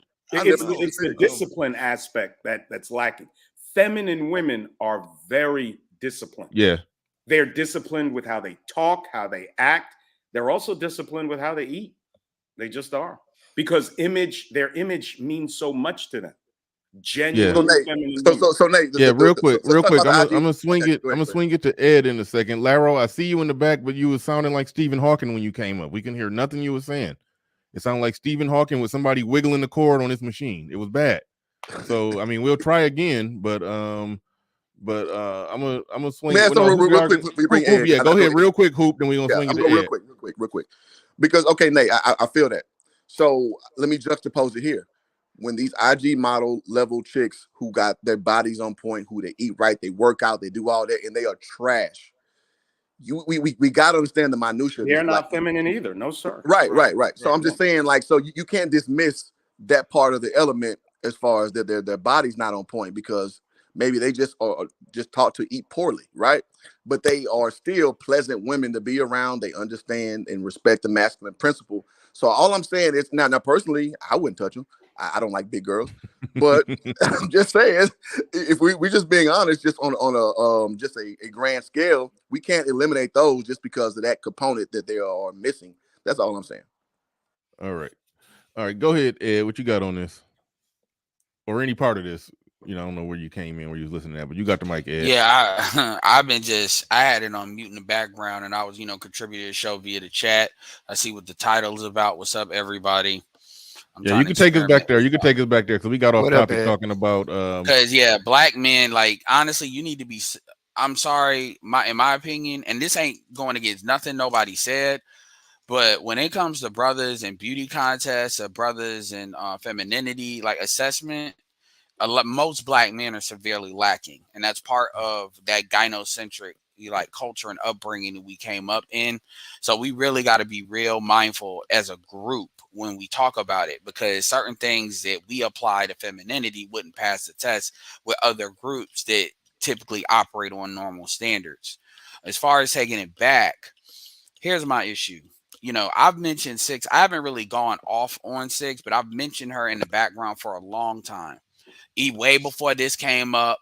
The last time I really went off is when she did what she did with Chaotic Truth and try to play games with that. And Logic did a good job at catching that, So my thing with Six is this. Six is what I call a red pill barometer. Meaning how dudes respond to her gives me a lot of insight into how you think when it really comes down to it. Six is an attractive woman. That's not really debatable. But the issue is her character is off. And so this allows me to assess how important is character really. She can play a part But the reality of the situation is there's a reason why a lot of people didn't gravitate to her versus like a Danica versus some of these other women, even though she's had more promotion. I've seen Six on more podcasts. And when I say podcasts, I'm talking about like, you know, when you go into a studio, like those type of podcasts, than any of the other females. Any of them. Like, maybe Chantel was up there, but really she's far and away, yet she's where she is. And you can make an argument that she looks as good, if not better than all the other women. And you can make that argument. So it's not a looks issue. So then it's like, what is it? And the situation with Nate proves a lot of what I've been saying. And if you listen to her, I'm not like an avid listener, but people send me clips and I've listened to her long enough and know of her. I have listened to her whole show. And she will say slick shit. She is a very shallow person. She's a very shallow person. Her idea of pro-blackness is really pretty. It's what I call sexual pro-blackness. Just like with black men, you notice how a lot of pro-blacks will advocate for black women. Ed. Can I say something real quick? Like, why do y'all allow this sassy ass man to like actually kick knowledge, bro? I mean, real talk. I gotta cut in and say this. Bernard, This is what we started. Laro. Okay, going back on Laro. Okay, first thing, hold on, Laro. The first thing you did from the comments, you said to Nate, women don't find you attractive. Now you're talking about Ed, but you have a bitch standard of what man can speak and what man can't, because you look men up and down and you make a determination whether or not you think women like them, and then that's how you give credence to what they're saying. Keep in mind this a dude that's not cammed up too, by the way. You better chill, Bernard, chill with that, bro. Listen, you keep doing it. Who comes to you the keep space, doing it. If you don't like how a man look, you don't want to hear what he got to say. That's exactly how bitches operate. Okay. Hey, how about Ayo? How about you do this? How about you do a video calling another nigga sassy to his face? How about you do that and let's see what happens? Why don't you do? No, you got enough time. Why don't you do a street video? You know what? Calling another nigga sassy. You know what? In fact, do this. Call a gay dude sassy. And see if he don't knock your ass out. You know what? Good fences, they do make good neighbors, right? And the thing is, I keep on crossing the fence just to try to check you niggas and be like, dog, y'all are tripping on some bullshit, bro. Who the fuck are you? Oh, I need a channel now. Okay, you know what? No, shout out to Christian Hutchinson. We got a lot of great commenters. Nigga, who the fuck are you? I need a channel now. No, you don't need a channel. I didn't say that. I didn't say that. You need to stop worrying about what niggas say. Get out your feelings about what niggas say. Laro, the point is, I haven't heard you say, Nate, I disagree with this point you made because of A, B, and C. Ed, I disagree with this point you made because of A, B, and C. First of all, you're basically saying I don't find you niggas attractive. Ayo, cam up. Hey, since he's no, Bernard, don't do that. You can't cam up. First of all, hey, Bernard, cam up. No, he's ignoring that. Cam up. Hey, first of all, you sound like a bitch now with that cam up shit. First of all, Bernard, cam up. Nate, I sound like a. You the one calling somebody like, dude. Do you know how to articulate yourself without calling somebody a name? No, I don't respect you enough to shut the fuck up. Cam the fuck up. First of all. Okay, so cam the fuck up, because you want to talk. This nigga talking about another nigga's looks, but he's scared to cam up. Nigga, I'm right here. Cam the fuck up. Okay, so since you want to talk about somebody crazy, Laro used to come to my channel and super chat me and listen to me. Now he's insulting me. Cam up. Yeah, I just say nigga. I always do live streams. Cam Before he saw you, then he turned off. It's crazy, man. What did I do to you, nigger? Like this. No. I can tell you that you cammed up and your jawline went strong enough for him. He couldn't rock with you. Man, he couldn't rock with you. Hey, I'm sorry. I apologize, bro. I'm cool with the cooking. Y'all can cook me. Look. Nobody, dude, you're cooking yourself. By the way, you yourself. What if I were to tell you? Why don't you shut me the fuck up? Since you want to call me a bitch, why don't you shut me the fuck up? Ed, We all heard you say that a dude wanted to fuck Who is you not on fuck live we? cam The back on nigga, OKC fuck when you nigga. got there. I Man, need to hey, explain. bro, Ed, I don't Nigga, even why want you to have say a we? conversation with Hold you, on, bro. dude. That was another nigga that had a Dog, hey, Ed, homoerotic I don't even obsession with see, me. and that's the problem with new dudes in the space. They don't even know you told a whole dude. I know. That's not what I Alright. said. That's not what I said, man. Alright. That's not even what Alright. I said. Hold on, I'm gonna explain what I said because these bitch niggas, these gossip ass, fucking Discord ass dudes. You Because I you don't called care. it you called it No, you I was called Taz was sitting there with my name stayed in his mouth. With my name constantly talking shit on the fucking rumbles, and I said, what, bitch nigga? What, you want to have sex with me? Why are you obsessed with me? Do you want to fuck me, nigga? Like, what? Why are you obsessed with me? And niggas decided to play a pause. Fantastic was there, and then he had dared me to say it again. Nigga, you niggas are not stupid. You knew exactly what I meant and what I said. And here's what's crazy. Yeah. I want y'all to understand this. You notice how these niggas gotta go to something that happened 3-4 fucking years ago. If now you see how I do my videos in my car. These niggas gotta go back 4 years or 3 years to find something on me. Think about that for a second. And also think about the fact that you got niggas like this bitch nigga that was holding that shit for 3 years. Alright. Anyway, I'll say like this. hold on. So But because I wasn't finished talking before I that. know, That I'm nigga gonna decided pass it right back to you, but I'll formally say that you was accusing that dude of his obsession with you it was practically gay. That's what you were saying. You worded that shit in a way that opened you up for them to I don't give a bringing fuck it how up. I worded it because I don't give a fuck. Because here's my Yeah. thing, man. Most just like I'm not gonna say that because y'all might get mad. But here's the thing: niggas that are obsessed with like if dudes are gay or they like to call niggas sassy or call it. Usually them the motherfuckers that y'all got some secret history. Maybe somebody might have Antoine Fisher your ass or something. But it's a Yeah, reason and the why dude y'all that got like mad, like this nigga, because there's a whole bunch of ways you can disrespect somebody. When you see niggas constantly come to that, that's possible. Here's another thing too. That shit is gynocentric in nature. Because what is the first thing that a black woman tries to do to try to emasculate a black man? They call him sassy. They call him zesty. So you niggas, you think like the bitch. There's a whole bunch of other ways to punk a nigga. There's a whole book of how to punk niggas. And y'all always go 400-page book. And y'all always go, hell, even fucking Lil Big Nate, you know, I think he got a strong mic. No, that's just how he sounds. He'll just get loud and over talk, you know. Nigga, there's a whole bunch of different ways to punk another dude, right? Why not just defeat a nigga's argument? Oh, well, That's you the know. ultimate way to really handle a nigga. You defeat his argument. Nate, that's not fair, Nate. That actually requires you to be able to think. Like that actually requires you to think past the kindergartner. Niggas never do that. And you notice with me, niggas never go after the argument. Ed makes some motherfucking arguments. He absolutely does. I don't never take stuff personal with anybody unless you take it with me. And even when I do that, even when you do that, you look, nigga, remember when Platinum on this platform, shout out to Platinum, we're gonna talk shit about Platinum.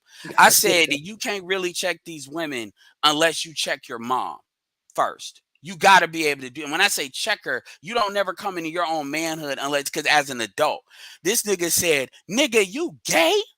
Now he called me gay because I said check your mom. Now I didn't roast him. I said, why did you even say that? And he actually backed up because I don't think he understood why he said that. And we made that an actual really great conversation. Because I understood where he's coming from with that. But niggas like him, he gets on here, don't want to show his face. And I'm not, look, obviously I don't care him up all the time. But my point is, you want to talk first, you come in here talking about another nigga. And these be the same niggas, by the way, going back to 6, now about to transition to 6, where I've heard niggas in the comment section saying, you mad because, not with me, but with other people, you mad because 6 was the girl that broke up with you. 6 was the girl she's the hottest girl in school that broke up with you. Okay, so that means I was the nigga to get the hottest girl in school then, whether she broke up with me or not. See, this is how niggas, y'all literally use these chicks as referees to check other niggas. This is why black men contribute to the gynocracy. I'm gonna say this real strong with 6. Like I said before, and I'm gonna say this, I'm landing the plane. Don't throw that land the plane video. I got you. 30 more seconds. I see your finger on the trigger. It's good, but I ain't got it. But no, so give me 45 seconds. Here's why 6 is important. 6 is a very clear barometer when it comes to I love Laura. He's still that nigga. The only roast he can notice how the only roast he can call me is call me gay. Notice that he ain't said nothing else about me. But anyway, I'm starting to think, nigga. I'm starting to think you don't like me because I'm light skinned, nigga.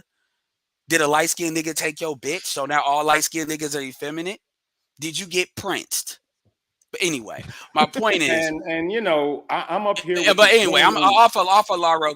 All right, let me land this and I'll chill out, big name, because that nigga's irrelevant. But the reason why six is valuable. This is what I'm gonna say. It's not so much about cooking her. She's valuable because she serves as a very clear barometer. Her character is fucked up, but she's attractive. So how dudes respond to her lets me know your ability to evaluate a woman's character, because 6 has a whole bunch of shit peppered around her video. She got a video out there doing ooh ooh ah ah ah when it comes to African dialect. She's got a whole bunch of videos. Yeah, this clips. It's a whole bunch of folks that if you really dig in the people making videos copy her, she do a lot of really goofy shit. That's why I told Danica, that's why I said Danica might want to check being around her as much. But my point is her character's fucked up. Fuck the stripper shit. We're talking about now. Her character's fucked up and she's attractive. So it's a good way of saying, okay, do y'all care more about looks or care about character? Obviously, we want looks. That's not the point. But the point is, it's too many women out here in this YouTube to be listening to her with all these character flaws. There's too many. You got a lot of women. I'm not going to name on this platform. You all know who they are. So my point is, too, is in the gynocracy, because, you know, I'm the gynocracy nigga. In the gynocracy, you have dudes that they invest in the gynocracy because, truth be told, they want other women to select who the men, the alpha niggas are. Women are not supposed to select alpha men. Men are supposed to select who the alphas are because it's the alpha dudes that actually lead the folks. But the dudes prefer the women to do it because that way they can use the women as referees. Kind of like in basketball, how you want the referees to make the call and they do the replay. Dude, this is why dudes invest in these chicks, because they'll sit here and say, I'd rather that chick say who the dudes are, because they not picking based on money. They picking based on swag, based on shit that ain't got nothing to do with build a community.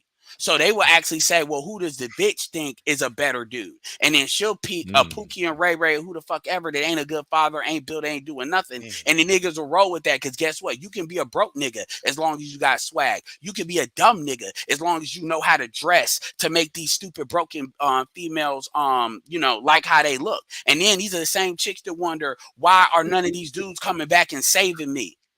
Yeah, you're right. I just heard that. But my point is, how Lauro came up here is a perfect example of that. This nigga, I'm not, you know, I don't like to use the cam up shit, but I'm cammed up and he's calling me a sassy ass nigga because he don't like me. This nigga don't even know how to leave shit. I don't know that nigga. He don't know how to say, I'm gonna come on Bernard's platform. We're gonna have Bernard, play the video, please. What video? Play the video. YouTube world, man. The plane. Yeah, I did. No, I played. Well, I just played the land and plane video. It's silent. Just real yeah, quick. that's good. It should be silent. I'm done. Yeah. I made it silent so you could still talk through the plane land. And E-Black, don't do that. That's being passive aggressive. Don't do that. No, man. It's all good. It's all good. It's all good. It's all good. I like E-Black. I like E-Black. Yeah, E-Black said he got more. E-Black said on the low he got more game than all of us, man. But that's a different life. E-Black. I'm just saying that's a different. E-Black said that's a different life though. He a family man now. I believe he believes the thing of it that. is, the gentleman to my right, I disagree with on several things. But he's coming up here, you know, he's getting some heat in the chat, but he's coming up here, he's representing his point of view. He's been respectful to everybody. And if you've noticed, I've been nothing and will be nothing but respectful to him. And we disagree vehemently on a few things. What is it about certain black men, and y'all gonna hate me, they usually bend to the political left. What is it about black men that act like black women in the sense of coming and starting trouble? Niggas will come in the chat just to start trouble. There's the nigga that roasts and crack jokes, and all that's fine. But to make a personal attack on me, on how I look. I mean, it's hilarious, man. That's all you got, bro. I come up here and I make, once a week. Usually, I make what I consider brilliant arguments that are kind of hard to defeat. And all you can do is talk about if women might find me attractive. I mean, you've seen my daughter, you've seen my son. I've been with some attractive women, and well, I mean, you got once kids. I'm finished with my weight loss journey, I'll be back to it. So just come in October to the Black Manosphere meetup, and you can see what Little Big Nate's all about. But what is it about some black men and their need to act like black women and just start trouble everywhere they go? I mean, this Lyro thing, he's he's had real, Kevin Samuels had to cook the night. I mean, this nigga used to come to my chat and cash at me and listen to my shit. And now all of a sudden you're insulting me in chats. Not cracking on me and disagreeing with me. That's fine. But making nasty personal attacks. What's wrong with you? I think it's a lot of disgruntled listeners to the Black Manosphere, because I think they had it in their head that we was supposed to fix the women, and they like, y'all ain't fixing these women fast enough. We still I don't even want to go there. Our job was never to fix women. Our job was to raise awareness of men. That's why I'm not even gonna go into the some dude called into my show. Won't be named. Some dude called in my show, and he literally said, these guys, these incels, they still can't get no girls. So they was like, what Kevin Samuels is doing is not working. It's not working fast enough. And I was like, I think over time they got disgruntled with the space because they thought we were supposed to fix something in a timely manner for them. Yo, FH Holiday said he wanted a time refund. We charged him. He paid attention to it, so now he wanted his attention back. That's funny. Yeah, hey, yo, a black woman under Mediocre's video said this about Six, saying that she acts like a mean girl, and I had to give her kudos because I said that's actually a really accurate way of saying it. I say that to say this: Laura is a mean girl. Because if you actually if you ever look at the characteristics of mean girls, like with that movie with, I forget what the chick named is, she was on drugs. Like if you look at those characteristics, they're always talking about looks. And if you say another man is attractive, niggas are gonna call you gay. But apparently niggas are allowed to say other niggas are ugly. Now, what dudes will try to do as well is they'll use terms like sassy and zesty and stuff like that. That's a commentary on a look. Now, technically, that's supposed to be a behavioral pattern, but they will comment that on looks. Or what they'll do is they will use women and what women say as a way of side swiping you and saying, well, the women say this, even though they haven't seen you really interact with women. Or some of these niggas don't got kids, or they'll talk about Little Big Nate who got kids. Little Big Nate is in that 40% or 30% is going to pass on his lineage. Is Laro in that percentage? You see what I'm saying? And so they say shit. So they come here, and the last thing I'm going to say is they come here just to prove that they in their minds, they are a better nigga. That's why I asked them to cam up. Because I'm like, nigga, Alan Roger Curry said, if you're afraid to cam up, then you must not be that nigga like that. So that nigga, he an alpha until it's time to cam the fuck up. I don't cam up because of practicality reasons, not because I can't. I'm actually testing something with my phone right now, which is why I'm doing it now. But then that nigga, you notice how he acted like I didn't even say that. That didn't even register. Like he's not even gonna acknowledge that. But he want to still talk shit to me in the chat. And also, nigga, any nigga say I'm sassy, I'm slapping the shit out your ass in real life.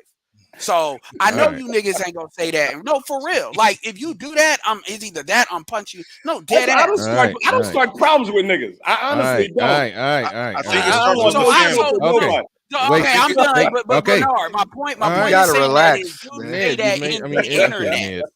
Well, they say it in the internet, and that's the only place they're gonna say it. I understand. They own some. No, I'm done. I'm done. We address them. I think it starts with the family structure. I think it starts there when it comes to the characteristics that you're talking about when men behave in these ways. I think it starts with the family.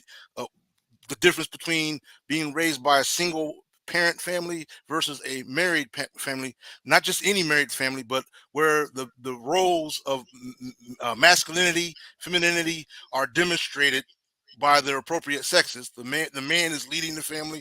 The woman is also there doing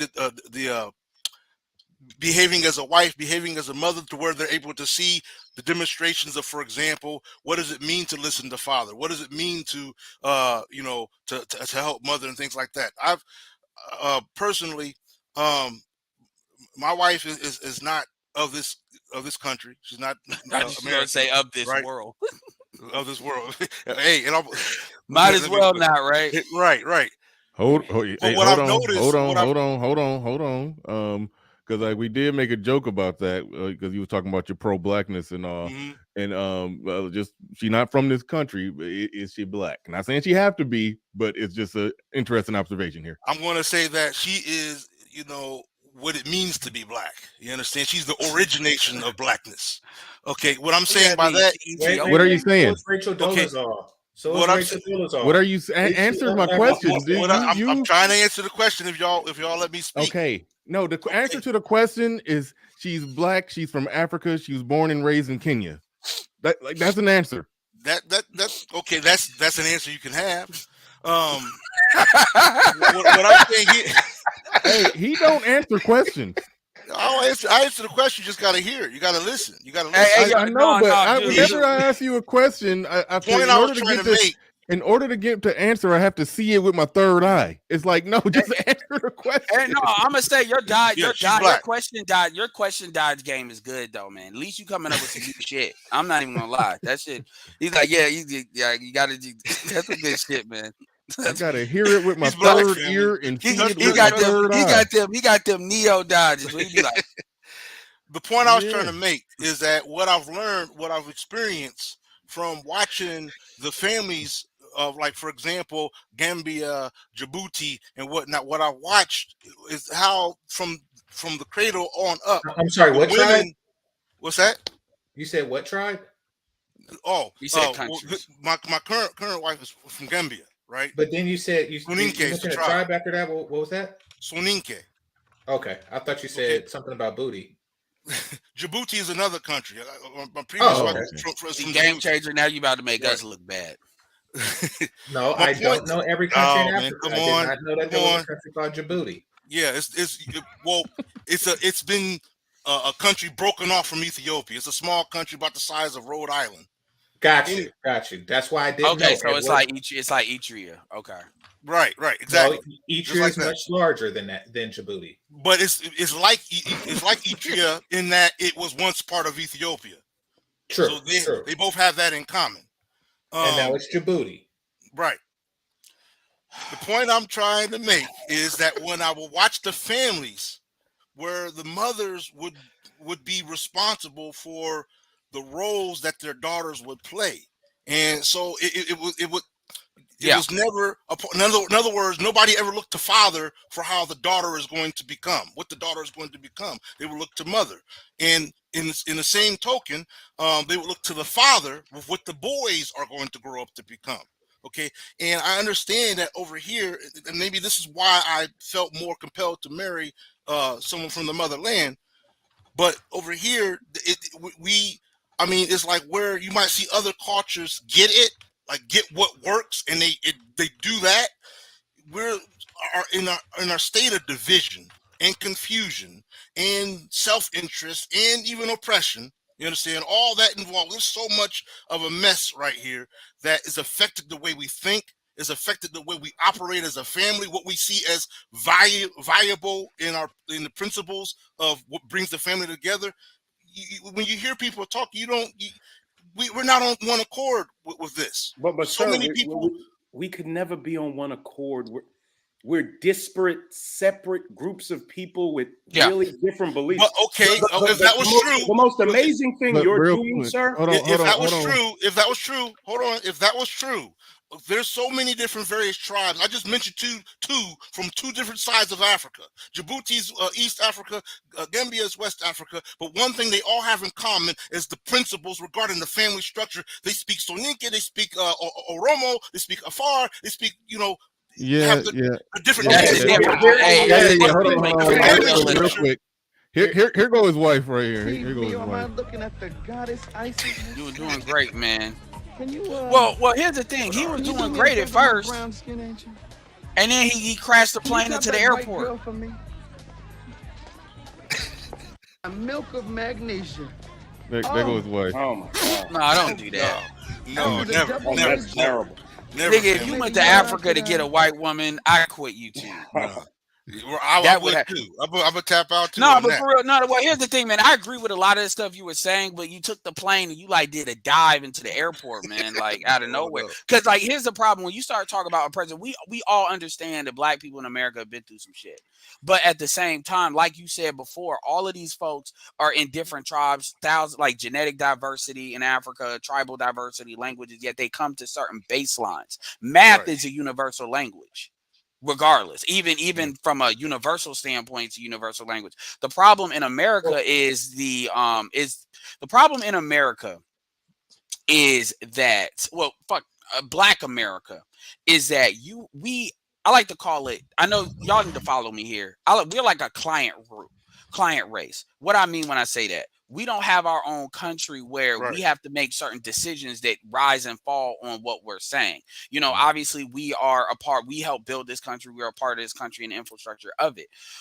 But we don't, it's not like, you know, we have Liberia or we have like, you know, any country where it's like, okay, if the men don't do it, it don't get done. It's going to be a third world. And obviously, you know, we know the history of that.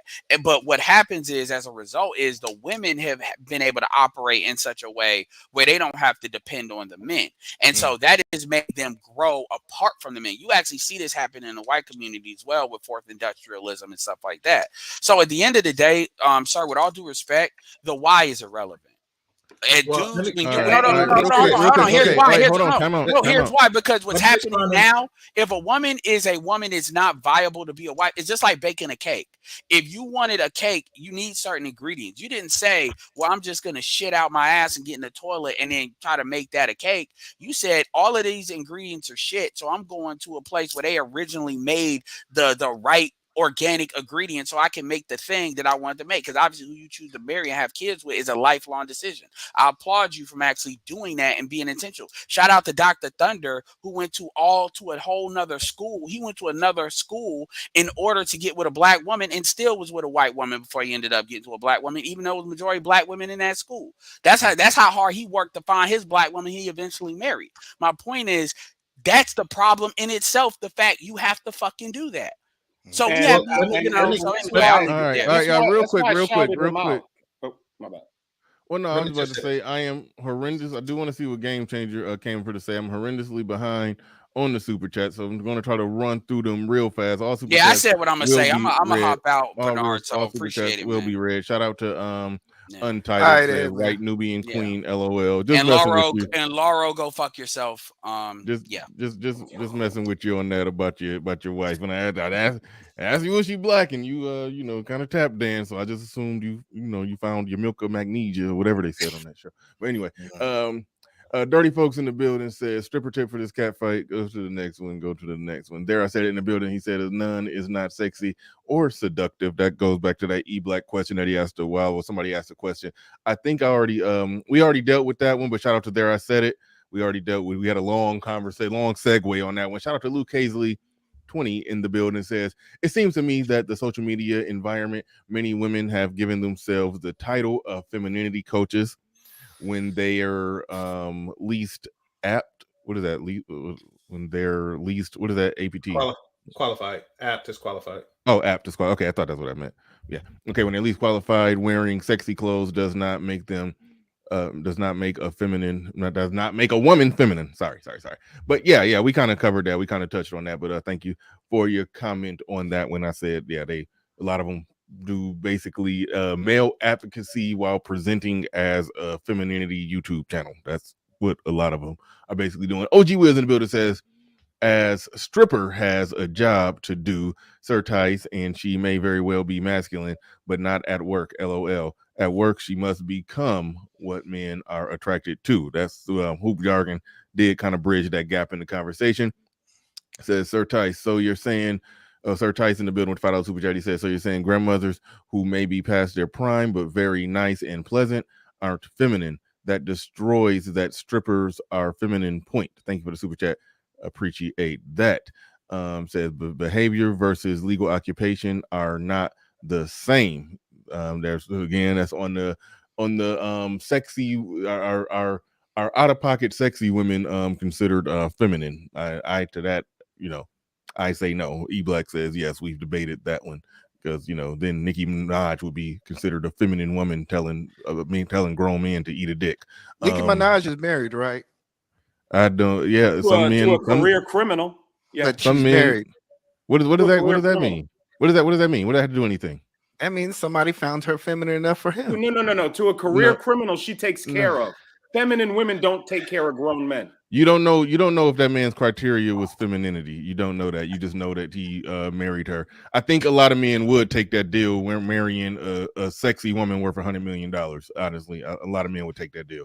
Untitled in the building says, you think feminine women run their relationships? Who runs the Nicki Minaj relationship?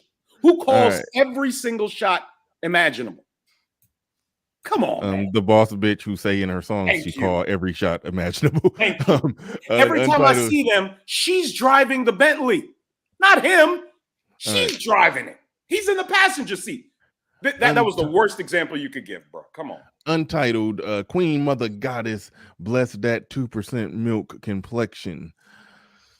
Yeah, those are the I think he's talking about those are the type of super chats that they be throwing at Six the Goddess. That's my contention. My argument is that her audience is really not the same as the Black Manosphere audience. The gentleman in the upper right hand corner who is pro. He talks that talk. He talks that talk. I'll say that. I'm not gonna throw a sneak diss at the brother, but he said that he used to be over there. Yeah, he said he used to be over there, supported her, watched a lot of her content, and he hold on. I think I see an improper timing out in the chat room. Vince Lindsay, who's a patron, just timed out somebody who typically supports the stream. Okay, I'll try to figure that out. Go easy with your timing out. I'm seeing two people that be here every day timing each other out. That ain't cool. All right, but you sure that's it on the super chats? All right, cool. If you say that's it, then so all right, Game Changer. I'll try to see if I can find one that I haven't read. But go ahead, Game Changer. You got the floor, you got the mic. Okay, thank you. And we are in overtime. Ladies and gentlemen. Support the stream. I know I normally like to shut it down at the 3-hour mark, but we're going into overtime. Support the stream. Keep it going if you wanted to keep it going. But all right, go ahead, Game Changer. So yeah, to the brother that was that mentioned the unifying force between the people of Djibouti and Gambia, I think that, and you were saying that the family structure is that they can agree upon the same family structure. Yeah, I do give them credit for that, but I think it's not a safe parallel to the people in the African American community, and here's how. Well, for one, we got to point out that there are divisions there. They're just different types of division. I mean, the fact that Djibouti was once part of Ethiopia is a division. It's a cultural division or one for resources, but nevertheless, they decided that was a colonial division. Okay, so it was one that was forced upon them, which created a cultural division, because, after colonialism, and actually Ethiopia wasn't really colonized. So it's something else going on there. It has to be. But nevertheless, they decided to divide, so it's not, that probably wouldn't be the best example of unification, but I can get it. I do understand that they do have similar family structure to people in West Africa. That being said, in the Black community, we cannot agree on family structure with our own women. So that division is something that's just going to be there. It's indefinite, and it's going to be. Why you look confused, Bernard? Oh no, I'm doing stuff in the back. I'm doing administrative shit. Don't worry about it. No, understood. So no, that being the case, this is something that we're never going to agree on, and the division is inevitable, like Little Big Nate was alluding towards. But I came up for a different reason. I came up to talk about the Laro situation because I seen his interaction with Ed. Apparently, he had an interaction with Little Big Nate prior to that I didn't hear, but I don't, I know enough about him in a situation with Ed to make a reasonable assessment of it, just judging from his personality and character. So, when you, Bernard, when you talk about that stat where you say that 30% of men are incels, and and it's a significant increase from what it was before. So that, and I'm pretty sure that is something that's expressed throughout all levels. I'm not saying that Laro's an incel. I'm saying that men are being a lot less sexed than they were in the past. That being the case, what's going on is there's a lot of frustration and there's a lot of anger going on. And also there's a lot of self-loathing, and that's manifesting itself. They're lashing out at other men. You know, basically their self-esteem is diminished, their sense of self-worth. They're kind of wondering what they're doing wrong. They're feeling inadequate. So what they're doing is they're trying to make other men, in this case, in this particular case, Edward, seem less adequate. He's really online saying, you know, I'm not inadequate. Edward is inadequate, or Little Big Nate is inadequate. That's just his way of coping with this changing sexual market. We're going to see a lot more of that. Go for it. You said it's self-hate. It's a little, I don't know if it's hate, but he's a little confused on what am I doing wrong? You know, what am I doing wrong? Why am I in this particular situation? You know, Edward should be in this situation. Nate should be in this situation. Bernard should be in this. Why am I in this situation? So it's confusion. He definitely has a diminished sense of self-worth. And I'm not saying it's because he's not getting enough pussy, but that's largely, there's no other way to say that. And he's confused as to why. So he's lashing out. I just don't understand why, if you disagree with a man, come up. This gentleman to my right, I guess, kind of disagreed, or maybe had a different perspective on some things. Well, no, I think y'all had a lot of I think you and him had a lot of disagreement. You were just handled like we were respectful. Yeah, we got disagreements. He didn't insult me. I'm absolutely not going to insult him, and we can have a great conversation. Niggas can wild out in the chat, and Bernard makes money. What is the need for attacking somebody like in a vicious, personal way? That's gay. That's feminine. What is wrong with you? I just explained. Well, I mean, Little Big Nate, I just explained exactly what's wrong. And inadequacy. I got you. Or lack of vagina. Got you. Well, inadequacy caused by lack of vagina. Yeah, a sense of personal inadequacy caused by lack of vagina. The frustration's real. Understood. And I don't want to. I'm not going to speculate on whether Lyro gets pussy. Doesn't matter to me. I don't give a fuck. But you know, just keep your hateful personal insults to yourself. Yeah, do like the other niggas do. You crack on Nate. You know, crack on my height. Go ahead, nigga. I was in Mr. Fantastic several months. Well, about 3 months ago, and there was a guy. Oh, Mr. Fantastic said, "Yeah, that's right. All my niggas are BABG. That's his slogan, right? Big ass black guy." So I was in the chat. I said, "Wow, finally, you know, I'm 5'5". I was like, I get to be a big ass black guy." And there was a brother in the chat that said, "Nate, you're 5'5". He said, "Man, you need to get yourself some kneecap extender." Said, what? And the nigga, this shit is hilarious. That's the kind of shit you should say. Crack jokes. You know what I'm saying? Be funny at least. Just being hateful makes you a bitch. Well, yeah, I mean, we got. And the reason why we associate that is because women are in a constant state of feeling inadequate. So, you know, okay, gotcha. It's like battle rap. You understand? It's like when you doing some battle rapping with somebody, you know you're going to sit there and chop each other down, but you know you're going to get yours too. You understand? You just got to come back harder than the other dude was coming at you with.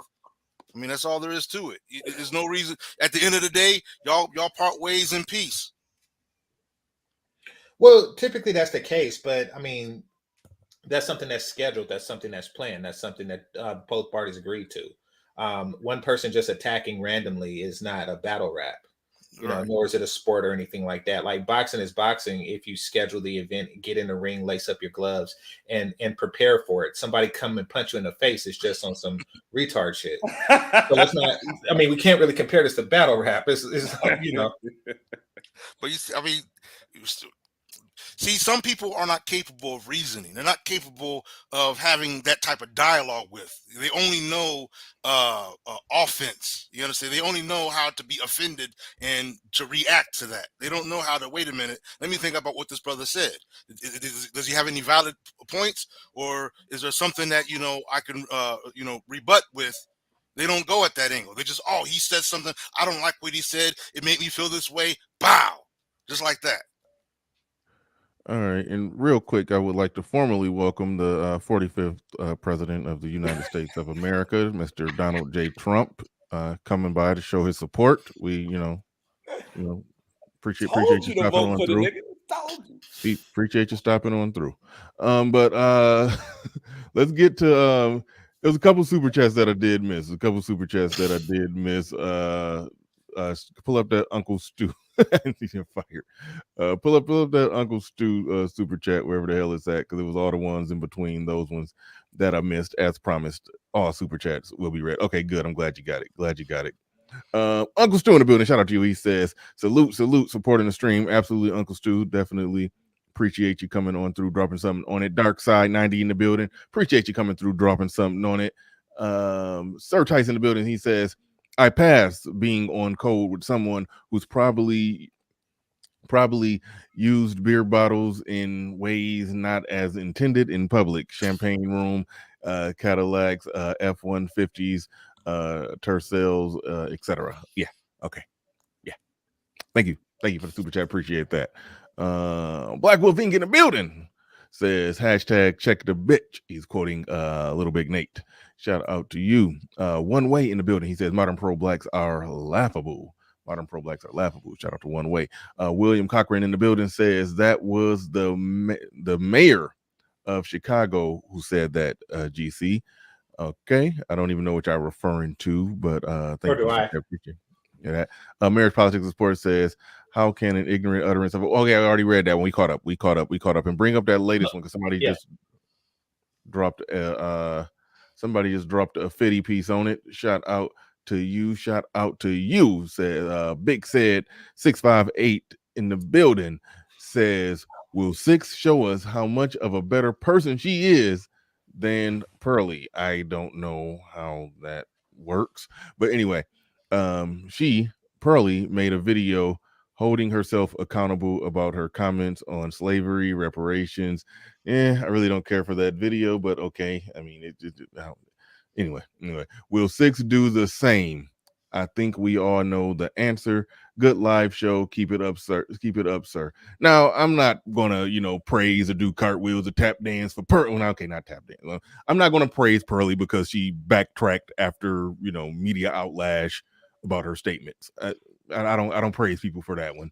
But either way it go, it is worth pointing out that what Six did, I think that was, that it was bad.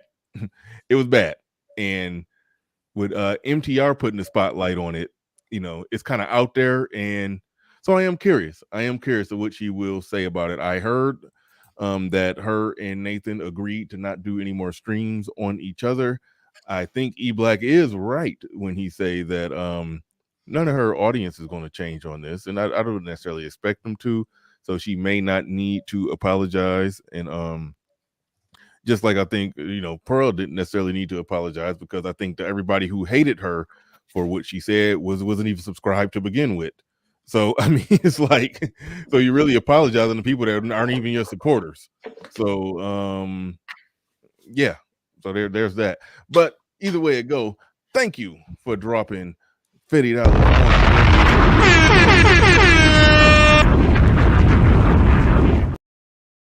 I think ultimately. And what do you, hold on? Well, since he put 50 on it, let's spend some time talking about what he's saying there. What do y'all think about the what he put right there? Do y'all think that this is a situation where Six should, or do you think she would, and do you think she should come out and release a formal statement like, yeah, that was fucked up, I shouldn't have went there?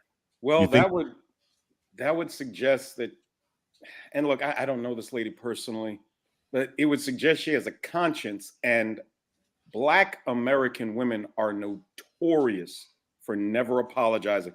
Several years ago on Facebook, there was a meme, my right hand to God, y'all.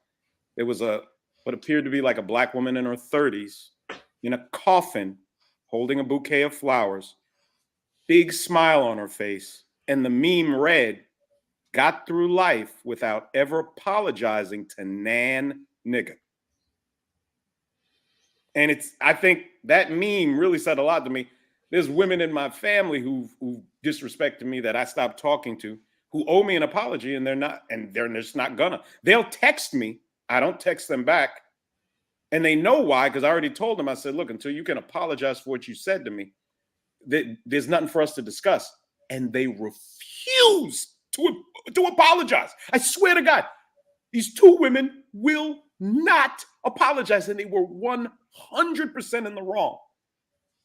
Give me some precedent of Black women apologizing for something. Give me a Black woman nationally, some famous Black woman, maybe a politician, who made a blatant mistake and apologized for it. Give me Anita one. Baker. Anita Baker. Anita Baker. What did Anita Baker apologize for? You know the song. Oh my God, nigga, stop. Nigga, stop. That song does not negate all the horrible things Black women have done. That's and the need to best apologize we gonna for. get, Nate. That's the best we gonna get. That's what we gonna get, really. Just put it on repeat and groove out to it. Just put it on repeat. Oh my God. Okay, I got you.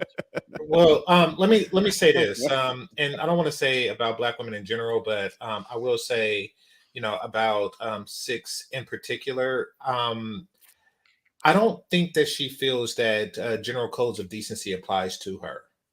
And I kind of gleaned that from her back and forth with Anton, where because basically what he was doing was, and I know everybody judged him for being weak in doing this, but he was, appealing to her sense of general decency that you assume that most, civilized people have. And it's quite simply put, she don't. A rule is, if you create a certain connection with someone, then you at least give them the decency of talking to them first before blasting them online. And that's true for anybody. If I invite any of you, to my home, or fly you out first class, I would hope that you would, have that general sense of decency. And she made it apparent, and she was blatant when she said, no, I do not have that sense of decency. And that applies here. A general sense of decency would not only prevent a person from not behaving that way, on that video, but it would also it would also say, okay, if they did, then they should apologize for it. But I mean, nothing that she has done in the past, at least to my knowledge, this really shows that she has that sense. And if she was to apologize, it could never happen again. And there's the problem that, there's a serious possibility it could happen again. So you can't apologize for something and then, it's part of your character as a person and you end up doing it again. This is not the first time she's done something like that. Take gleeful joy in watching somebody harmed, probably particularly a Black man. Again, I don't know this lady. I'm not passing any judgments on her. The only thing I know about this shit is what Bernard said. But my problem is this is not just her. This type of behavior is indicative of not all Black women, but way too many of them. And that's what, the gentleman to my right, I hope he can acknowledge, man, bro, there's so many Black women that are just like that.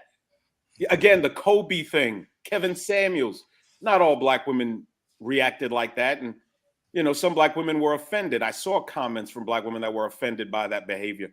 But this behavior, her behavior is indicative of the behavior of far too many Black women today. But see, what's clear to me is that I would definitely agree she needs to say something. And while the people see that a wrong was clearly done, it's not, no argument to that. She has to see that wrong for herself. And then from that point, say something, whether it be, accepting the wrong, acknowledging the wrong, or explaining herself if she believes it's not wrong, explaining herself. Either way it goes. I'm not, in the business of trying to break anybody down or take anyone down, but if she, like the one brother said, if she has any sense of what do you want to call him, just principle, you understand, you would say something, that would acknowledge that, hey, this maybe was overstepping the bound, or I could have said it a different way, or whatever. Wait. We're really going down this. Wait. We're really saying this. We're really saying that she should have cried, but Pearly shouldn't. You saying that Pearly shouldn't apologize? No, that's what's been said. Some people have said that Pearly shouldn't have apologized. But Wrong now is we're wrong. forcing. Now we're saying that 6 should. Pearly doesn't. Pearly is not a proponent of black relationships and black love and promoting black men. I thought there was no black community. I thought there was no black community. Well, you never heard that from me, sir. Okay. But again, my question is, Pearly is not a proponent of black love, the black community, black men, or black anything. It's not her lane. There's a difference. That makes it even worse. Wait, that makes it even worse. Pearly is not a part of black anything, but she talks about black Well, issues. you would think the lady that is invested in black would not do what she did, sir. But here's the other thing. Even if she apologizes, right? You know, one of the things that people like to do is they like to get on these platforms, give this written apology or prepared apology or whatever, and think that the smoke is clear, the fire is out, nothing to worry about. Keep business going as usual. The thing that I believe we need to be doing amongst ourselves as a people is remaining firm at a resolve when wrongs like this are done. Like, look, maybe you need to think of something else to do because this right here has revealed your hand. You understand? And so even if you apologize, we know who you are. We know what you're on, if that's the case. Or, if you're talking about 6, I don't think it matters because I'm sorry, I just came back into the conversation. Right. If you're talking about 6, I don't think it matters. Sort of like what Ed was saying. Oh, and Ed just came back. For a lot of men, the woman decides who's in and who's out.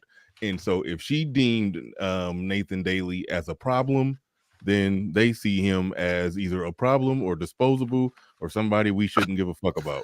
Like that's how they going. That's how they view that situation. So it won't be a situation with the people that support her, the men that's over there rocking with her. No, they're not going to care. I think that much. No, she may lose some people, but she'll gain people. I mean, she's gained a lot more people than she has, but we'll see what happens in the long term. But in the long term, like if you look at that video from Mediocre Tutorial and Views, because that actually give you a lot of insight. I'm talking about the comment section, because that comment section is probably at like 4,000 now, and it's only been up a day. There's a lot of women in there. There's a lot of women in there, and they don't like 6. But they don't like 6 because 6 has that mean girl thing. Again, she's shallow, saying I'm the alpha chick. I look better than y'all, blah, blah, blah, blah. And she comes off at that. So a lot of women are going to be turned off.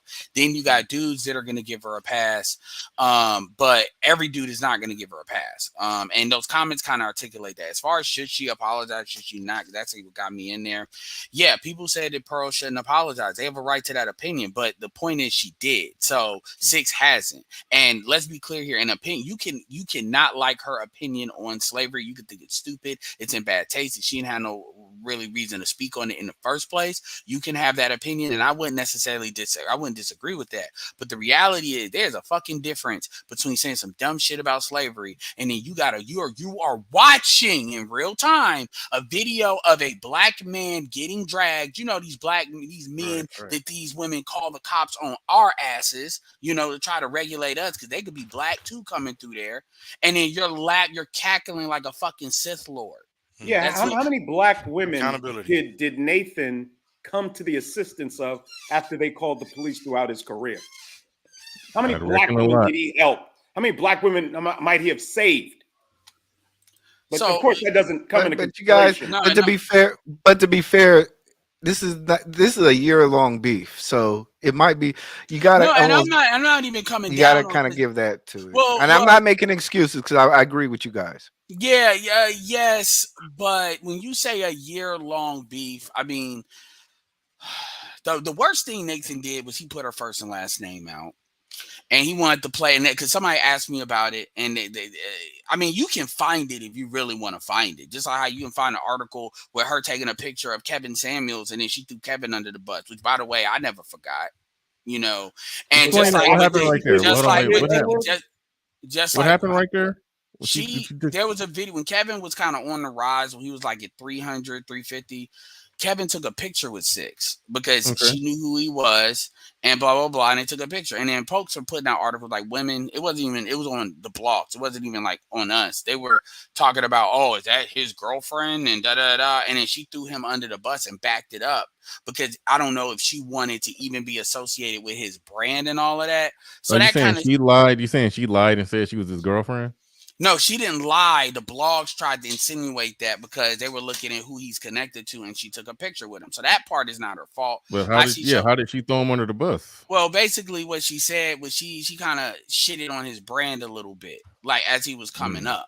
Yeah, she didn't just say I'm not with him. That's not what that was. She threw some shots to make sure like at his content, like the stuff he talk about. Yeah, even though she's kind of the same thing, because you got to remember how people were feeling about what he was doing. So it's like, do you want to be attached to that? And she chose the other way. And that article is still there. My point is that you know how to find it. On top of that, she got like a bunch of viral videos all over Instagram and all over where she basically saying the same shit Kevin Samuels say while trying to detach exactly. herself from But it. then you fast forward to the chaotic. This is where she kind of comes in with Nathan a little bit. The chaotic truth situation where her and chaotic truth went back and forth, and then she tried to run a Me Too play. She tried to say, "Oh my God, you're verbally undressing me. Oh my God, you're doing it." And y'all want to talk about Pearl? Cool, y'all can talk. I don't care because y'all can't affect her shit. I don't give a fuck about Pearl. But the reality is, Six is gonna have just as much influence, if not more, because she's black. So my point is, this is stuff she's actually done in real time. You know, with Chaotic Truth. Chaotic Truth's a married man. He shows his face. That could have had a lot of reverberating. You see what the fuck Jonathan Mather's going through. Chaotic Truth actually has a career. I believe it's in IT. So the thing is, that stuff can affect these people. And she literally weaponized that in real time just because she don't like something. And also because he's not a descendant of, he's not ADOS or FBA. That's another thing about Six. Six tries to, and that's why she might not apologize, because I believe Nathan's Jamaican. So she'll play, she's in that camp of fuck everybody that's non-FBA. And at the end of the day, I can rally them behind that. That's why she did that African bullshit. She thinks that's cool. So a lot of non-FBA folks don't like her either. My point, to land the plane without being forced to, is that she has a track record that goes beyond just like what Nathan's talking about. But the reality, and Nathan want to play that you got to be alpha male type stuff on the low, and now he's finding out that don't matter. But as far as her apologizing, yeah, Pearl technically did. Six hasn't. And Six was watching a black man getting dragged for his life. I actually give Mediocre a lot of credit for doing that video. Because truth be told, nobody would have really made that a big deal if he not did that. And I'm curious to see what he gonna do. Now, that nigga, you better not, on behalf of all light-skinned niggas, you better not apologize for putting that shit out there. You better own that shit. Yeah.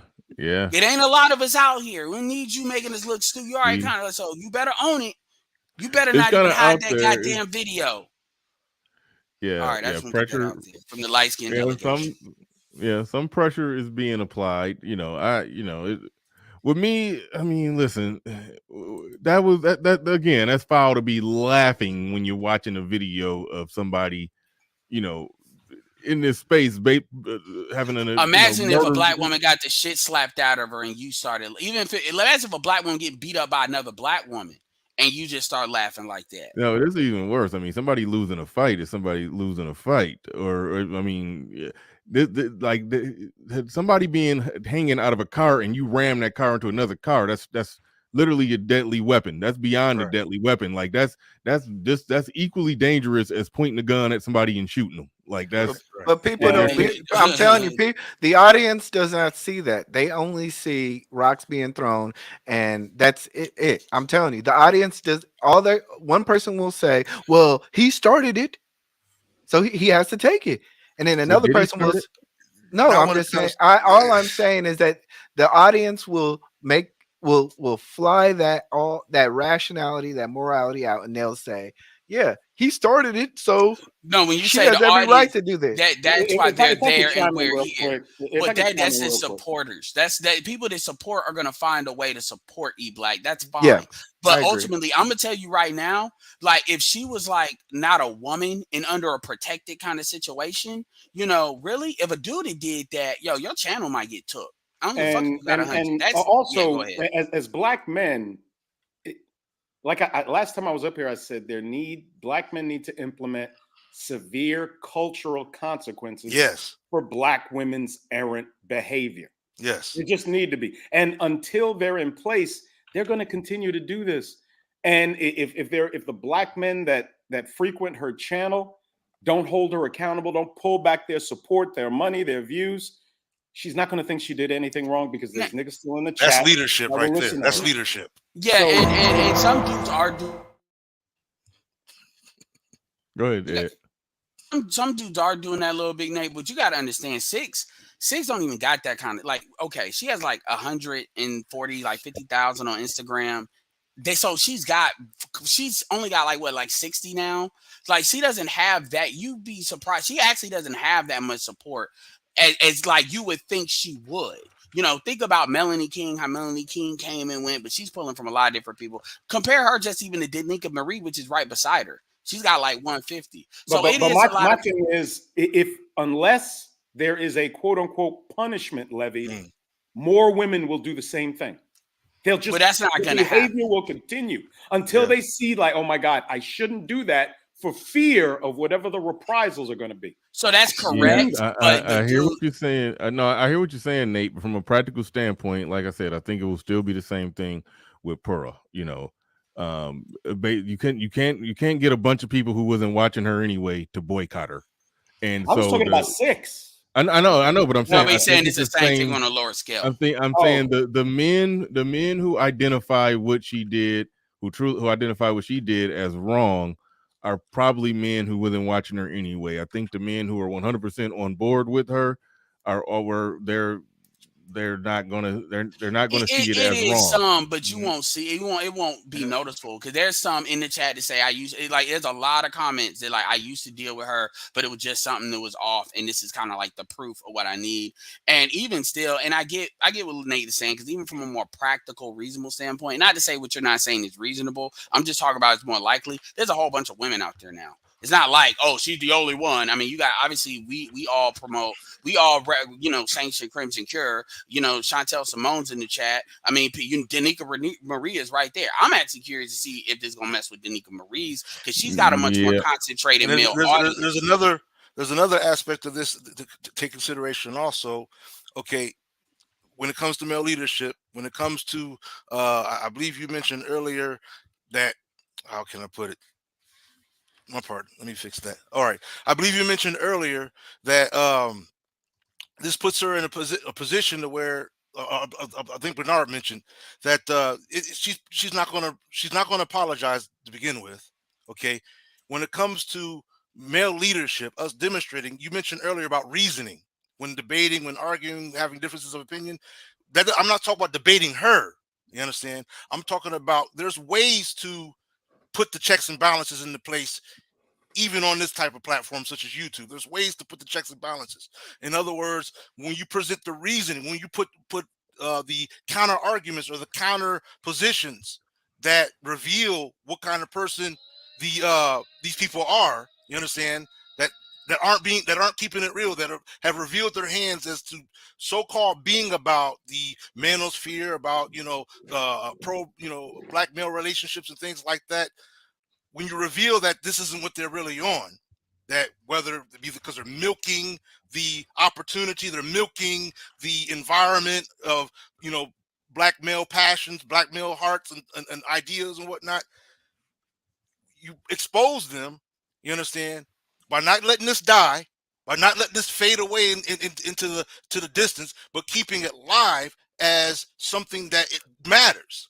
That right there will do what the brother just mentioned, as far as correcting, the checks and balances. That's a great idea, but that won't work, and I'm gonna tell you why. The reason it wasn't working because we make assumptions as to why people follow people.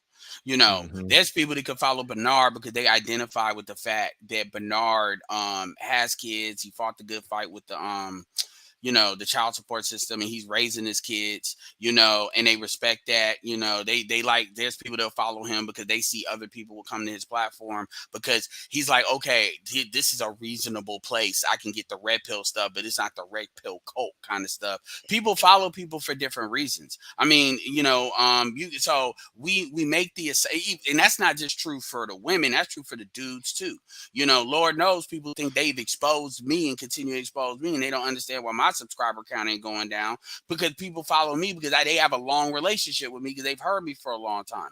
People follow people for different reasons. We make the assumption that exposing them that they're not really for the space means, or for this conference, for Black people coming together, they're for their own individual stuff, means that all these people are following her to begin with.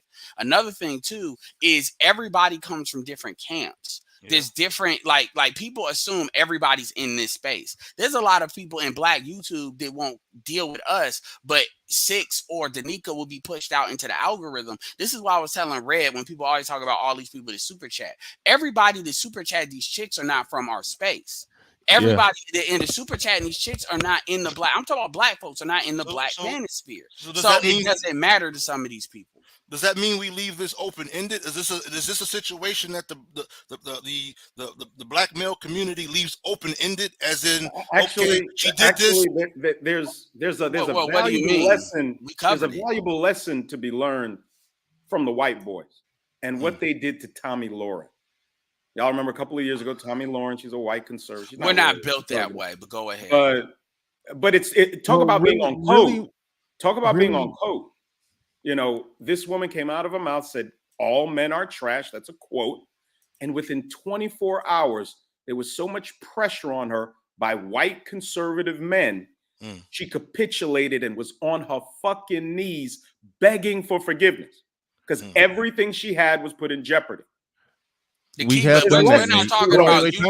Time out, Nate. That has happened within the Black manosphere. I'm going to explain where Ed knows where I'm probably going to go with this, but that can't necessarily happen with Six to Goddess, because as I argue and I stand on this, and to proven otherwise, her audience is outside of the Black manosphere. They're not going to move like us. Yeah, Black. When Shay Sade, who I like, she cool.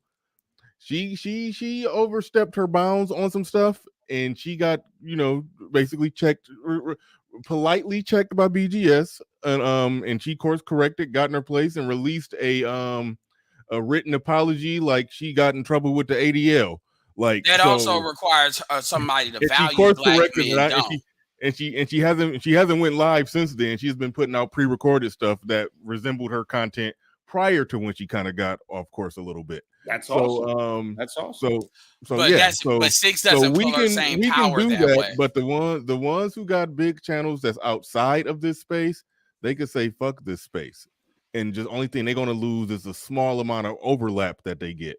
And like I said, you even have dudes that will write everything they think. You got to remember. And look, I have pro-Black leanings. I mean, I'm an economic pro-Black, regardless of what motherfuckers say. It's just I'm not selling Black men out for your fucking pro-Blackness. That's where I deviate from a lot of other people. I'm not. You gonna have to make it work for Black men, or you really don't care about the Black community. Right, but the other thing is, people are gonna write Nathan off for two reasons. He's not ADOS, and he's a cop. You know good and well now who that enters. So when you look at the Tariq Nasheeds and the people that follow Corey Holcombs and stuff like that, which is a very large, very strong audience, those are very strong audiences, stronger than ours in a lot of ways. Those for that will override a lot of stuff. Nigga, Cynthia G ain't never apologized for killing Black male babies. You even got dudes. She didn't. I won't even name promoting it wrong, but okay, for promoting it. But yeah. Okay, fine. Yeah. Okay, fine. I don't mind pinning. No, I get it. We gotta extra be charges accurate. on her. We can I can overcharge or we can overcharge. No. I believe in accurate charges. I believe in that. But I will say that. I will say this though. I'm not gonna say who, but you have dudes that are pro-Black. You have even dudes that actually do pro-Black work, like on the ground, and they can verifiably show that actually will say, well, you gave me money, so hey, she was just saying shit. Don't care about it. So if you let that go, I know people are gonna make her, and this goes back to kind of what E Black was talking about, to be fair to E Black. It's just sometimes E Black, let me tell you, my issue with some of the stuff you say. It's not somebody that got issue with it, but it's always like you're here in order to make sure we don't go off the fucking deep end. He's like, no, here's a cliff. I got this gate. Don't go past this yellow line because you're gonna fall off. So I'm here to help you. So you kind of operate with this contrarian stuff. And then, like I said, it's not valuable. contrarian. It's It's not a valuable contrarian. in a no, it is valuable in a conversation. Well, that's how I'm perceiving it to be. Where it's like if we say left, you're gonna say right. If you say right, we're gonna say left. Now understanding that all of us on this platform, actually, none of us would actually be considered like the same dude.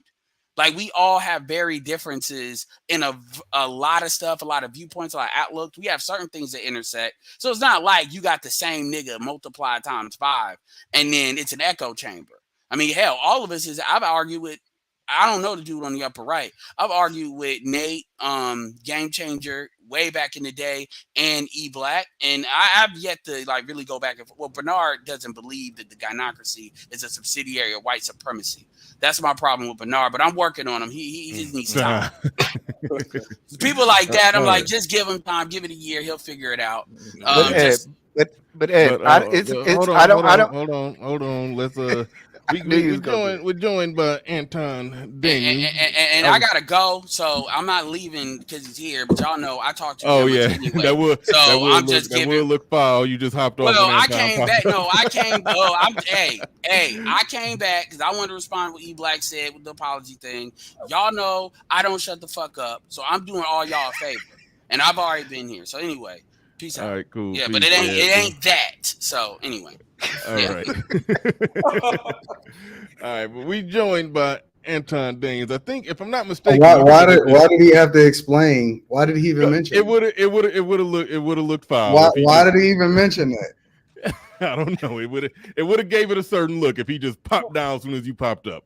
So, but anyway, but no, I'm glad you came through. I think you covered this one this morning, if I'm not mistaken. So go ahead. I'm passing the mic to you. Welcome aboard. But what's on your mind? What Just you got stopping by to show some love. I don't have any thing negative to say about her specifically because I never talk negatively publicly about people that I was cool with at one point in real life, right? Mm-hmm. But my biggest thing is, what makes y'all think that anybody is going to have to pivot or get canceled or any of that? Like, what makes you think that any of these people lose their core audience, are the people that really rock with them? I don't. Anybody on the panel said that they think that somebody's going to lose their audience? Because people are saying, can you come back from certain things, and they're using certain examples. A lot of people talk about, the impact of staying on code in the Black community and things like that. I haven't seen anybody lose anything. I haven't seen one person lose one subscriber. Fucking Derek Jackson's still putting out content, and there's people that still rock with him. Yeah, I mean, I'll be honest. There's things you can do. Hold on, Nate, but there's things you could do to lose some of your audience. Derek Jackson did lose a lot of subscribers. Fresh and Fit lost a lot of subscribers. But the subscribers is not your core audience. That's true. Right? That's like true. Just because you got a bunch of people that subscribe to see if you're gonna drop some dumb shit or they just casual people, that's not your core audience. Right. Yeah, I get that. And that's why I argue like Pearl I knew she wasn't gonna lose nobody, and everybody who hated her for what she said, they wouldn't subscribed anyway. If they was, they wouldn't watch it, but they wouldn't really subscribe anyway. And I think 6 is core, the dudes that really rock with her, they ain't going nowhere. The people who got criticism for this were people that already didn't rock with her anyway. So that was my position on it. But there is something that somebody could do to possibly fuck up a core audience, but like what? It takes a lot. I have an example. If you look at Derek Jackson's YouTube channel, I don't know if this is true for his Facebook channel, but if you scroll down, he used to get 200,000 and 300,000 views. For the last year and a half, he barely gets 20,000 views. He lost significant support from the women that listen to him. Again, I'm serious. Scroll back a year. Always, he was well over 100,000 views, 200, 300,000 views on his stuff. He regularly now, he doesn't put out much on YouTube now. And when he does, he'll get 20 to 30,000 views. He lost. He did. No, but here's the key though. A lot of that stuff was just casual people, right? His core audience, if you look at the people that still rock with him, they rock with him. right? So he may. I would argue that the only thing that changed for Derek Jackson is that he got exposed for not really being that great of a content creator. You don't think his moral issues? Nope. Well, of course. I would say that he got I exposed for not being that I gotta great. say this. I gotta say this, Anton. I did see black women making videos about how disappointed they were in him and how they're not going to listen to him anymore. But it doesn't matter, because I think that when you make great content, it doesn't matter if you fumble, you make a mistake, or any of that type of stuff. You The think only he thing that makes matters great is great content. You think Derek Jackson makes great content? I said what happened was he got exposed for not making great content. Oh, okay. All right. All right. Yeah. And the fact that he what's the word? He projects all the fuckboy shit he's done for decades on all of us. Yeah, but I mean, we never rocked with him. We never rocked with him anyway. So we wasn't. We warned women about him. We told him he was a fucking charlatan. Yeah, I think everybody agreed that he was a hypocrite. I think I everybody don't have any problem with Derek Jackson like doing whatever he wanted to fucking do, right? Because that's the same thing that we've been holding women accountable for a long time, is all of the shit that they've been doing that's literally reversed back on them, right? The core reason I think that guys didn't like Derek Jackson was because he was talking shit about everybody else. He was talking shit about other guys, right? Nobody would have flipped on him if he wasn't pandering to women, right? If he wasn't trying to use them as his core audience. But Derek Jackson is going to be fine. Like, he's going to still bust down a bag. He's still going to be selling books. He's still going to have a core audience, and What he's does going to that grow say again. about? He's What does gonna- that say he's about gonna be just black fine, people, bro. black women?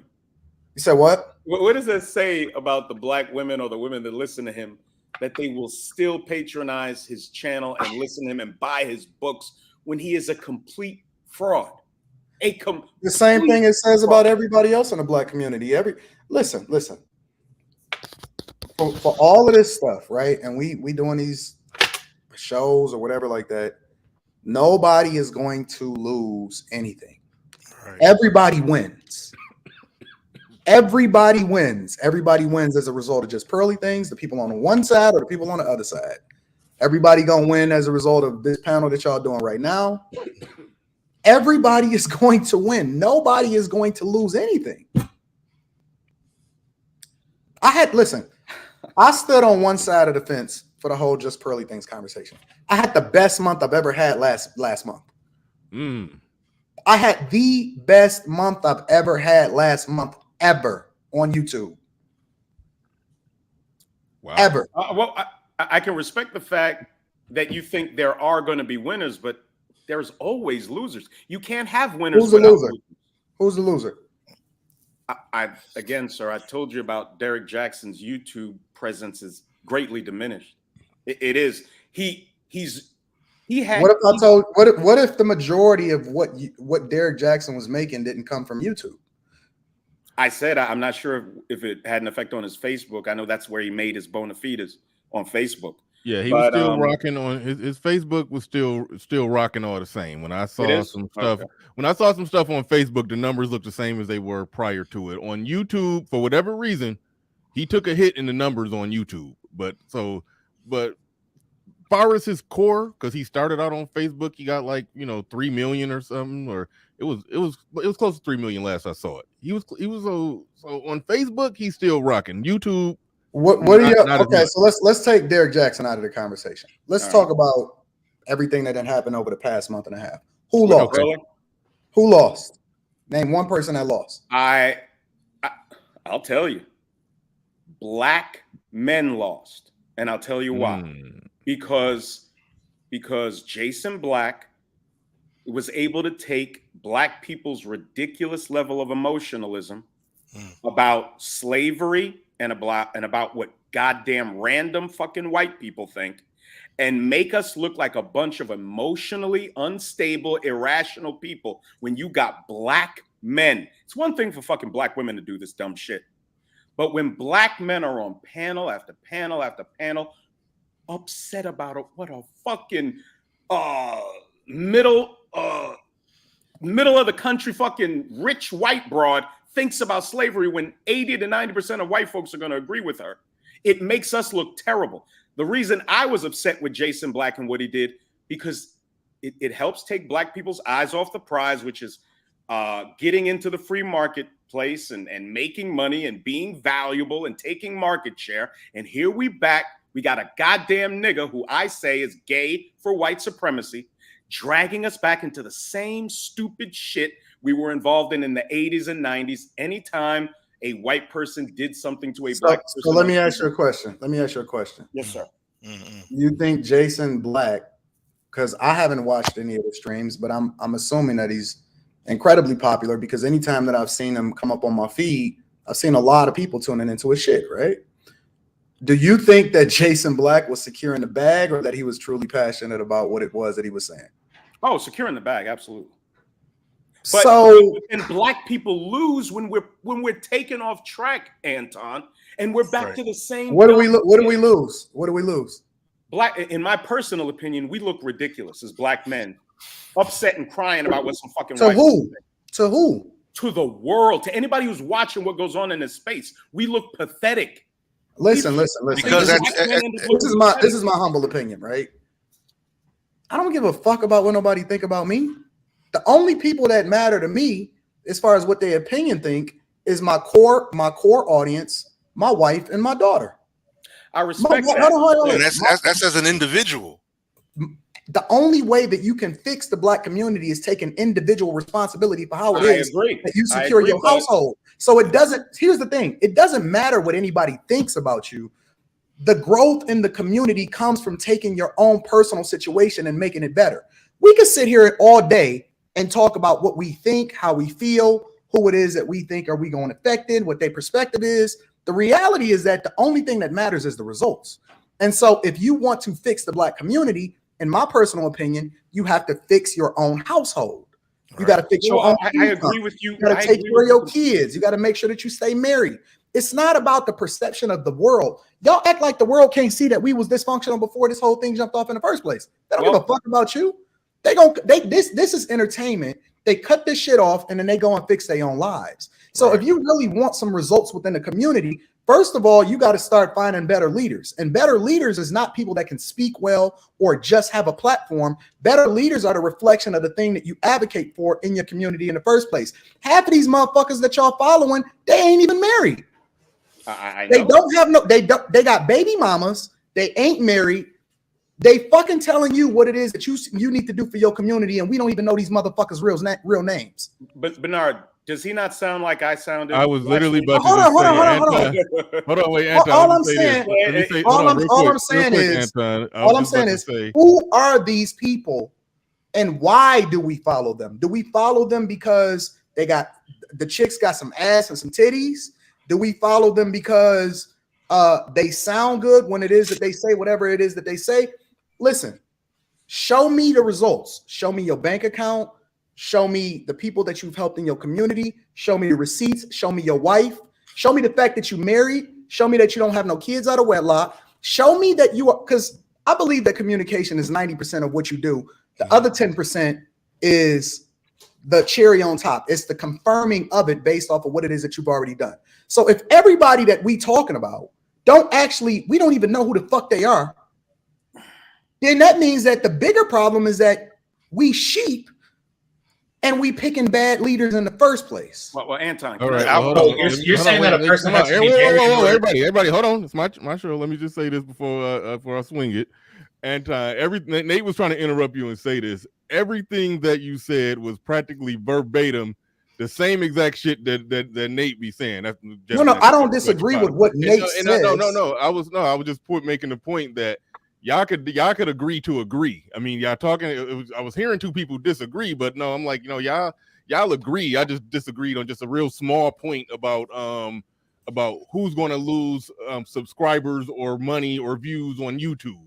But other than that, y'all agree on the larger points that you made. My only point was this: that there, like Kevin Samuel said, there's an ethnic image, and unfortunately, because of our relationship with the Democrat Party, liberalism for the past 70 years, our ethnic image is dependency. It's grievance culture. It's getting mad over the most completely inconsequential shit, right? And that's what That's what Jason Black has made his career on. You know, Charlottesville. You know, I can't speak on him because I haven't watched his So content. basically, you're which saying really doesn't even mean anything at the end of the But day. I can't say speak this. to him because I have never watched his content. But Gotcha. I will also say that I think that 5% of the population that are the worst for us are just the loudest. It's Both not of that they're actually listen, there's more black millionaires being made every single day. There are black people that are winning all across the board. Absolutely. both of you The brothers are problem saying is the that- same thing. Both No, of no, you Okay. I'm not Let me say disagreeing with this. him. I'm not disagreeing with him. What I'm saying is that you can't let 5% of the population or 5% of the most egregious people then define what the perception or the image of the overwhelming majority of people. You need more people to stand up and say, yo, fuck that. We not a reflection of what it is that they saying. Right? Listen, I'll give you an example. You can use somebody like a Cynthia G, right? And we see all of these women and they talking all of this shit about divesting and girl, they trying to recruit us and divesting and all of this shit, right? Then go. Who's stopping you from show me these white men and these Asian men and these Hispanic men and all of these men across the globe that are pining to get with black women that are baby mamas. Show me. And if it be true, and if they are pining to get with them, then they're doing us a favor by taking them off of our hands so that we can actually rock with the women that's really dope.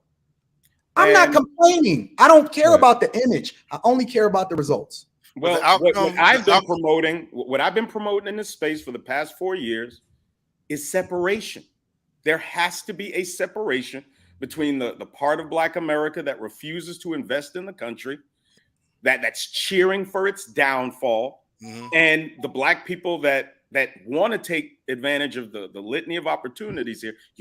We're the only community of people that seek to drag our worst element along with us to success, and it's not working. We have got to separate. Let the Black people that we saw in Chicago destroying businesses, destroying people's personal property that had done nothing wrong to them. Anyone who would make excuses for that, we need to separate and let them go their own way. I agree. All due respect to the brother up in the right-hand corner I was next to, the talk of unity, bruh, the talk of coming together and trying to figure out how to fix the community, that all has got to end. But that's not the talk. That's not what I talk about. I heard you say unity. I heard you say unity. But I'm not talking about everybody. You know, there's a concept called chosen few for a reason. Chosen few doesn't mean everybody gets on this boat. You know I can respect that. Like the old saying, birds of a feather. Okay.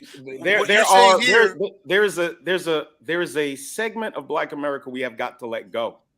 Yeah, I agree with that. Some I've heard in spaces, Black men having conversations about what we have to do for Black women. Absolutely not. You need to make distinctions about the Black women that are actually worthy of consideration, and not just Black women. But right now, with this situation that we have at hand, we're basically predicting the outcome. That, hey, like the brother said, no one's going to lose, no one's going to win, or whatnot. I think there's going to be losers. That was as I a know there's going to be losers. But what I'm saying here is that that was as it relates to content creators specifically. Right. But both of you are saying the same thing in that, okay, we're predicting our behavior. I mean, basically, like even in this scenario, give it a week, give it a month, many of us will have done fizzled off of this whole subject matter altogether and moved on to something else like it wasn't even a thing. Only if a better subject comes up is when we'll do it. Something more profitable, something more trending. Or whatever the case may be, but it doesn't change. But let me just ask Anton this, and I'm sorry to interrupt, but I've been trying to get in for a while. All right, and then I got a dip after that because I just wanted to come in and show you some love, but I got a meeting at. Appreciate it. But go ahead, GC. So, are you under the impression that a man must first be married in order to lead other men, or a person should be a person that's not married? Because that's kind of how I interpreted what you were saying before. No. Okay. I think that there's I don't think everybody needs to get married in order for you to be a leader, right? But I think that you don't have listen, if you are a person specifically that's advocating for Black family, then I think that family comes along with getting married. I think that you should I think you should be married before you have kids, for example, because the statistics and the data would show that a child that's raised in a two-parent married household with a heterosexual couple are much more likely to be successful, much less likely to go to jail, much less likely to need therapy, much less likely to join a gang, so on and so forth. So if you're using the data and the statistics in order to justify your behavior, if you're going to have kids, then it's probably best for you to have kids that's not going to be growing up to steal my wheels off my car. No, I just wanted to point out that there is a possibility that a person can advocate for marriage, but understand that the barriers that belongs to. I'm not advocating for marriage in general. I'm advocating for responsible individuals. Now, the difference is I understand that. I'm saying that just because a person isn't married, that doesn't necessarily make them irresponsible. I agree. The difference is, if you are going to get married, then there are ways in which you can do it to A, protect yourself, and B, be able to do it successfully. That's what I'm saying. I think that the context is what's missing. It can show or hint at, the possibility of you having, values, principles, and whatnot, that state of being married. It does show something, especially when you got years of, consistent years of being married. You understand? Well, here's the key. Here's the key. I think that there's a difference between being married and being successfully married. If you're going to get married, I think that we need additional context as to what that looks like, instead of just using one side of the equation in order to justify the argument, right? Because let's be clear, the biggest way for you to preserve wealth within the community is within your own household, by also marrying a person that looks like you, talks like you, come from the same place that you come from. And so what does that look like, right? But I don't think that communities at large, and it's not just the Black communities, are, after we get done with the entertainment, there's no medicine inside of the candy, right? So we don't really have conversations about that other side of what success looks like after we get done complaining. It reminds me of the Black community, and they say, well, acknowledge how we feel, or acknowledge slavery, or acknowledge this. And you say, okay, I acknowledge it. What community of our ancestors do you know? Or well, have you here's ever the heard thing. of in history? You say, okay, cool. Slavery was egregious. We acknowledge it. Black people messed up. Now what? But and I'm asking, what the community? room goes silent. But let me tell you why the room goes silent.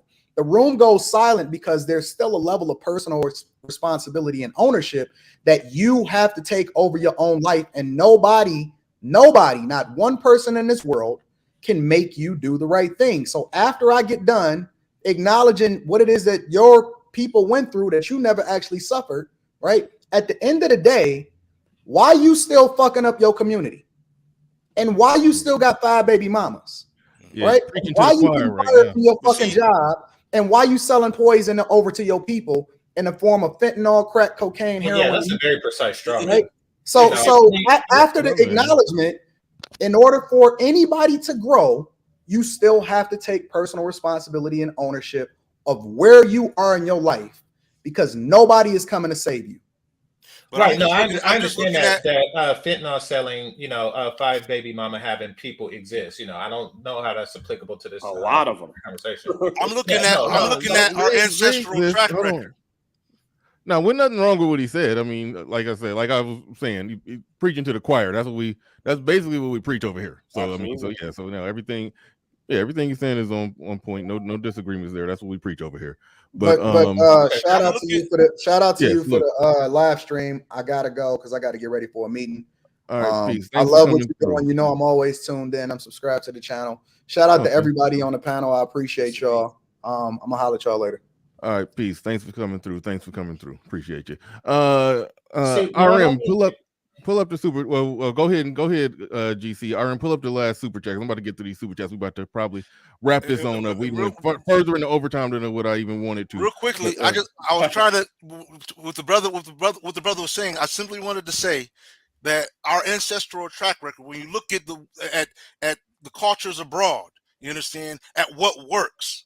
I'm looking to find any strong, surviving, successful community that has ever existed.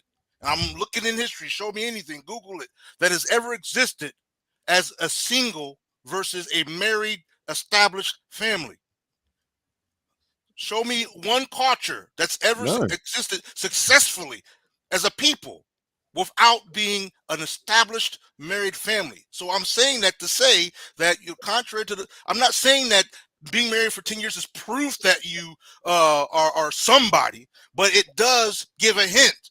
It does say something. I'm saying that the outcome of marriage, which is what? Children, it does say something.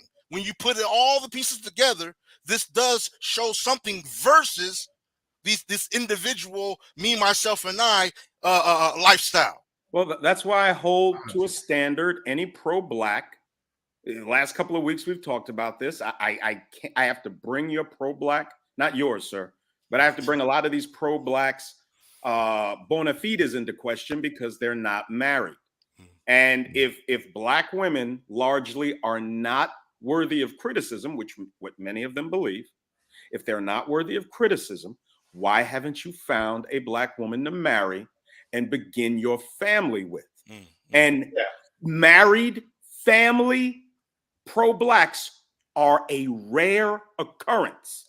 That's why I asked you that question, because that was going to help me determine whether or not I should take you serious, and I should. So all right, real quick, I'm gonna go to GC. I'm gonna go to GC real quick. Community. And then we're gonna get to the super chats and then probably pack it on up. But we'll go ahead, Game Changer. What did you say? Am I chop suey around here? You just all right. So quiet and humble up there, man. I'm sorry. Well, no, you gotta interrupt. Get on your I gotta be disorderly. Okay. Yeah. But go ahead, GC. Okay, so I don't mind a person talking about the virtues of marriage and the necessity of it to have a healthy community, but I do take pause when a person does that without cautioning the men about the consequences of it. You can't really show all of the good consequences of what? The consequences of marriage, of modern day marriage. Modern day marriage, right. As opposed I'm to saying it in the modern day, so traditional marriage. I'm saying it in the modern day, so it should be implied. Okay. As opposed to traditional marriage. What's the difference to you? The difference to me is, one is there's an understanding of the values and principles of what two are trying to achieve when they come together. There's an understanding of the role of the male. There's an understanding of the role of the female. Like I mentioned earlier, when these children are brought up in their family, the daughters already know, the mothers are already expected to be the example for their daughters. The fathers are already expected let's put let me rephrase then. What's the difference to a man? What's the difference? What's the difference of marriage to a man? A traditional marriage? Versus modern day. Okay, even in this country, ironically, the male, when it comes to being with a female, he's expected to be traditional. He's expected to be even if it's rejected. To the man. It's no difference to the man. We do the same shit, but we do it with modern bitches. Let's be clear. So there's no need to say, no, you should ask for a traditional marriage. But that's my choice. Right? Hold on, it's not my choice. Wait, time out. Everybody, wait a minute. PJ Washington choose. He chose to be a traditional man, and he married a modern bitch. Understand this. Stop leading men to the slaughterhouse. Stop saying, go and get this traditional thing, because you're dealing with a population of untraditional bitches. So let's not play this game. Let's not say, it's so beautiful. It's the best way to raise kids and blah, blah, blah, blah, blah, blah. And then you go and the bitch take half your shit. Five things. No, right quick. Five things. You're not saying 5 things. You're not about to make, you said 5 things. You're not about to make 5 points. I said we about to get up. But these things, they're very valid when it comes to what he said. Okay, all right. Let me jump in like this, because we were technically doing last words, and I don't need that intense of a debate based off the last words. The only thing what I will say to you, GC, is you probably can go through some Anton archives, and he probably did, preach marriage without any caution to the wind. I think his position probably has changed on that, but either way it go, that was sort of a kind of just thrown in comment that he made. So I wouldn't even trying to like that was it wasn't time to go to war about the marriage debate, the modern marriage debate.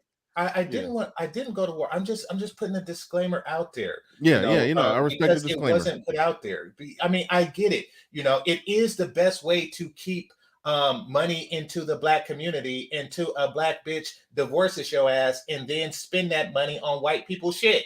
Then it's not. It goes into the Louis Vuitton community. So let's not play this game. No. I get that. Well, I mean, we get that. That's what we spend an inordinate amount of time talking about that problem. But yeah, but Indeed. go ahead. I mean, whatever you're gonna. He said maybe you made your point that you were going to make anyway, or I don't know if he segued you into another point. You had another point you was trying to make, or did you get it? I mean, that's pretty much the point. All I right. mean, we have to understand, and also when you're dealing with a person who's married and say, you know, oh yes, I know I know how to make it. No, that's okay. Go to a roulette table and then bet on red, and somebody else bet on black, and they win, and then they say, oh yeah, well I know how to gamble. It's not the No, same that's thing. what It's not the it is. same thing at Oh, all. really? Chill, 50% in the divorce. It is the same thing, sir. So yes.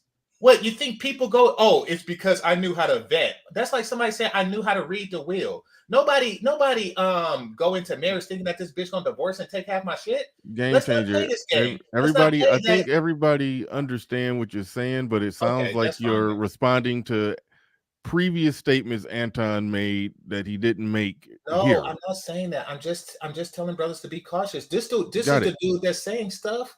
Oh, dude above. Okay, yeah, he is. Maybe he did say something. Okay, all right, Yeah. all I right. didn't say that. Yeah, if I You think? this will You be think? the I didn't last say. thing I say, and I'll hop off. Oh my goodness! I'm sorry. Y'all just Finish. love holding me hostage. All right, Oh go no, ahead. I Go. thought, no. Now I won't say nothing. It's cool. We going Nate and E Black. Y'all done showed out in the last 2 minutes of the show. I gotta let E Black get the last words. You know I don't like to No let E problem. Black No get the problem. last words. If I could offer, just some, I'm kind of a glass half full guy. Men are problem solvers. That's part of what makes us better than women. And it's not a slight on women. It's just a lot of things that just men are better at. And they have to be if they're supposed to lead and provide for you and guide you and all that shit. So what we need to do as problem solving men is redefine marriage, make it about what a man wants. The day of vanity for a woman is over. A lot of the women don't qualify for that $30,000 day of vanity anyway. Only concern yourself with the women who are qualified and make marriage about what a man wants. And the benefit the woman receives is, being under the leadership of this man and all that he can provide for all these decades and years as she grows older and, in all honesty, less valuable in the sexual marketplace. So, but the fact that marriage is the cornerstone of civilization, that's never going to change. It's just marriage has been bastardized and damaged to become, again, this vanity show for women. We just as men are going to need to redefine it. And it's going to be tough for a couple of decades, but it can be done. Because again, the country depends on it, whether we want to admit it or not. Yeah. No, yeah. My little 2 cents on it is that where the country going, where society going with the whole traditional concept of family, man, woman, children, with that falling by the wayside, I'm not as optimistic about, that changing. However, I do think it makes sense that when the damn ship is sinking, somebody needs somebody need to be explaining the most accurate reason as to why. That's how I look at it. If things somehow change, then great, but at bare minimum, I want men to understand what's going on in these modern times and move accordingly and make decisions accordingly. And I think that's what GC was really getting at in his in the very, very passionate statements that he made. But anyway, either way, going to E Black and then the super chats. Go ahead, E Black, you got it. Well, this was a good conversation. To speak on the main topic or to close out on the main topic, but and to kind of confirm what Anton is saying is that the audience really, this beef stuff, yeah, it may work, it may be beneficial, it may be detrimental to a channel. However, true followers are the only ones that can keep the content creator, how do you say, accountable. So if you're not a follower of a particular channel, our words really doesn't matter that much. However, the overarching scope of being outspoken still has an effect in my belief. So continue to speak out whenever you see injustices, and strippers do need love too. So I'm out on that note. Okay. Yeah, just and I'm gonna take a jab Hey, at I'm you, gonna E do a Black. follow E up. Black. I'm gonna take a jab at E Black real quick. Remember when he went on Obsidian and his voice cracking, wanting Pearly to apologize, and then when we talked about, well, do Six need to apologize for this bullshit she did? Suspiciously silent. But anyway, not Okay. Touche. And see, I'm neutral on all of their apologies. I'm not requesting them, and don't really care if they do it or not, because I mean, it's like they all did it. They all did it at the point of a gun. So either way it go, I don't care. But anyway, All right, let me say this. Let me say this. I'm gonna do a. well, pull I'm gonna up the super chats while GC is talking. But go ahead, GC. No, I'm just saying I'm gonna do a follow up on this stream. So the brothers Absolutely. are. And I just want to shout you out, brother, Bernard. I appreciate you, allow me to come up on here and chat with you, brothers. It was a very strong, powerful conversation. You understand? I salute, what's going on here, and keep it going. Don't stop. All right, thank you. So, go ahead, GC. So to finish my sentence, what the fuck? But yeah, I'm gonna do a stream to follow up on this, talking about ultra accountable versus unaccountable. So come through right after this. All right, cool. And so, all right, finally to the super chats. Appreciate everybody supporting the stream, each and every one of you. Azrael, first of his name, said, Smut the Goddess, Ben Raggedy, Chameleon at best. I have my theories on chameleons. They're all chameleons. But anyway, and I'm talking even in real life women that you deal with, they're chameleons. All of them. They're gonna. I'm not even gonna get. I gotta do a whole stream on that. How they supposed to adjust and change to the man that they're with, and change to be exactly what he wants. So a chameleon, they're all chameleons, and they're going to be chameleons, and they should be actually trying to change to adjust to be what you want. But it is a different thing if a chick online trying to cultivate an audience, changing to be what that audience want. That's called a different type of thing. That's, but anyway, Christian Hutchinson in the building says, if you make a good product, R. Kelly, Michael Jackson, etc., people will still buy it. Yeah, I like R. Kelly music all day. Yeah, I ain't stopping listening to it. But anyway, E. Capone in the building says he got 5 on it. Appreciate that. Thank you for the $5 super chat. Appreciate that. Shoot, go on to the next one. Trying to run through them quick. All